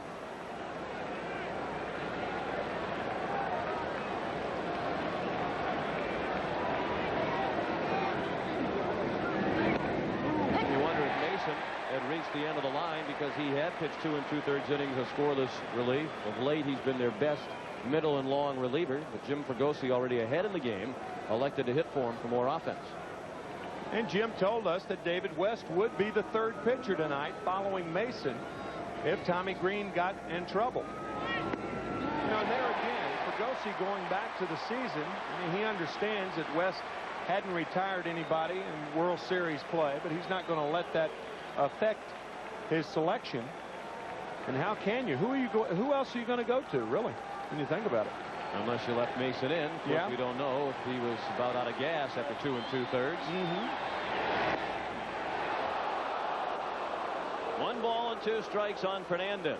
I think what Fregosi was thinking also in a game like this, what you're trying to do is outscore the opposition.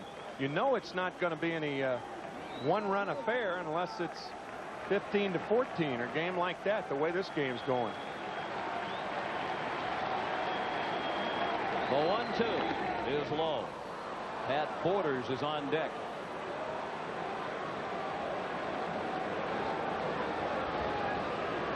It's a big reason why Fernandez has 7 runs batted in.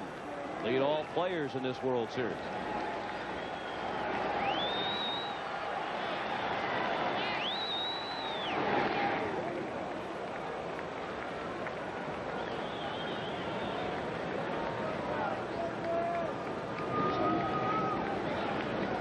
West, 29 years old, from Memphis, Tennessee. Pitched in the organizations of the New York Mets and the Minnesota Twins.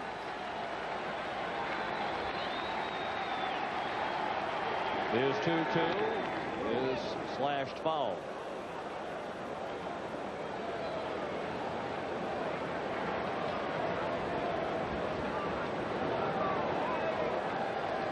Toronto sent 8 men to the plate in the first inning, 9 men in the third, and Fernandez is the 6th batter of the 6th, and there is still just 1 out.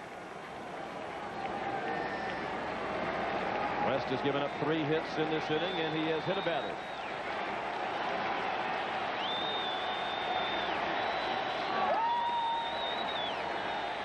Another 2-2 pitch.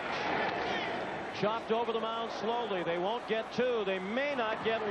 They just barely did it first. Fernandez out. Alomar in. And it's 12-9. And Tony Fernandez has his 4th RBI of the game. All the Phillies wanted was an out. They'd take the double play. Obviously, the way this game's going, every out is so huge and so tough to come by.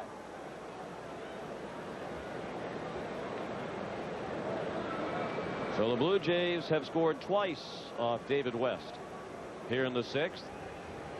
And they have 2 more in scoring position with 2 outs, and Pat Borders coming up. And Jim Fregosi has had Bobby Thigpen throwing in the bullpen.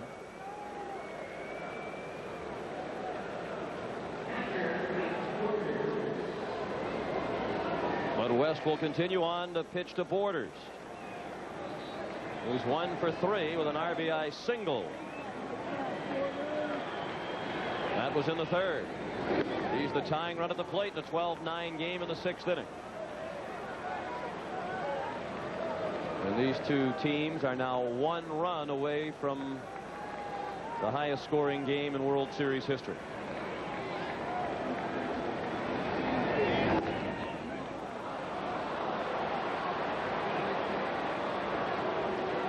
Ed Sprague is in the on-deck circle with the pitcher Castillo due to bat next.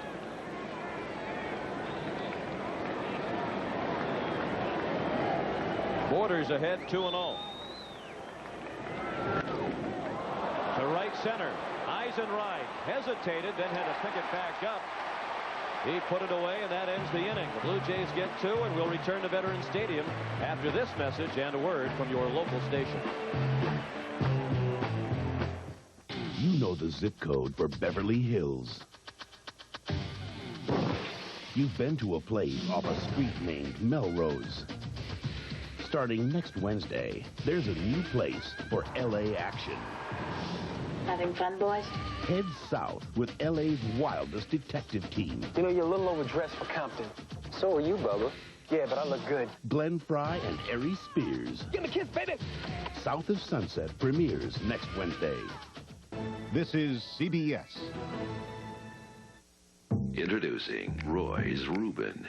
I used to date a guy named Reuben. With corned beef, melted Swiss, sauerkraut, and Thousand Island untoasted rye bread, it's a little bit sour, a little bit sweet. Yeah, that was Reuben. We serve it up hot. Yeah, that was Reuben. But hurry, it'll only stick around a few weeks. Yeah, that was Reuben. A woman of a kind taste for Roger.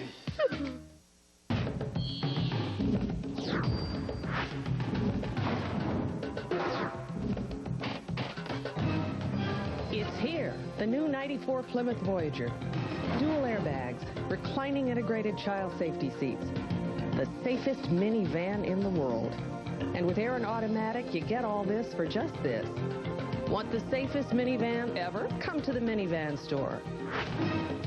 Only at your neighborly Chrysler Plymouth dealer. Dear Midas customers, now save 25% on brake shoes or pads, guaranteed for as long as you own your car. And we'll fix the brakes on most cars the same day you call. That's the Midas way, the way it should be. And talk about the way it should be. Right now, Midas will give you 25% off brake shoes or pads.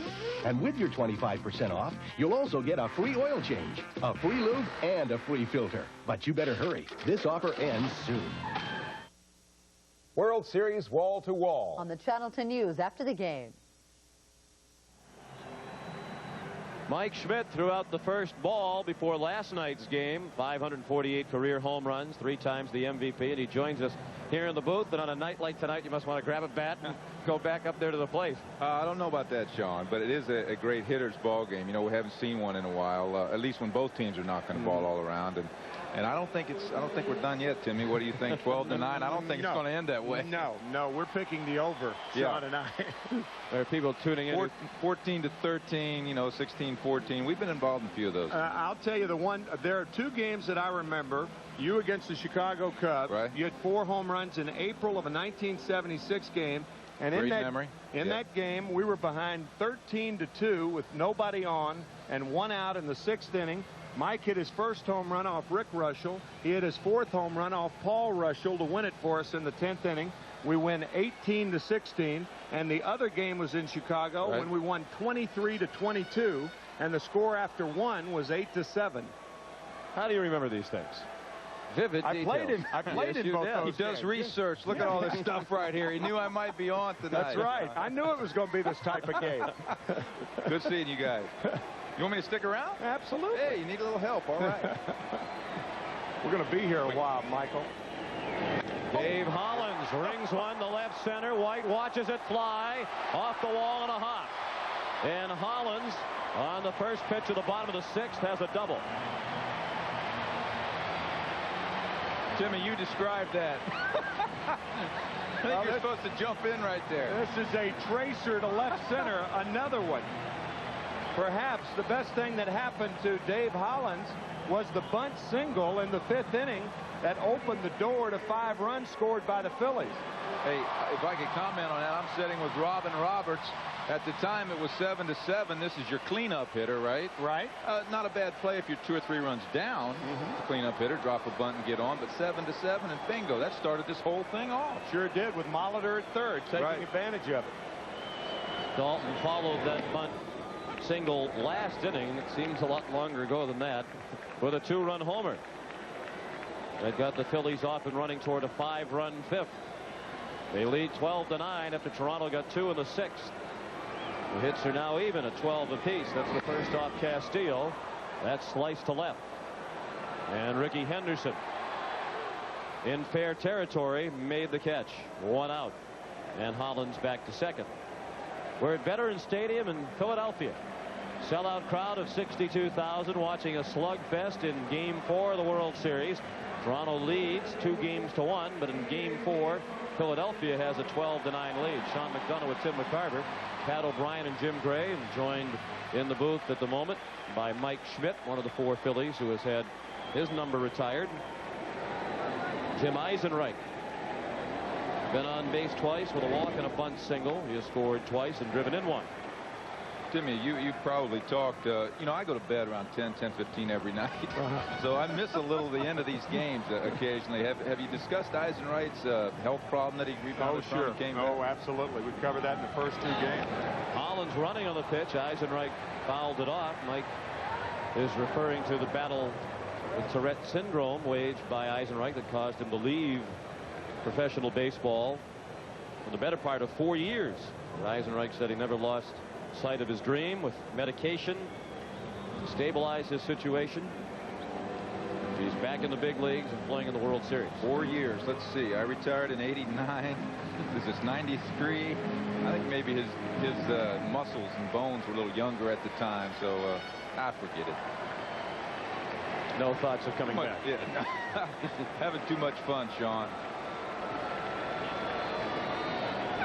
The 1-1 is popped up right in the middle of the infield. And Borders makes the catch. And along the main concourse here at the Vet, the Phillies Hall of Fame. And a fan caught eyeing the plaque of Mike Schmidt. And in a couple of years, it's going to be another Hall of Fame for Mike Schmidt. And Timmy, isn't next year Steve Carlton's eligibility year? Lefty will be eligible next year. I think maybe you and I might have to get a reservation up there August next. I think that's a good point. I know you will. Oh, absolutely. You might be doing part of that speech, right? Have you started writing a speech? No, I haven't. Thompson off the glove of Alomar, waved around his Hollins, and he will score.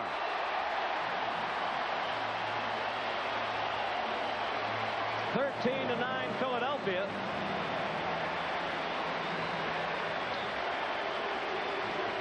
And we'll await the scoring. They have scored a hit for Milt Thompson, a smash that was sharply struck, but ordinarily Alomar comes up with that one. Yeah, he really does. And with a man on second and 2 outs, what an infielder wants to do is knock the ball down and prevent the runner from scoring from second. But on this slick turf, I guess it's more forgivable than under ordinary circumstances. That's a good point. Milt sure has come up big in the postseason. I mean, the catch in Atlanta that could have turned the postseason around for the Phillies. That catch in itself. And Jim Fregosi deserves credit for putting him back in the starting lineup tonight. Thompson now is lacking only the home run to hit for the cycle. He's driven in 5 runs tonight with a triple, double, and single. Well, he had the home run his last time up last night. That's right. The cycle in his last 5 at bats. It's pretty strong. Some real strong offensive performances. You know what happens in games like this is everybody's getting off. You know what I mean? All the hitters have hits. They all feel good. There's really not anybody in the game pressing at this moment for a hit. Everybody's getting their knocks and getting their punches in, and it's really a hitter's game. And it's going to be. It's not over. That's why the bullpen pitchers broke the telephones out there, so the call can't reach them. Timmy, you know how easy it is to hit in that 4th at bat when you already got 3 hits? Absolutely. Feel comfortable and locked in, and nobody in the world can get you out. That's how the hitters are feeling right now. How do you feel if you're Kevin Stocker and you're 0 for 3, the way this game has gone? Eventually, you're going to get a couple of knocks.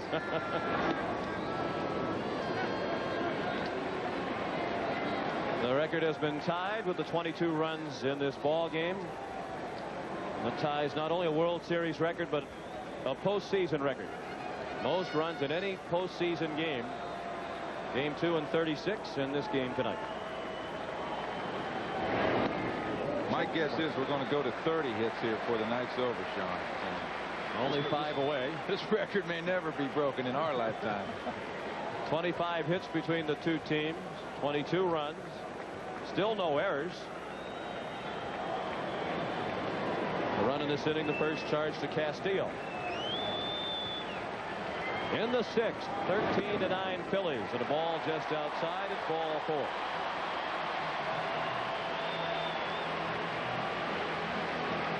Believe it or not, that's the first walk thrown by Toronto pitchers since Stottlemyre walked 4 in the first inning. Timmy, do you have any remembrances early when Stottlemyre was pitching of the Bert Hooton game? I sure did. We talked about it last night. October 7th, 1977, when the Dodgers had scored the 3 runs in the top of the first inning to take a 3-0 lead. And by the 3rd, the crowd had become so rambunctious here at Veterans Stadium that they actually booed Bert Hooton out of the ballpark. And Hooton has admitted that. That's right. He couldn't come near home plate. I mean, he could come near the strike zone.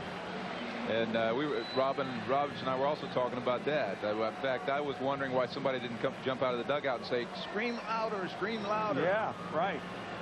Even though that hasn't been the case tonight, I don't think the crowd has really been involved in the performance of the Phillies, other than the bottom of the first inning when the Phillies came back on that hit by Milt Thompson, the bases-loaded triple. Cito Gaston at the mound. Wes Chamberlain has been introduced as a pinch hitter for the pitcher West.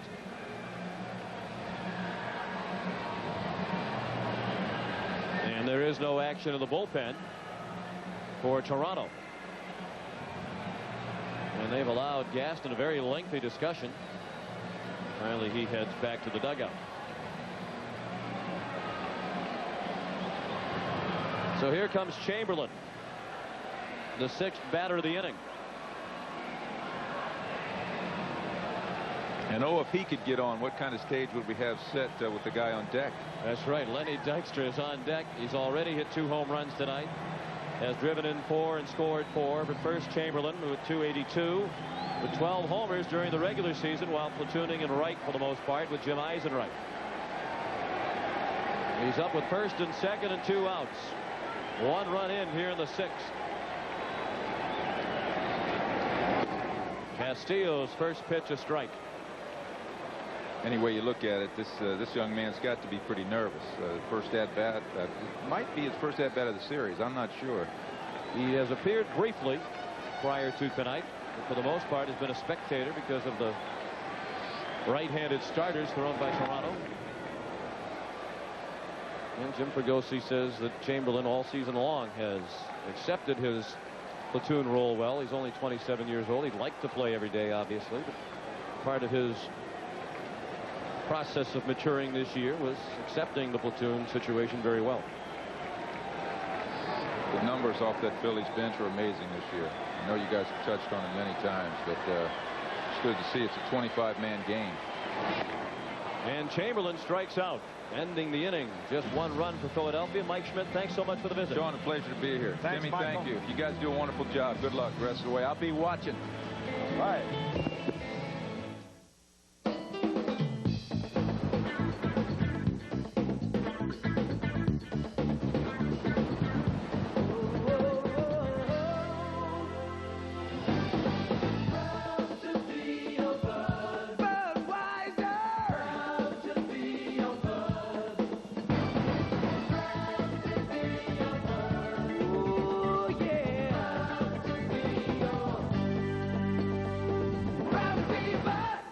Critics are calling Rudy an unforgettable real-life Rocky, one of the best movies of the year. In this lifetime, you don't have to prove nothing to nobody except yourself. Stand up and cheer for Rudy, rated PG. Now playing in select cities, starts Friday everywhere. Three now. What are you thinking about out here? I don't know. I just don't think this perm looks natural. Perm? You think you've got problems? Take a look at these split ends. Men don't really talk about their hair. They just want it clean. Prel cleans gently without a lot of fancy ingredients. So till guys want more than nice, clean hair. That's it. I'm bringing in Fisher. He's got those nice highlights. There's Prel. We're just talking clean. John Rainwater, 207,258 miles. William Bailey, 124,708 miles. For the last few years, over 60,000 Toyota truck owners have shared their 100,000-mile stories with us. 60,000. Judging from that kind of response, it seems when people think of reliability, they picture a Toyota. Got 100, 200, 300,000 miles or more? Call us. Toyota trucks. You just gotta love them. CBS Sports coverage of Game 4 of the 1993 World Series is brought to you by Budweiser Beechwood Aged for a crisp, clean, classic taste. Toyota and their full line of quality cars and trucks. TriStar Pictures' Rudy, now playing in select cities, starts Friday everywhere.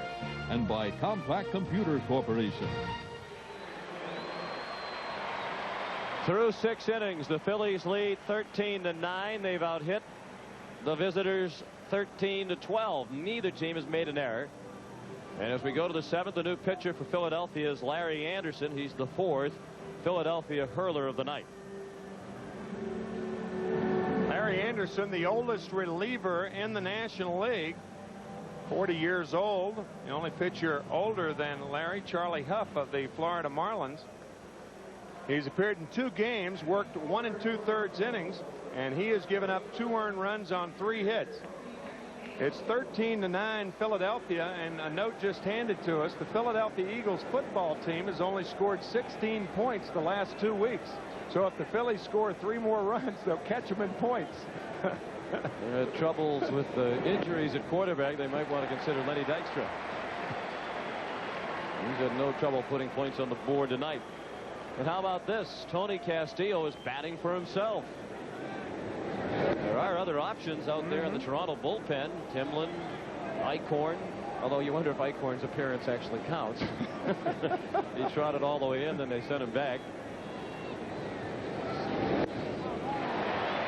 Well, I would imagine that Cito Gaston, all of a sudden his emphasis has shifted over to getting someone out, figuring that if you can't get him out, it doesn't matter how many runs that are scored. I don't know if I agree with that particular point, but I believe that that's Cito's thinking right now, that Castillo stands a better chance of getting the Phillies out over the next 2 innings. Or 3 innings, as far as Cito is concerned. I guess if it goes to 3, it'll be Dwayne Ward in there. Castillo called out on a 2-2 pitch on the inside corner. That's the slot that Larry Anderson likes to hit more than any other spot. It's at the hands to left-handers, that slider, and down and away to right-handers.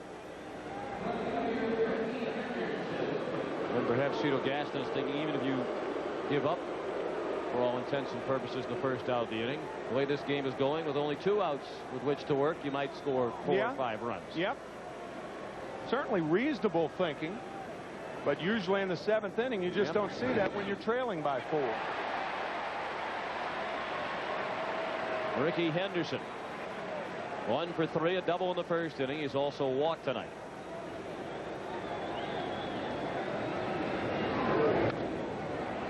Larry Anderson spent 9.5 years in the minors before he finally established himself as a major league pitcher. He had brief appearances in the majors over that 9.5 years, but most of that time was spent in the minors. And so that experience made him learn to appreciate every aspect of being a major leaguer.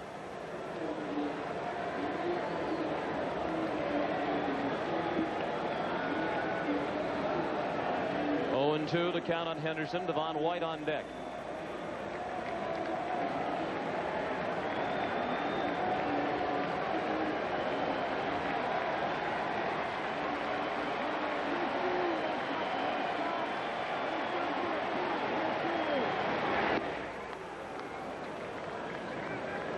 Out in the bullpen, Mitch Williams has been doing some stretching.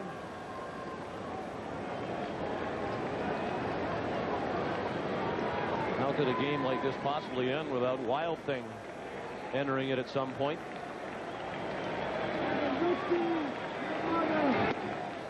Two and two.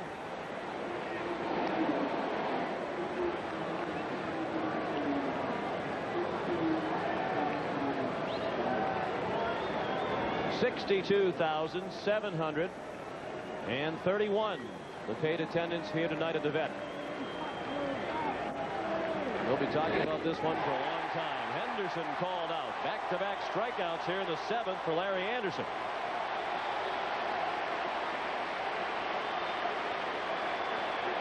This slider starts inside and ends up over the middle of the plate, but you could see that tight spin of that slider to Ricky Henderson. The ball's actually right down the middle of the plate, but it started inside and fooled Henderson.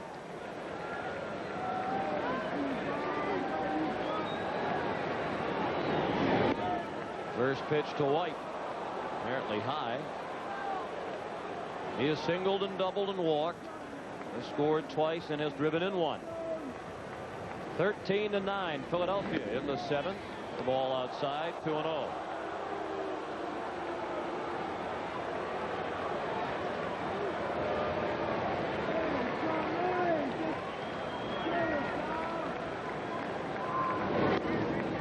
At the belt, a strike.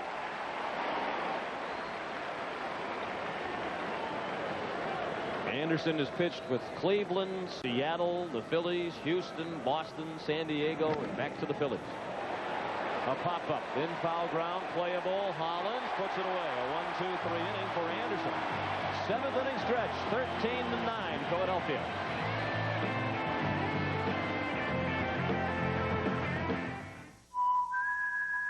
Besides being an educator, Jim Elkins is a collector of antiques and an occasional Montana trout.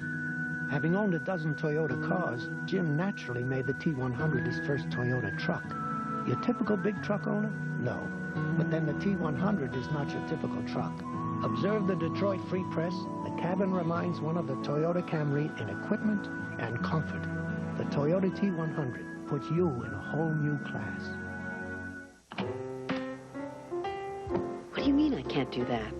Please, don't pull that on me now. I'm pressing enter. You're the computer. You tell me where the file is. Huh? Don't just sit there blinking. Enter. I'm gonna give this to you, but I want it back. The idea of talking to a computer is certainly not a new one.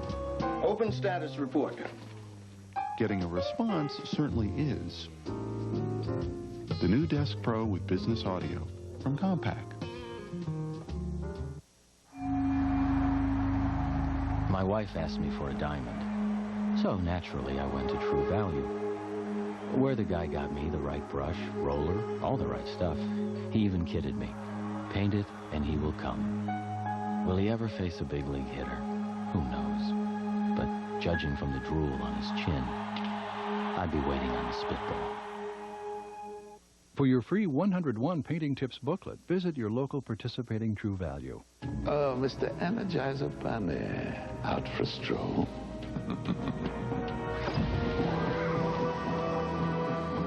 My matter desolidificator will put an end to your precious little source of power. Your hippity-hoppity days are over.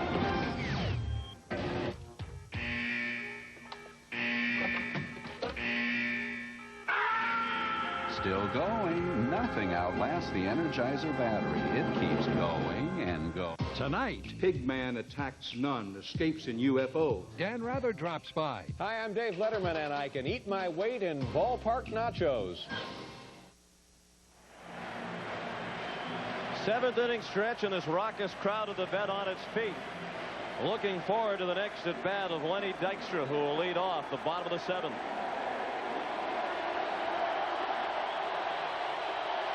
He has already had a huge night, 3 for 3, with a pair of 2-run homers, a double, and a walk. He has scored 4 times. And has stolen a base, and Castillo came up and in with the first pitch. I think that was predictable. Lenny Dykstra with that great night. Dave Bristol, manager of the Reds, used to say it's a compliment to get knocked down. That means you're doing something. Coupled with the fact that Molitor was hit on the knee. Obviously, it was not intentional. You say obviously. You don't think it was intentional. Hit by David West. And Henderson was hit last night.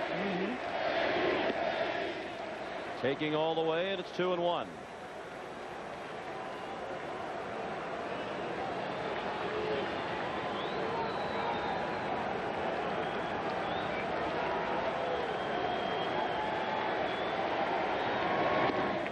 Good breaking ball. It had Dykstra bending out of the way.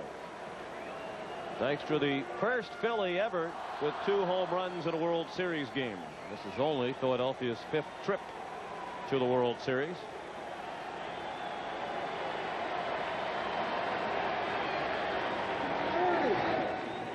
And the count has gone full. Dykstra, then Duncan and Kruk in the bottom of the 7th.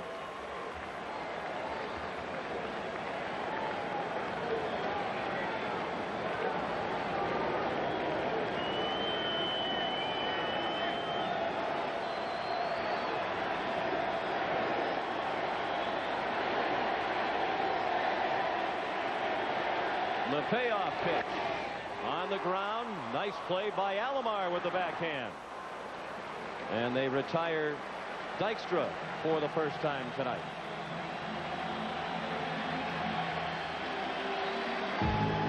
Now look back at the 1977 World Series. There's a fly ball to center field and deep. That's going to be way back, and that's going to be gone. Reggie Jackson has hit his 3rd home run of the game.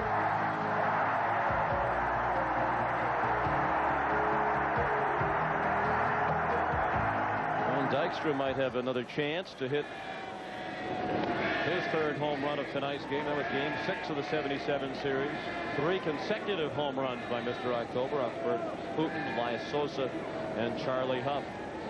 That really helped earn him the nickname of Mr. October. That memorable performance. Duncan With a foul ball that had the folks in the lower boxes off first, ducking quickly. It's been done 3 times, 3 home runs in a World Series game. Babe Ruth did it twice, and Reggie Jackson once, and Dykstra with 2 tonight. And a possibility of hitting in the bottom of the 8th inning. Or the bottom of the 9th, should the Blue Jays come back in time and take the lead. It was interesting, the 7th inning stretch here, instead of singing "Take Me Out to the Ball Game," the fans were singing "Milkman Serenade." Were they really? It is so late. No, they weren't. Oh, I was in the men's room.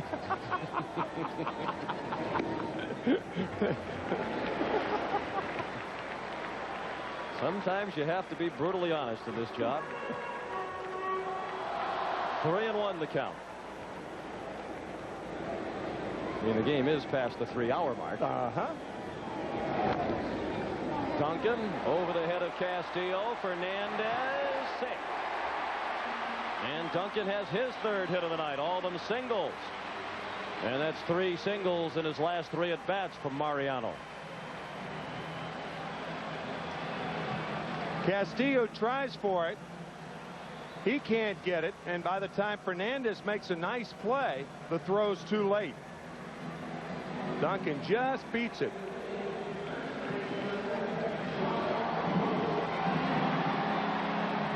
He's at first with 1 out. There's been so much talk about the length of these games, and they have all been at least 3 hours and 16 minutes, the first 3. John Kruk, the batter. He is 0 for 4 tonight. Phillies have put 13 runs on the board without anything from Kruk. The longest 9-inning World Series game, 3 hours and 48 minutes. That was in 1979.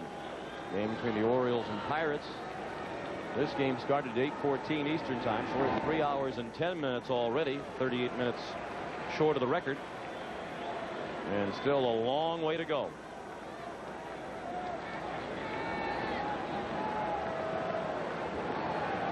See Pat Borders looking over at Gene Tennis, who, by the way, was the MVP of the 1972 World Series.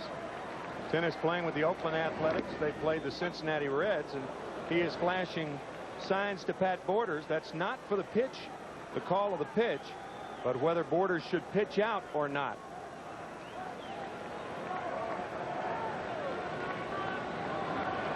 It was Tennis, the bench coach, who took over and ran the Blue Jays a couple of seasons ago when Cito Gaston was out of commission with back problems. Cito said his back has been much less of a problem this year. It still bothers him from time to time, and a drizzly, damp, raw night like tonight can't help. Nor can the score.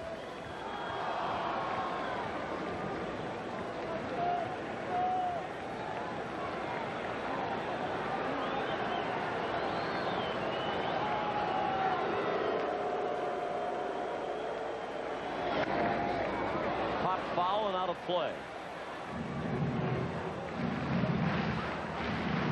And the fanatic is back. 37-year-old Dave Raymond inside that costume. Not only does he appear at every Phillies home game, but he makes 200 appearances outside of Veterans Stadium over the course of a year. It's a full-time job for Dave Raymond. And a job he does extraordinarily well. 3-2. I think a story worth retelling. We told it in the League Championship Series. David Raymond's mother was hearing impaired, and he credits having to communicate with her throughout his life as helpful in communicating with the crowd here at Veterans Stadium.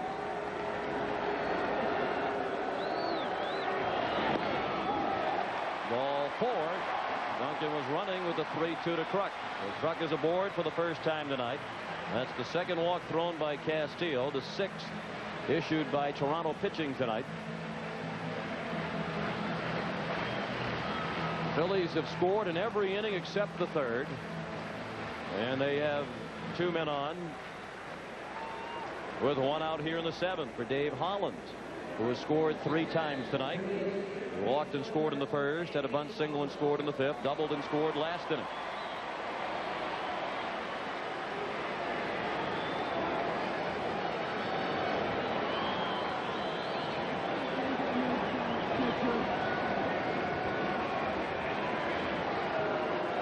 The Phillies lead 13-9 in the 7th. Appeared to slip out of the hand of Castillo. 1-0 on Hollins.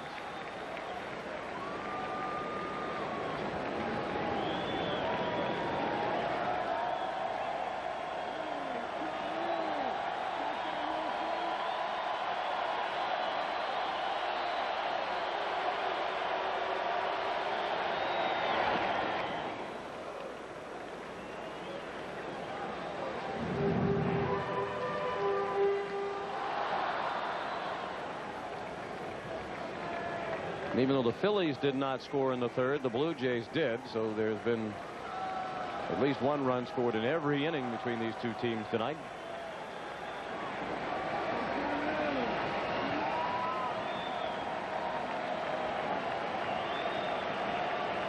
And Hollins steps out with the count 1-1. Borders goes to the mound to speak with Castillo.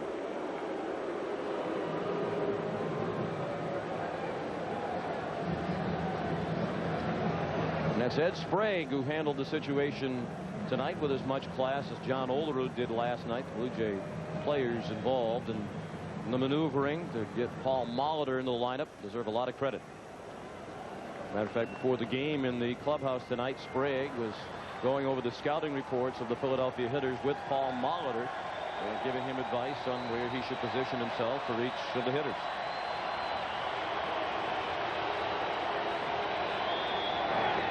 Check swing and a ball low.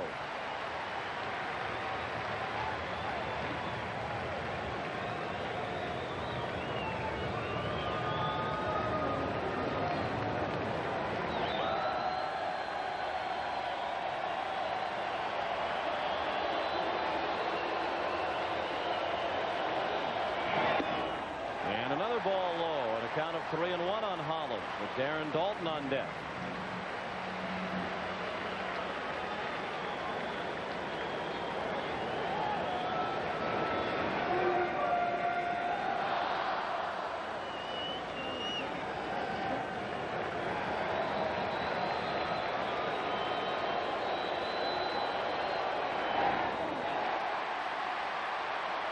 Bases loaded. Back-to-back walks thrown by Castillo. He has pitched an inning in 2/3. And Galen Cisco, the pitching coach, is on his way to the mound. The Blue Jays have 2 left-handed pitchers on their roster, and both have thrown a ton of pitches tonight. Both Al Leiter and Tony Castillo. So what that may do is take him out of action tomorrow night, which puts a lot of pressure on Juan Guzman, who'll be the starting pitcher tomorrow night, to go deep into the game against the Phillies. He didn't do that the first time. Matter of fact, he pitched 5+ innings, throwing 120 pitches. There might be folks just tuning in now who think that these are the winning numbers in tonight's Pennsylvania lottery drawing. Dow Jones average. Best throughout. Yes, indeed. That's what it looked like. Started in the very first inning when the Blue Jays got 3 off Tommy Green, and the Phillies answered with 4 off Todd Stottlemyre.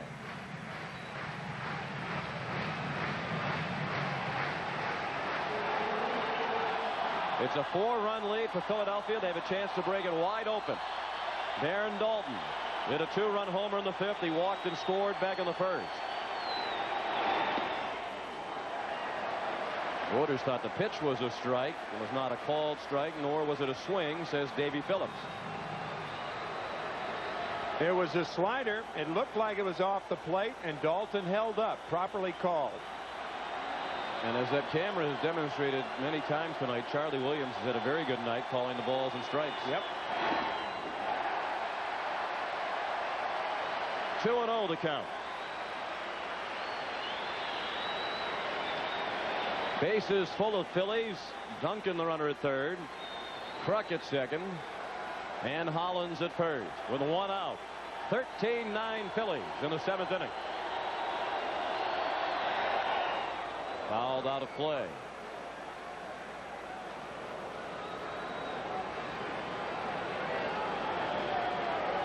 Darren Dalton has been up more than any other player in the major leagues this year during the regular season with the bases loaded 29 times.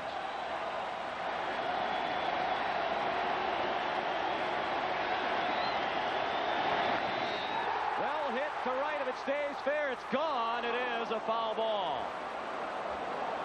A low hooking line drive that didn't miss the pole by much. He got the hook and hooked it.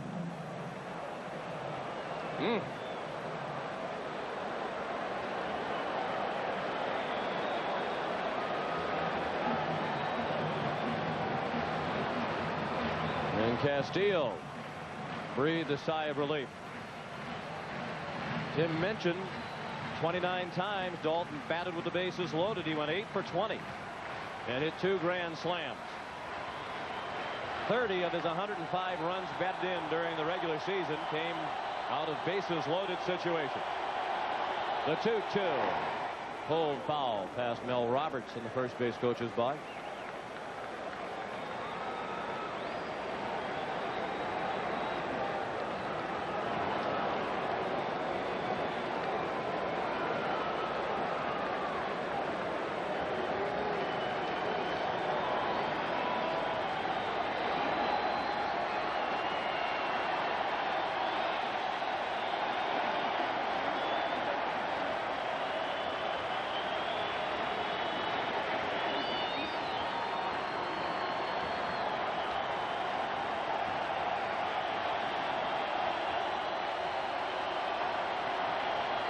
The 2-2 breaking ball, apparently high, and now the count is full.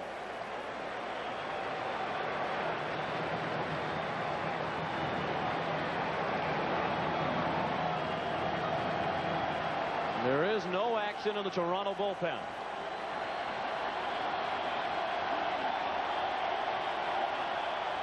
The payoff to Dalton. Did it hit him or is it a foul ball? Charlie Williams seemed to be indicating foul ball. Dalton thinks he was hit by the pitch. And now Charlie Williams is saying go to first, and he's waving the runner in, and that's going to bring Cito Gaston out to argue, because Williams threw his hands up in the air as if to indicate it's a foul ball. Usually when an umpire does that, that means foul ball. There's another way of doing it by brushing one hand over another. That's another way of saying foul ball. But this ball did appear to hit Darren Daulton, or did it? Was that ball, did it hit the knob or the right hand? Look at the knob and how much exposure there is on the knob. Nope, looked like it hit the back of the right hand to me from that angle. Very tough to tell.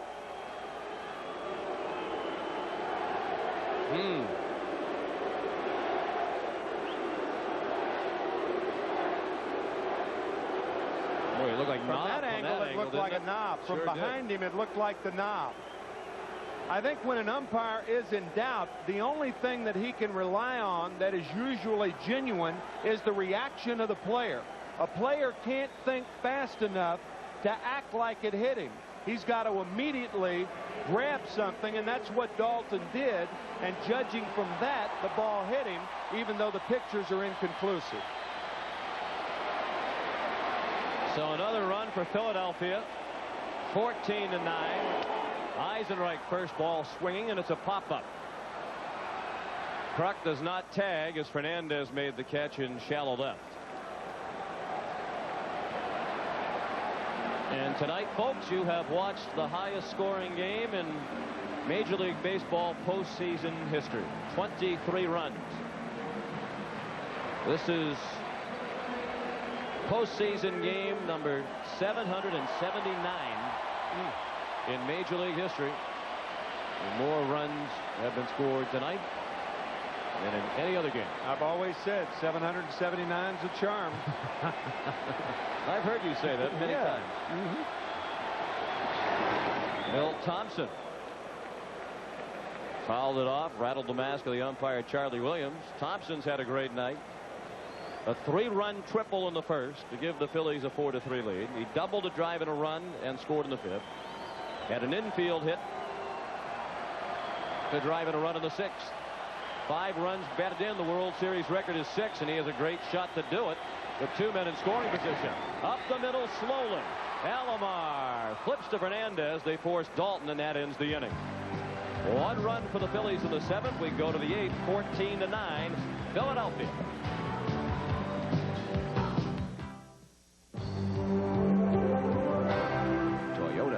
proudly presents All Around Champions. Being part of a pennant race teaches you to play hard. Being part of a family teaches you to have a good heart. Robbie Thompson has been part of both. His strength, compassion, and reassurance have helped youngsters battling their own fight to do so with great dignity. Toyota is pleased to salute all-around champion Robbie Thompson by contributing $1,000 to the National Childhood Cancer Foundation.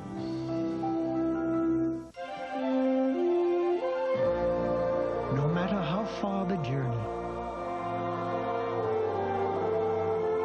the need to make it home is basic,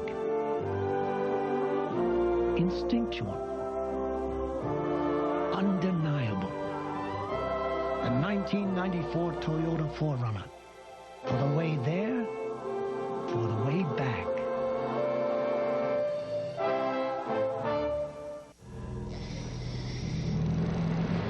The Gulf of Mexico, where world-class fishermen like Jim come to battle the big boys. Jim, you got one. Yeah, hey, this calls for a celebration. How about a cold O'Doul? Thanks. Only 70 calories and non-alcohol. Because out here, you never know what's biting. When you want the refreshing taste of beer without all the alcohol, think O'Doul's. It's what beer drinkers drink when they're not drinking beer. Definitely not. Absolutely not. Negative. To save pennies per call on your 800 service, would you risk losing sales? No way. No. Not a chance. That's what over 9 out of 10 800 users we surveyed said. Introducing Maximum Advantage from AT&T. Now you can automatically get AT&T's lowest price guaranteed on the most reliable 800 service in the business. Know anyone who can beat that? No.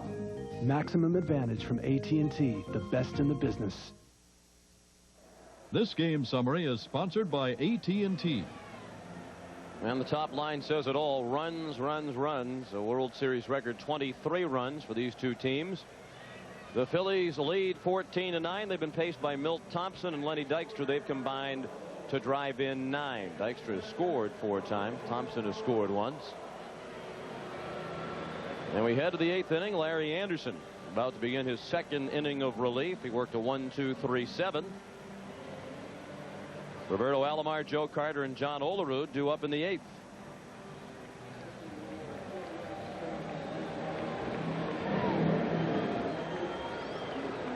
Alomar digs in with 2 hits in 4 trips. He singled a drive and a run and scored in the 6th against David West.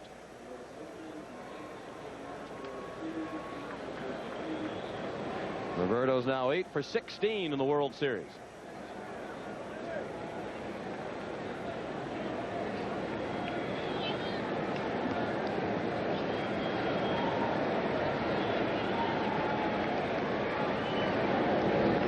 Anderson's first pitch of the 8th is strike 1.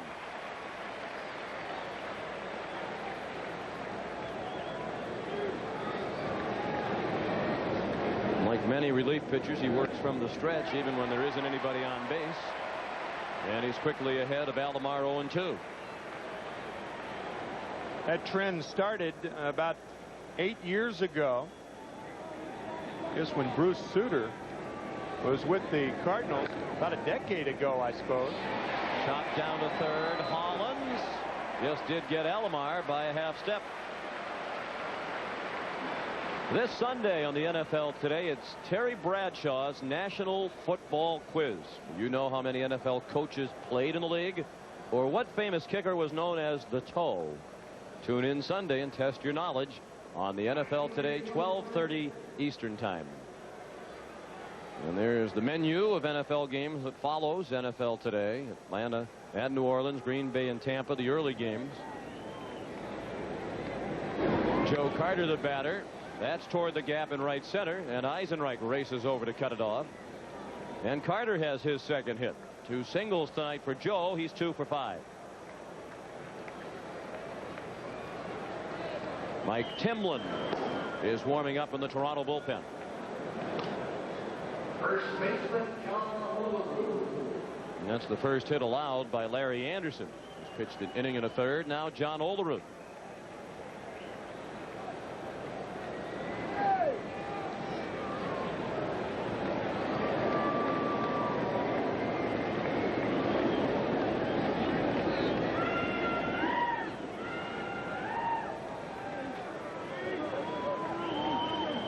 John Kruk was holding Carter on initially, and Darren Dalton calling the attention to it from the bench.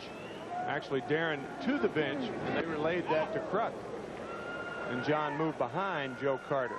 No sense in holding a runner on. It's a remote chance for Carter to be running 5 runs down here in the 8th inning.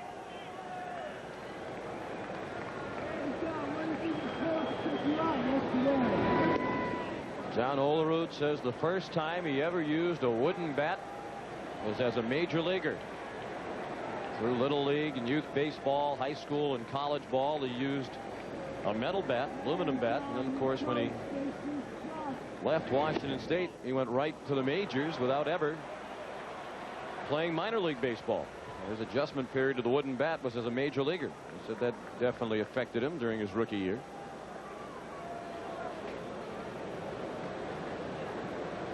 Dalton out to the mound with the count 3-0. It is 14-9, but bear in mind that Mitch Williams and Kim Batiste have not yet appeared, and Williams is warming up in the Philadelphia bullpen.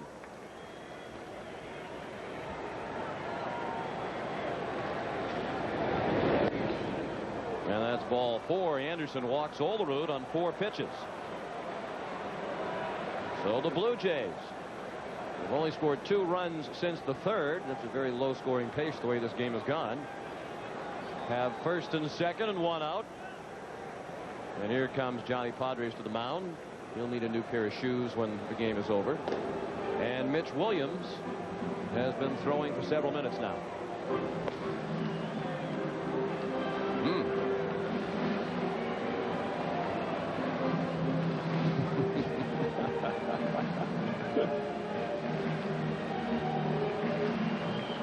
Dalton joined in the discussion. The batter will be Paul Molitor.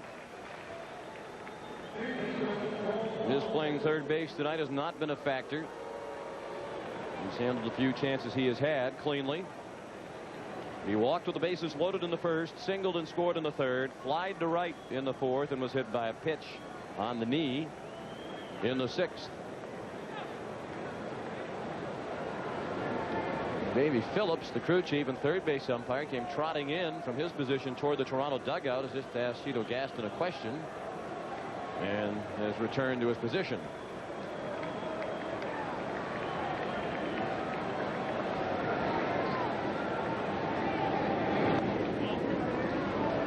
Ball 1 low and away. All of a sudden Anderson's control has deserted him. He's thrown 5 straight balls.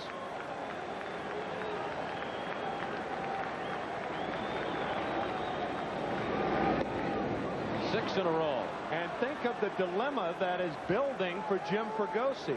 I mean, Mitch Williams, his problem is walking people, and usually he does it the first or second guy in the inning because it takes a period of adjustment for him to get settled on the mound.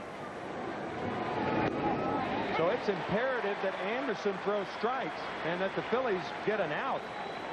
I'm sure that's what Fregosi is thinking right now. How perilous would it be to bring Mitch Williams in with the bases loaded regardless of the score? Down to third. Fair ball. Hollins couldn't play it. Here comes Carter around to score. Olerud to third. Molitor to second. And the Blue Jays are in double figures. It's 14-10. Molitor with another hit is second of the night and second RBI of the night. He's driven in 6 in the World Series. It looked like Dave Hollins, going to his right, tried to feel this ball on the in-between hop. He thought it was going to bounce up, and it stayed down on him. Watch the glove go up. The ball went down, and Molitor has a double, and that's what Fregosi's going to do. He's going to take Anderson out now, bring Williams in because first base is open, and that gives him a little slack as far as walking guys are concerned. The Blue Jays again have the tying run in the on-deck circle. Wild things in after this. Citibank has really given us a new sense of self because we have our own identity. I have a Citibank Visa card, and it does have my photo on it, so I have one less worry. And not only that, but you can pick what you like, so it doesn't look like a DMV photo. I don't know why the other credit cards aren't doing the same thing. We need a photo card. The family members can tell us apart. Introducing the first credit card with your photo and signature on front from not just Visa, Citibank Visa. What tire do you trust in the wet? A tire that removes over 2 gallons of water per second from under the tread. The all-season MX4. Another engineering splash from Michelin. The eyes of America. That's why Pearl Vision is now offering $50 off on each complete pair of glasses. Pick any frame in the store, add any lenses, then subtract $50. Right now and only at Pearl Vision. Lasers. Satellites. Cellular data networks. What exactly have we launched here? UPS Total Track.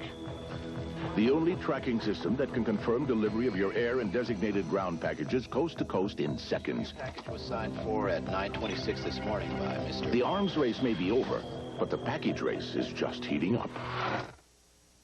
Pretty easy to see who my daughter takes after. I've got her funny laugh. And my talent for raising perfect kids. Fortunately for those perfect kids, I have your energy. Well, I did get you started on breakfast with grape nuts. Yeah, she's right. There's all this energy right there in the bowl. What's here on the box? Fat-free natural energy source. But I told her you have to try it yourself to understand it. After a few days, I realized with a good breakfast, I have all the stamina in the morning. And I like the taste. My grandkids are perfect. Good. You want them? Post Grape Nut cereal helps keep you going strong all morning long.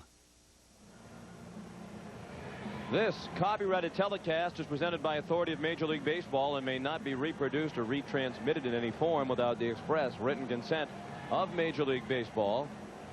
Mitch Williams is in with 2 men in scoring position and 1 out in the 8th. 1 run in for Toronto.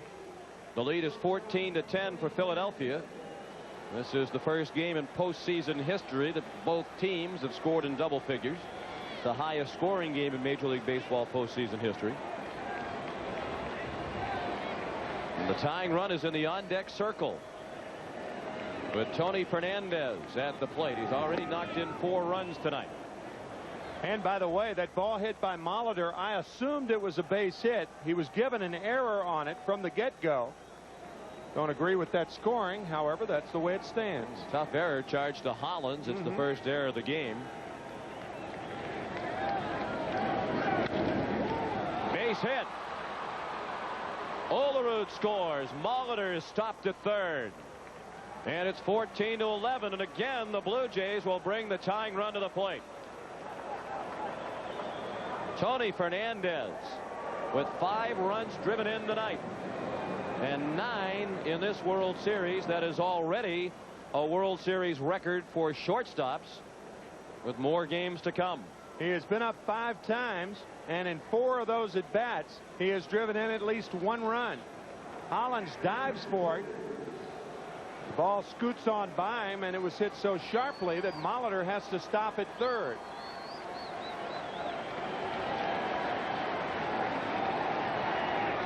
Tying run at the plate. Pat Borders took ball 1 outside.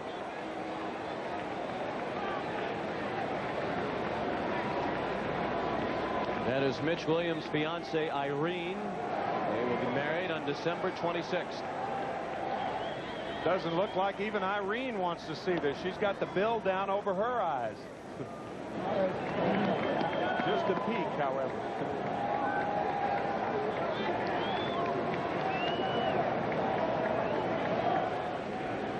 Hollins guards the line. The 1-0 is a strike. Borders 1 for 4 tonight. He had an RBI single back in the 3rd. And the towel is back over the eyes of Curt Schilling. A familiar pose during this postseason.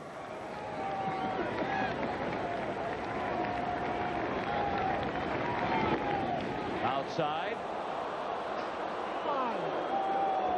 Where's 2 balls and 1 strike.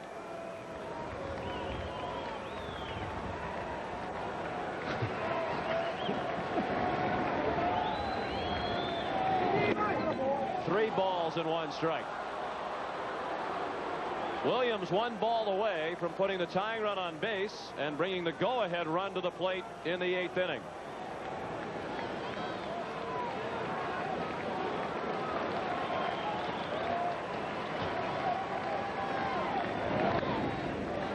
Borders swung away on 3-1 as Williams poured it right over the middle, and Borders fouled it off.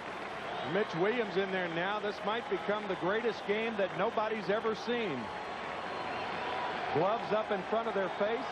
Kurt Schilling, a towel in front of the face. Mitch's fiance with the cap down. The All Sports radio station in town has been encouraging fans to bring towels and put them over their heads, because for Schilling it's been good luck. Some of the fans have followed that suggestion. Some of the players too. Well, a lot of the Phillies and their fans don't like to watch when Mitch pitches. A lot of the Phillies players and coaches admit to going up the tunnel, so they don't have to watch. But more often than not, despite the theatrics as we've seen in this postseason, he gets the job done. Payoff pitch way outside, and the tying run is at first for Toronto, and still only one out in the 8th inning. The go-ahead run will come to the plate, and Ed Sprague is going to bat for the pitcher.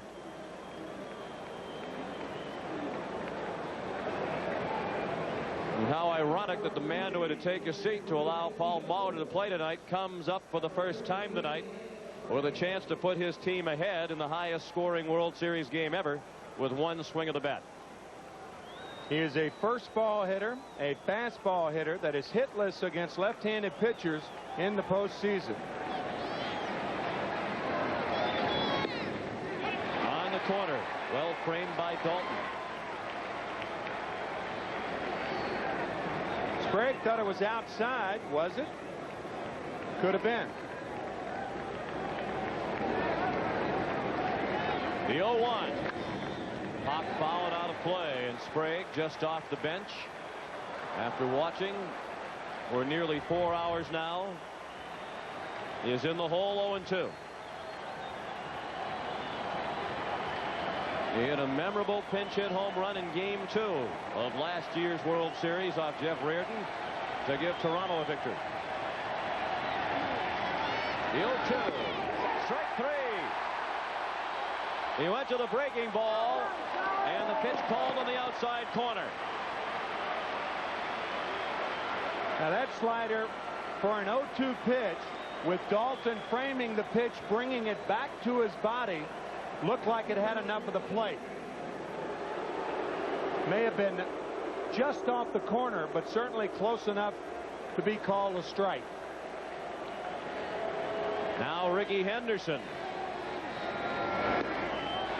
He looked at strike 1. He's 1 for 4, first inning double. He walked in the 3rd. Philadelphia 14, Toronto 11 in the 8th inning.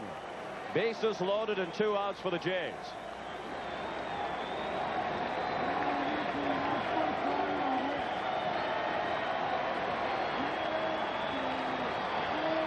Henderson is the 8th batter of the inning. Low. 1 ball and 1 strike. Molitor, the runner, at 3rd. Fernandez at 2nd. Borders at 1st.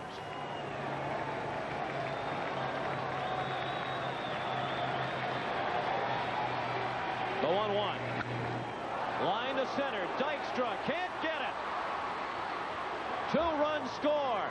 And the Blue Jays are within a run. It's 14-13.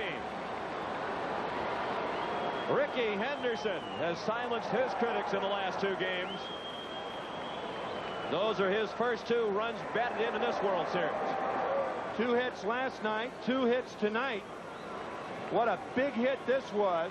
Dykstra respecting the power of Henderson, especially with the tying run on at first base. Can't afford to give up a gapper, and a ball possibly that normally Dykstra would have caught drops in front of him. So 4 runs in the inning for Toronto. 3 of them charged to Anderson, 1 charged to Williams. He's responsible for the 2 base runners. The tying run is at 2nd. The go-ahead run at 1st with 2 outs. In the 8th, Devon White slams one just foul.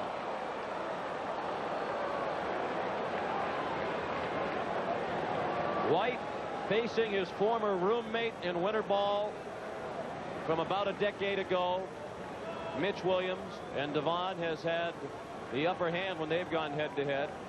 White is 3 for 5 in his career against Mitch Williams, including a home run. And a loud foul.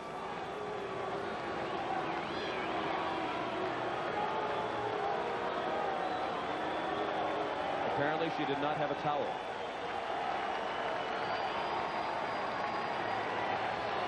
The 0-1 outside. White is the 9th batter of the inning. The second time the Blue Jays have batted around the ball game. They did it in the 3rd.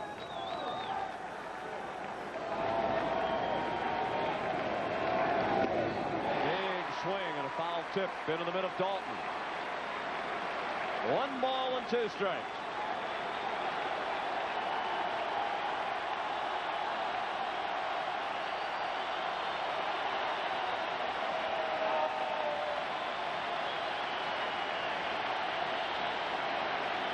The 1-2 pitch.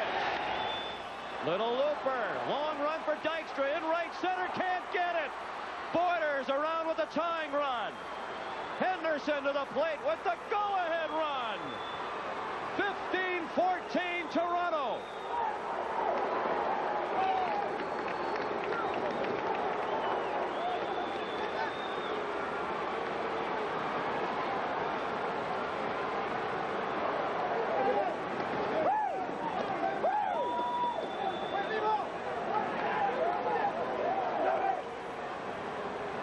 A slicing triple for Devon White that gives the Blue Jays the first lead that they have had since the 3rd inning.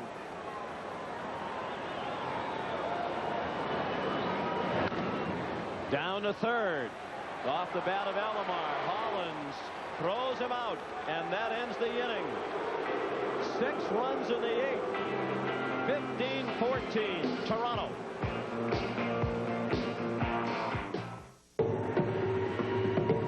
The Tahitian Islands welcomed over 100,000 vacationers last year. Not one of them, however, was a Lexus engineer. Why? Let's just say they were busy.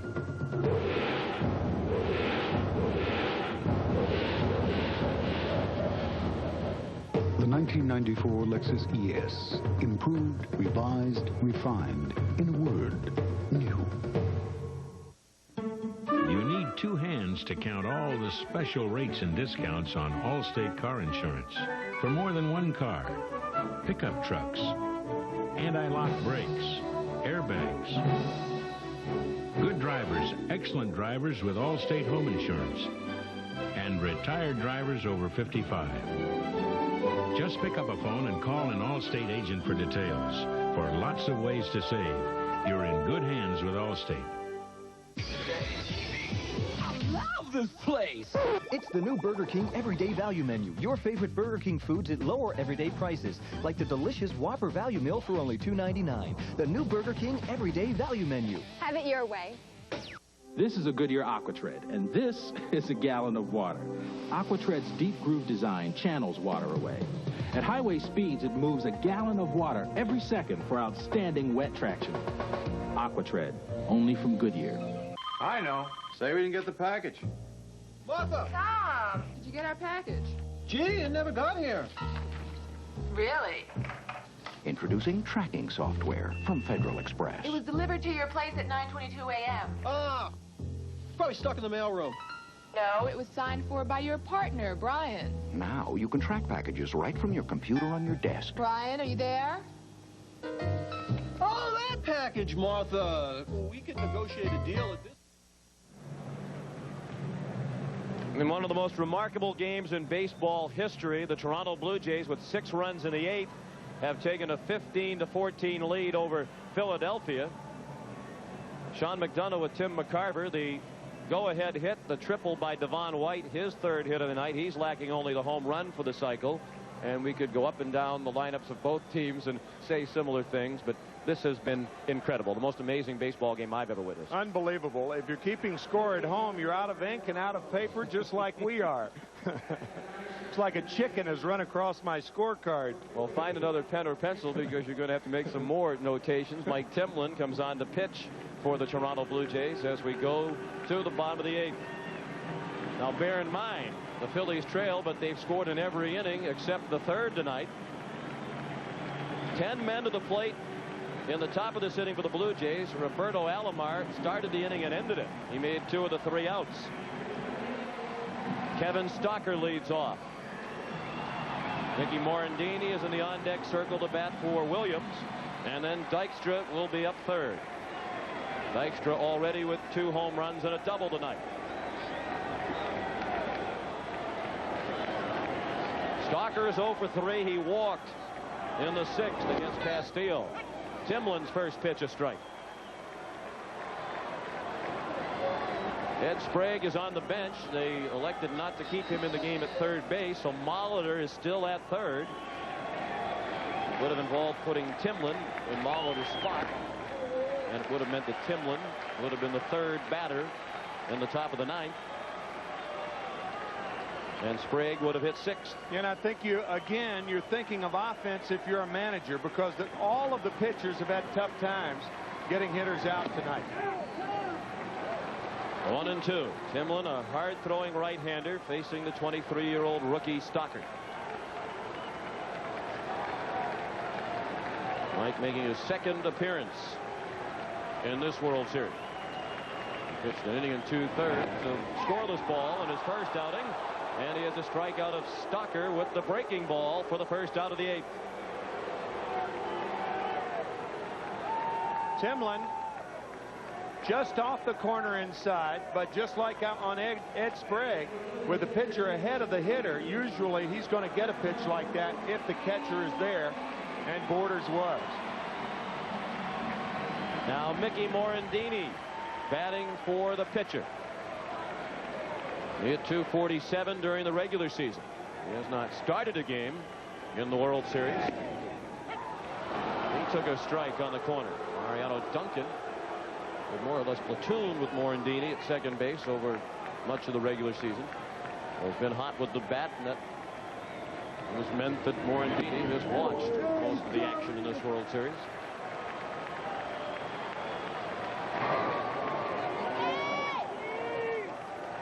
Dykstra is on deck.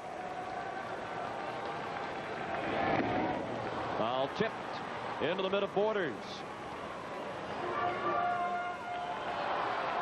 If this remains a 9-inning game and we do not go to extra innings, it will be the longest 9-inning game in World Series history. Already the highest scoring. Breaking ball, got him. Timlin with back-to-back strikeouts in the 8th. Boy, he has made 2 pitches, 1 on Stocker, and now this nasty slider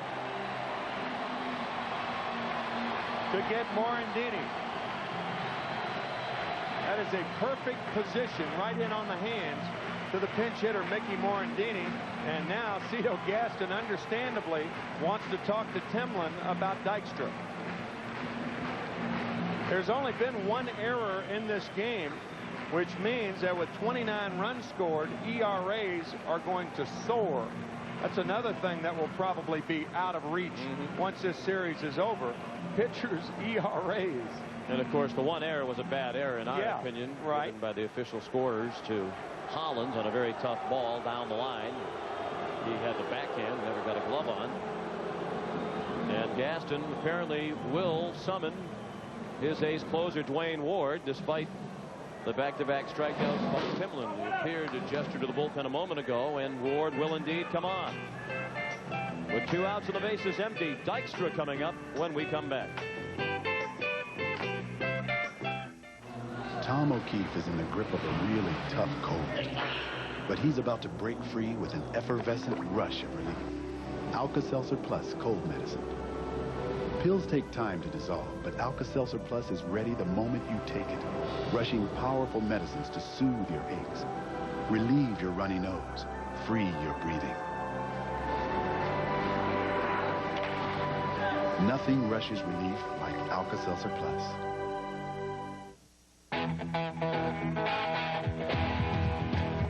Americans have always had a love affair with their cars. Do you love? Who do you love?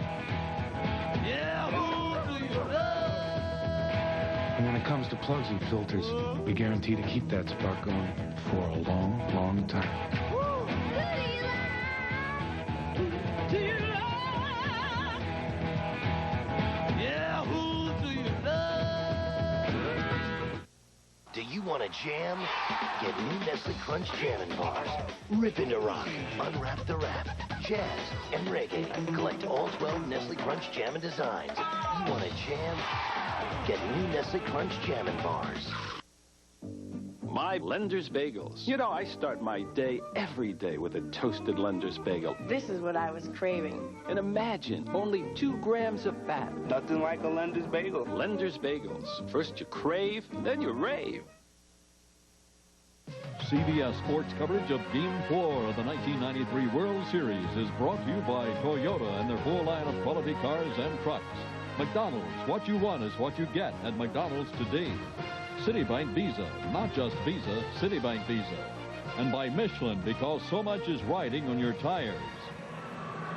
Welcome back to Veterans Stadium in Philadelphia. The Toronto outfielders, Henderson, White, and Carter, looking on as Dwayne Ward warms up with 2 outs and the bases empty in the bottom of the 8th. Toronto with 6 runs in the top of this inning. It's taken a 15-14 lead, and Ward is making his 3rd appearance. This is an interesting move. The Blue Jays and Phillies, 29 runs, most runs scored in a World Series game. That's by 2 teams, and it's 7 more than the Yankees and Giants did in 1936. Left-handed batters batting .350 against Dwayne Ward in the postseason, and 3 home runs, including one last night by Milt Thompson. And Dykstra has 2 home runs already tonight. The first pitch a strike, and that has Dykstra barking at Charlie Williams.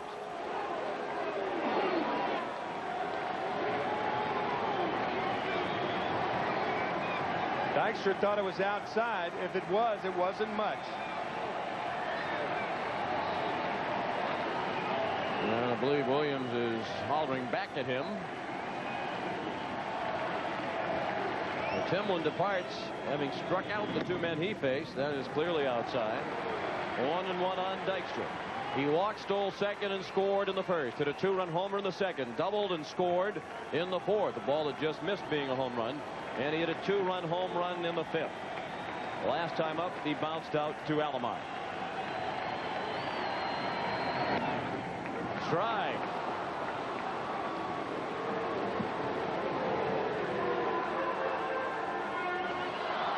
That was definitely outside. Farther outside than the first one. Yep.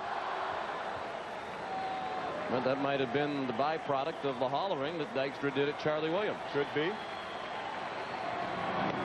Strike 3. He's called out on the breaking ball. Timlin and Ward combined to strike out the side in the 8th. We go to the 9th, 15-14.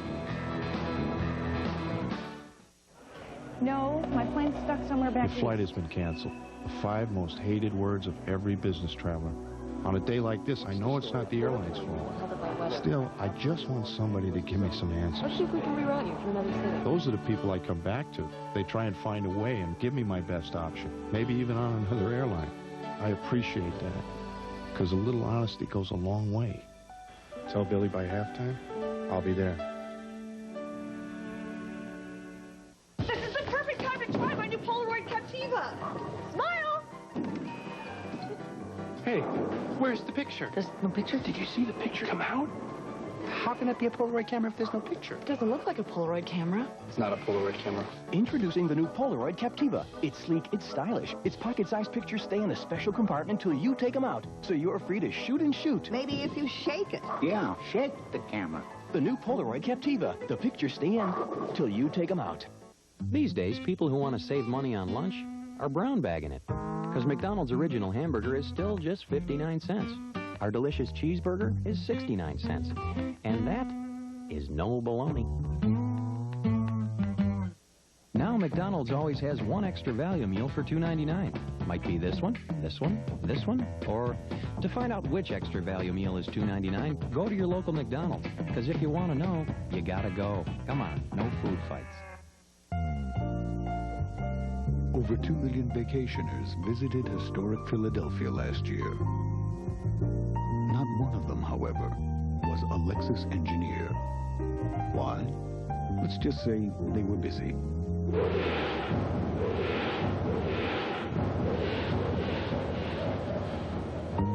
1994 Lexus ES, improved, revised, refined. In a word, new. John Ritter and Marky Post are moving back home. I thought everyone around here was supposed to be happy. They were when I left. Maybe you should leave again. Hearts Afire returns next Wednesday. Tonight on Late Show with David Letterman, Dave's guests are Dan Rather, actress Penelope Ann Miller, and the musical group the Gin Blossoms. That's later tonight on Late Show with David Letterman. Dwayne Ward in the dugout. He'll face Duncan, Kruk, and Hollins in the bottom of the ninth, but first it's Bobby Thigpen trying to keep it a one-run game for Philadelphia. In the top of the ninth, making his second appearance, he pitched in last night's ball game. And he's in with a strike. 1-1 on Carter, who's 2 for 5. A single and a run scored in the first. He doubled and scored in the 8th. It was Carter who started the 6-run rally last inning with the 1-out double. He scored the first of the 6 runs. Only twice in World Series history has a team come back to win after overcoming a deficit of 5 or more runs. And the Blue Jays, if this score stands, will have done that. They were down 14-9 before they got the 6 in the 8th. 1929, the A's overcame an 8-0 deficit to defeat the Cubs 10-8 in Game 4. And in 1956, the Dodgers overcame a 6-0 deficit to defeat the Yankees 13-8. Carter, base hit. It'll go for extra bases in the corner. A leadoff double for Joe Carter, his 3rd hit of the night.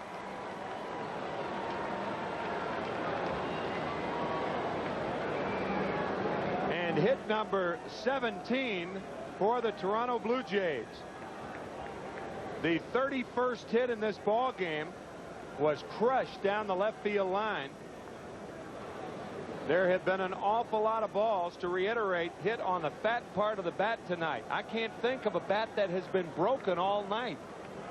Matter of fact, not too many balls hit off the trademark. Even the outs have been hit hard. Olerud, 1 for 3. He's walked twice and has scored twice. One hit a single off David West in the 6th. Sharply hit the 2nd. Duncan to a knee to throw him out. And Carter takes 3rd with 1 out. John, you mentioned the Dodger comeback being down 6-0 and winning the game 13-8 in Game 2 of the 1956 series. Don Larson started that game, and he gave up the 6-run lead in the 2nd inning, and then 3 days later came back to pitch the perfect game, the only perfect game ever to be pitched in World Series history. Paul Molitor, the batter. He hit the ball down the left field line past Hollins, who has scored an error last inning. And he scored a run. He only has 1 hit officially. The ball last inning should have been his 2nd of the night. Infield in for Philadelphia. Can't allow another run. Already trailing by 1 in the 9th. Thigpen from the stretch. Good pitch. Sinking movement on it. 0-2 on Molitor. Hernandez is on deck.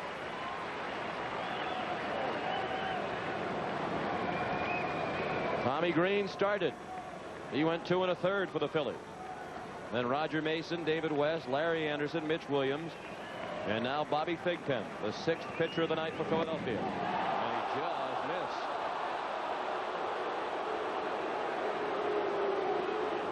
That ball appeared to be inside. Dalton setting up inside, and the tailing fastball was indeed way inside under the arms of Molitor. Now the 1-2 ripped foul. Molitor hit it hard, but he was well out ahead of it. He is so quick on that ball inside and still hits the ball away effectively the other way. Great plate adjustment.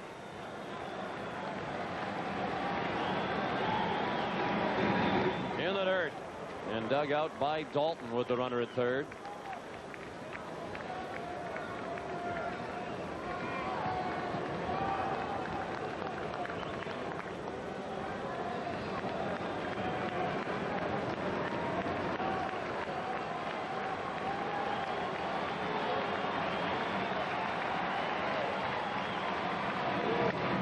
To short, and they won't get the runner in with that one. Molitor hit a BB, but right at the shortstop stalker for the second out of the ninth. Coverage of the 1993 World Series is produced by Bob Dekas, directed by Bob Fishman. The associate directors Steve Shear and Pete Macheska. The coordinating producer of Baseball 93 is Eric Mann. Baseball 93 is produced by George Ferris. The senior producer of CBS Sports is Ed Gorin. The executive in charge of production is Rick Gentile. And we tip our cap to those gentlemen and our entire crew tonight for staying on top of 500,000 or so developments in this ball game.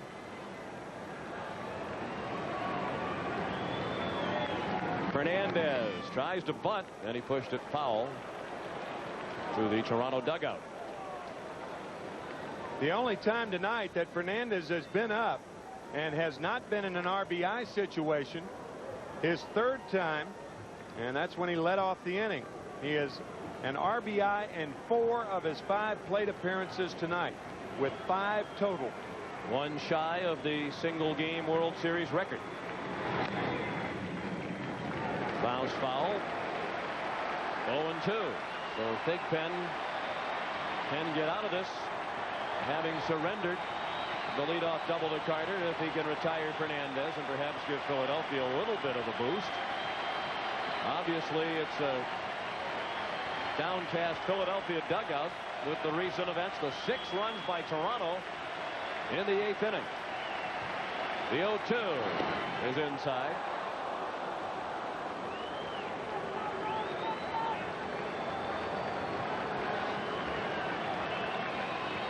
Thigpen has dominated the one-on-one rivalry with Fernandez. Tony 0 for 12. A.J. Dugout knows it would be a big hit if Fernandez could deliver. And he fought off a tough pitch. That can be a deceptive stat, however. 0 for 12, but that was when Thigpen was throwing very hard. Fernandez going to San Diego and then the New York Mets over the last several years. So that 0 for 12 came when Thigpen was at his best. Not throwing anywhere nearly as hard as he used to. The 1-2. Chop to second. Duncan throws him out. So it's a 1-run game as we go to the bottom of the 9th, and we'll return to Veterans Stadium after this message from your local station. Jell-O gelatin's just 12 cents a serving. That's 4 cents for the giggles, 4 cents for the improved motor skills, and 4 cents for creativity. I know Jell-O. Whatever your budget, there's always room for Jell-O.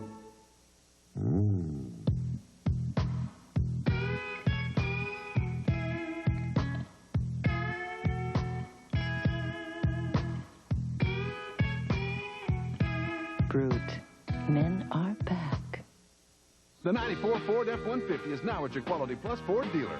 No other truck is built for tough. Not only is the F-150 America's tough full-size truck, now it's America's safe truck, too, with the driver's side airbag standard. Plus, every 94 F-150 has Preferred Care, the 24-hour roadside assistance program. Now save $1,200 on the #1 selling Ford F-150. See the Truck Authority, your Quality Plus Ford dealer today.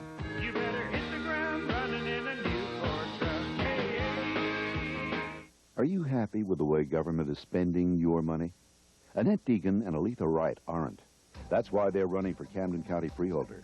They want to control government spending, cut the bureaucracy, reform welfare, and stop wasting taxpayers' money.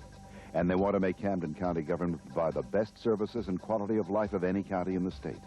It's time to put citizens, not the politicians, in charge. Aletha Wright, Annette Teagan, Reform Democrats for Camden County Freeholder. Night. Pigman attacks nun, escapes in UFO. Dan Rather drops by. Hi, I'm Dave Letterman, and I can eat my weight in ballpark nachos.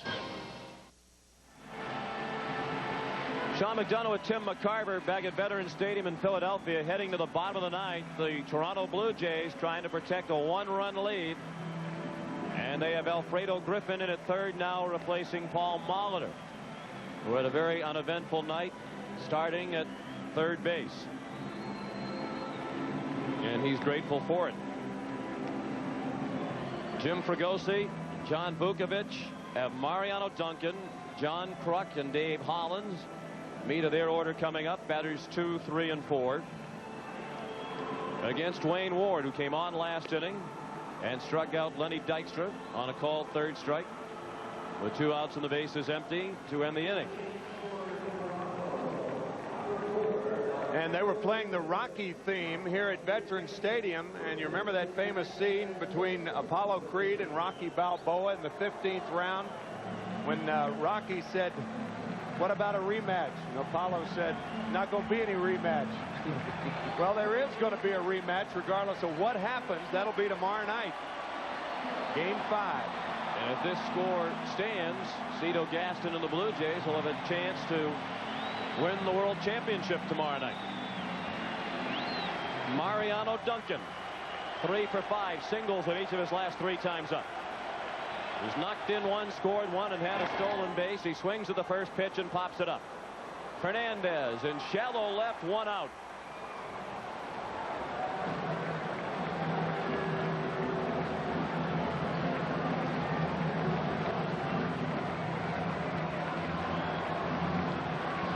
Toronto pitchers have combined to retire 6 in a row.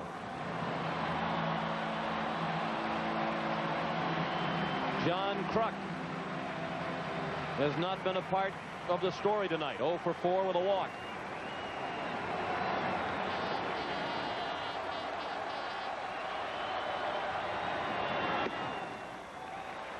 Ball 1 outside.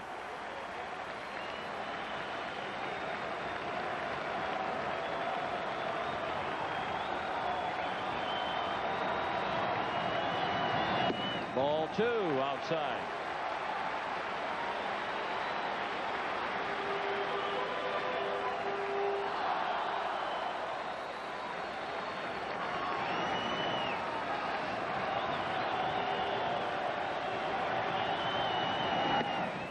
Check swing, a strike over the outer third.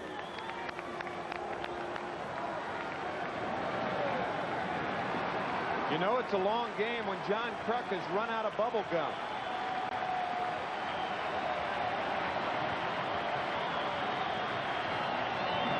Ball 3, up and away. And now Ward is in danger of walking Kruk and putting the tying run on base and bringing the winning run to the plate.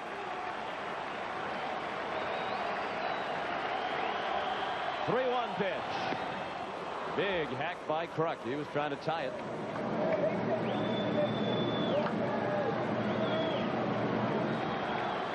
You hear Eisenreich say base hit. They'd be happy with just a hit.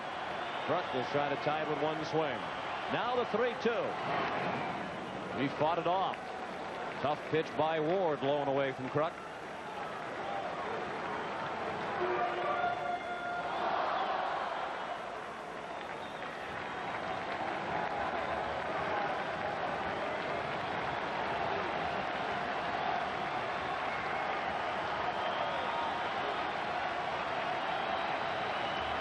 Another 3-2. And another foul ball. Day before the series started, Sean, Dwayne Ward telling both of us that in a game-winning situation, he would be unlikely, or it would be unlikely, for him to throw a breaking ball to a left-handed hitter. And sure enough, he has thrown 7 straight fastballs to John Kruk.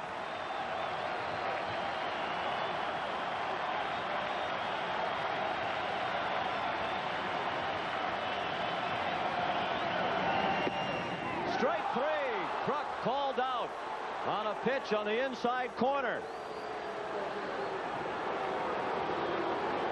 And the Blue Jays are 1 out away from victory in Game 4. Ward had been staying away, and he jerks this fastball over the inside corner.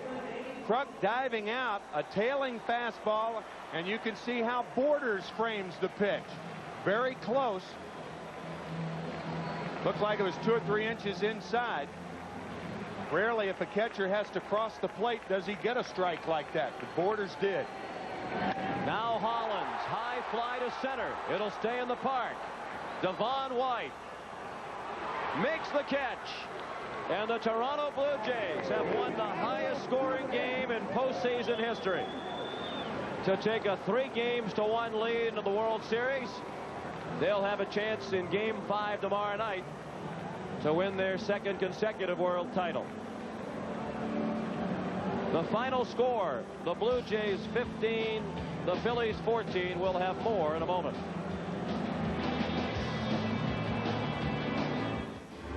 Introducing one of the most visually distinct automobiles you've ever seen. If we show it to you now, you'll be so busy looking that you won't be listening, and you won't hear about its precision handling, sophisticated safety systems, and that it's the most technologically advanced Celica Toyota has ever created. Okay, now you can look. The all-new Celica. Watch out, it's coming. Driver, do you have any Bud Light in your vehicle? Yes. And I am Mr. Gallywikich. You mean Dr. Galakowicz? Yes, I am. This is so cool.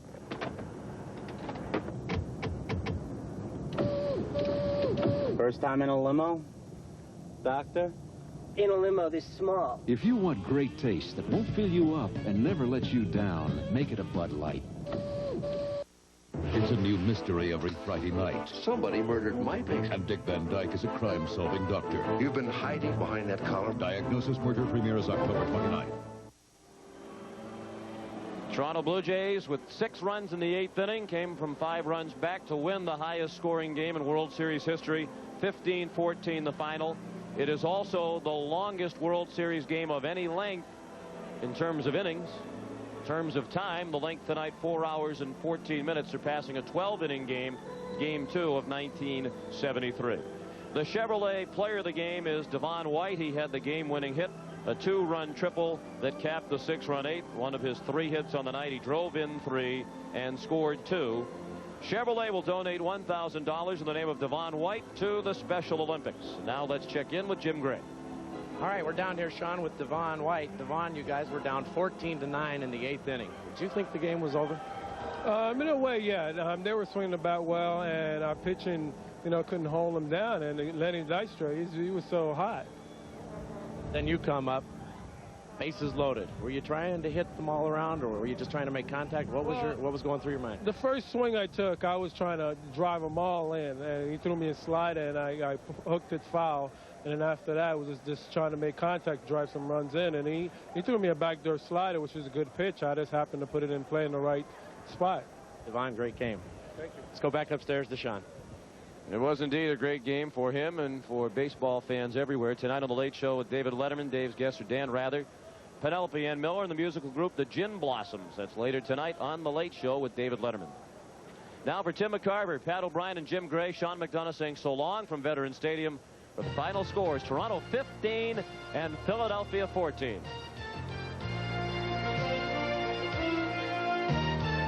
You have been watching CBS Sports coverage of the 1993 World Series.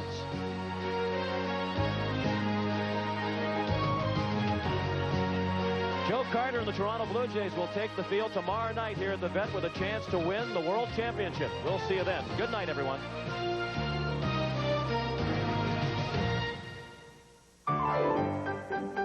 The great masters defined civilization in Europe. Now we're defining it on the way there. United Airlines' renowned international service to 15 cities all across Europe. Come fly the airline that's uniting the world. Come fly the friendly skies.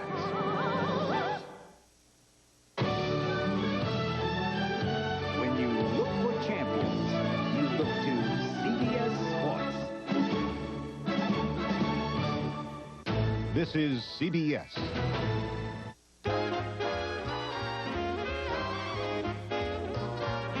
Get the new Mazda 626 with dual airbags, an available V6 engine, the best basic warranty in its class, made in America with exceptional style. And if you're in the mood for value, just look at what your Mazda dealer has for you now. We make the exceptional affordable. Mazda, it just feels right. In cardiac care, experience is everything. In Philadelphia, no one has more experience than the Heart Hospital at Hahnemann University. No one performs more cardiac surgery. And in electrophysiology, catheterization, and every aspect of cardiac care, we're leading the way in treating heart disease without surgery. At Hahnemann, experience doesn't just make us bigger, it makes us better. The Heart Hospital at Hahnemann University. You drive a car like this and you're going to be asked a lot of questions, like, what kind of car is that? You say, it's an Eagle Vision TSI. They say, oh yeah, a Jeep Eagle. To which you respond, it's not a Jeep Eagle. That's where you buy it. Then you tell them all about its performance technology. Eagles do invite a lot of questions, but the next time someone calls an Eagle Vision a Jeep Eagle, you can tell them where to go. Test drive a new Eagle Vision at your nearest Key States Jeep and Eagle dealer today. WCAU-TV Philadelphia. Now, Ken Matz, Jane Robelo, Herb Clark Weather, and Ron Berg Sports. This is Channel 10 News. What a game. It didn't end the way that we wanted it to, but we're happy that you were able to share it with us here on Channel 10. Good evening, I'm Ken Matz. Certainly an exciting evening. I'm Jane Robelo, and we'd like to welcome those of you who usually are not part of our Channel 10 News team at 11. We're glad that you're with us tonight.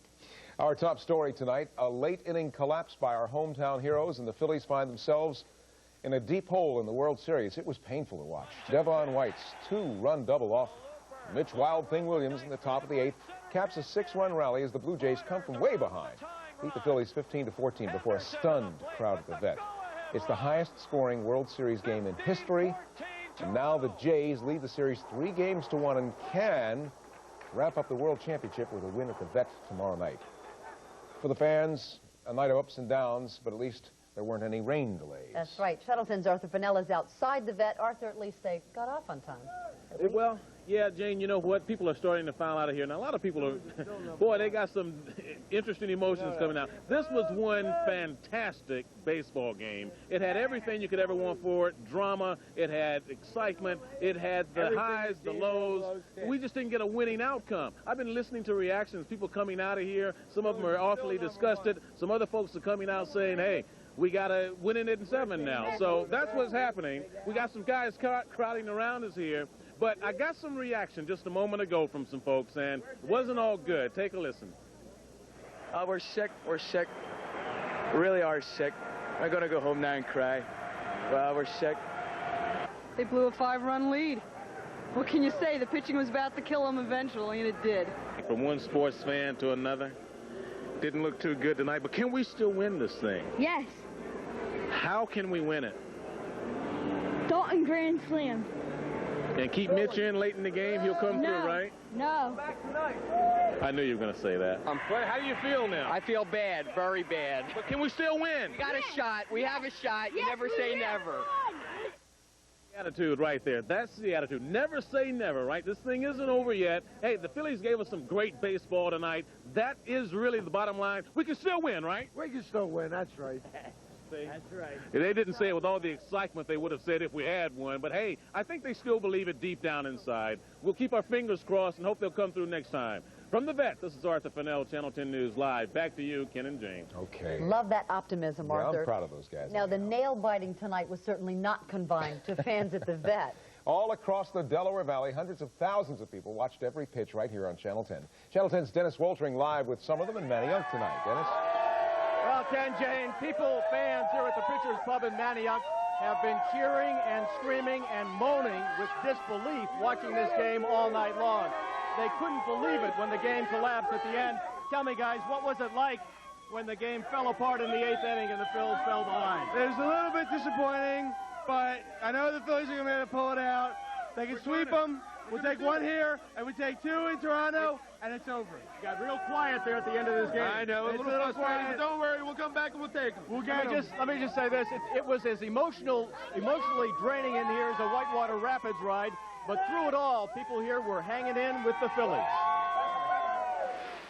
At Suds Cafe in Mayfair, fans cheering on the Phillies included a John Kruk look-alike, complete with a hole in his pants and the look of pine tar on his batting helmet. Couldn't get a hold of no pine tar, a little bit of peanut butter and steroid ashes. Fans grazed on Wild Thing wings as the Phillies finally put runs on the scoreboard. Phillies! Phillies all the way, baby! They're looking a lot better than last night. Last night they were swinging at high pitches. Tonight, they're in there. When Milt Thompson slammed a triple that scored 3 runs, the place exploded with cheering, stomping, screaming fans craving a championship. It's a swing, and it's a long drive, way back. Devon White's not going to get it. It's a triple for Milt Thompson, off the fence.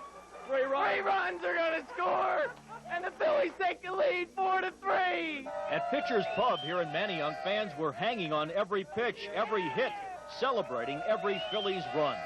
Catching on, we're going to take it all the way. When the lead and the momentum seesawed back and forth, the fans felt like they were riding a gut-wrenching, emotional roller coaster. Well, it is kind of nerve-wracking, but I know the Phillies are going to pull it out.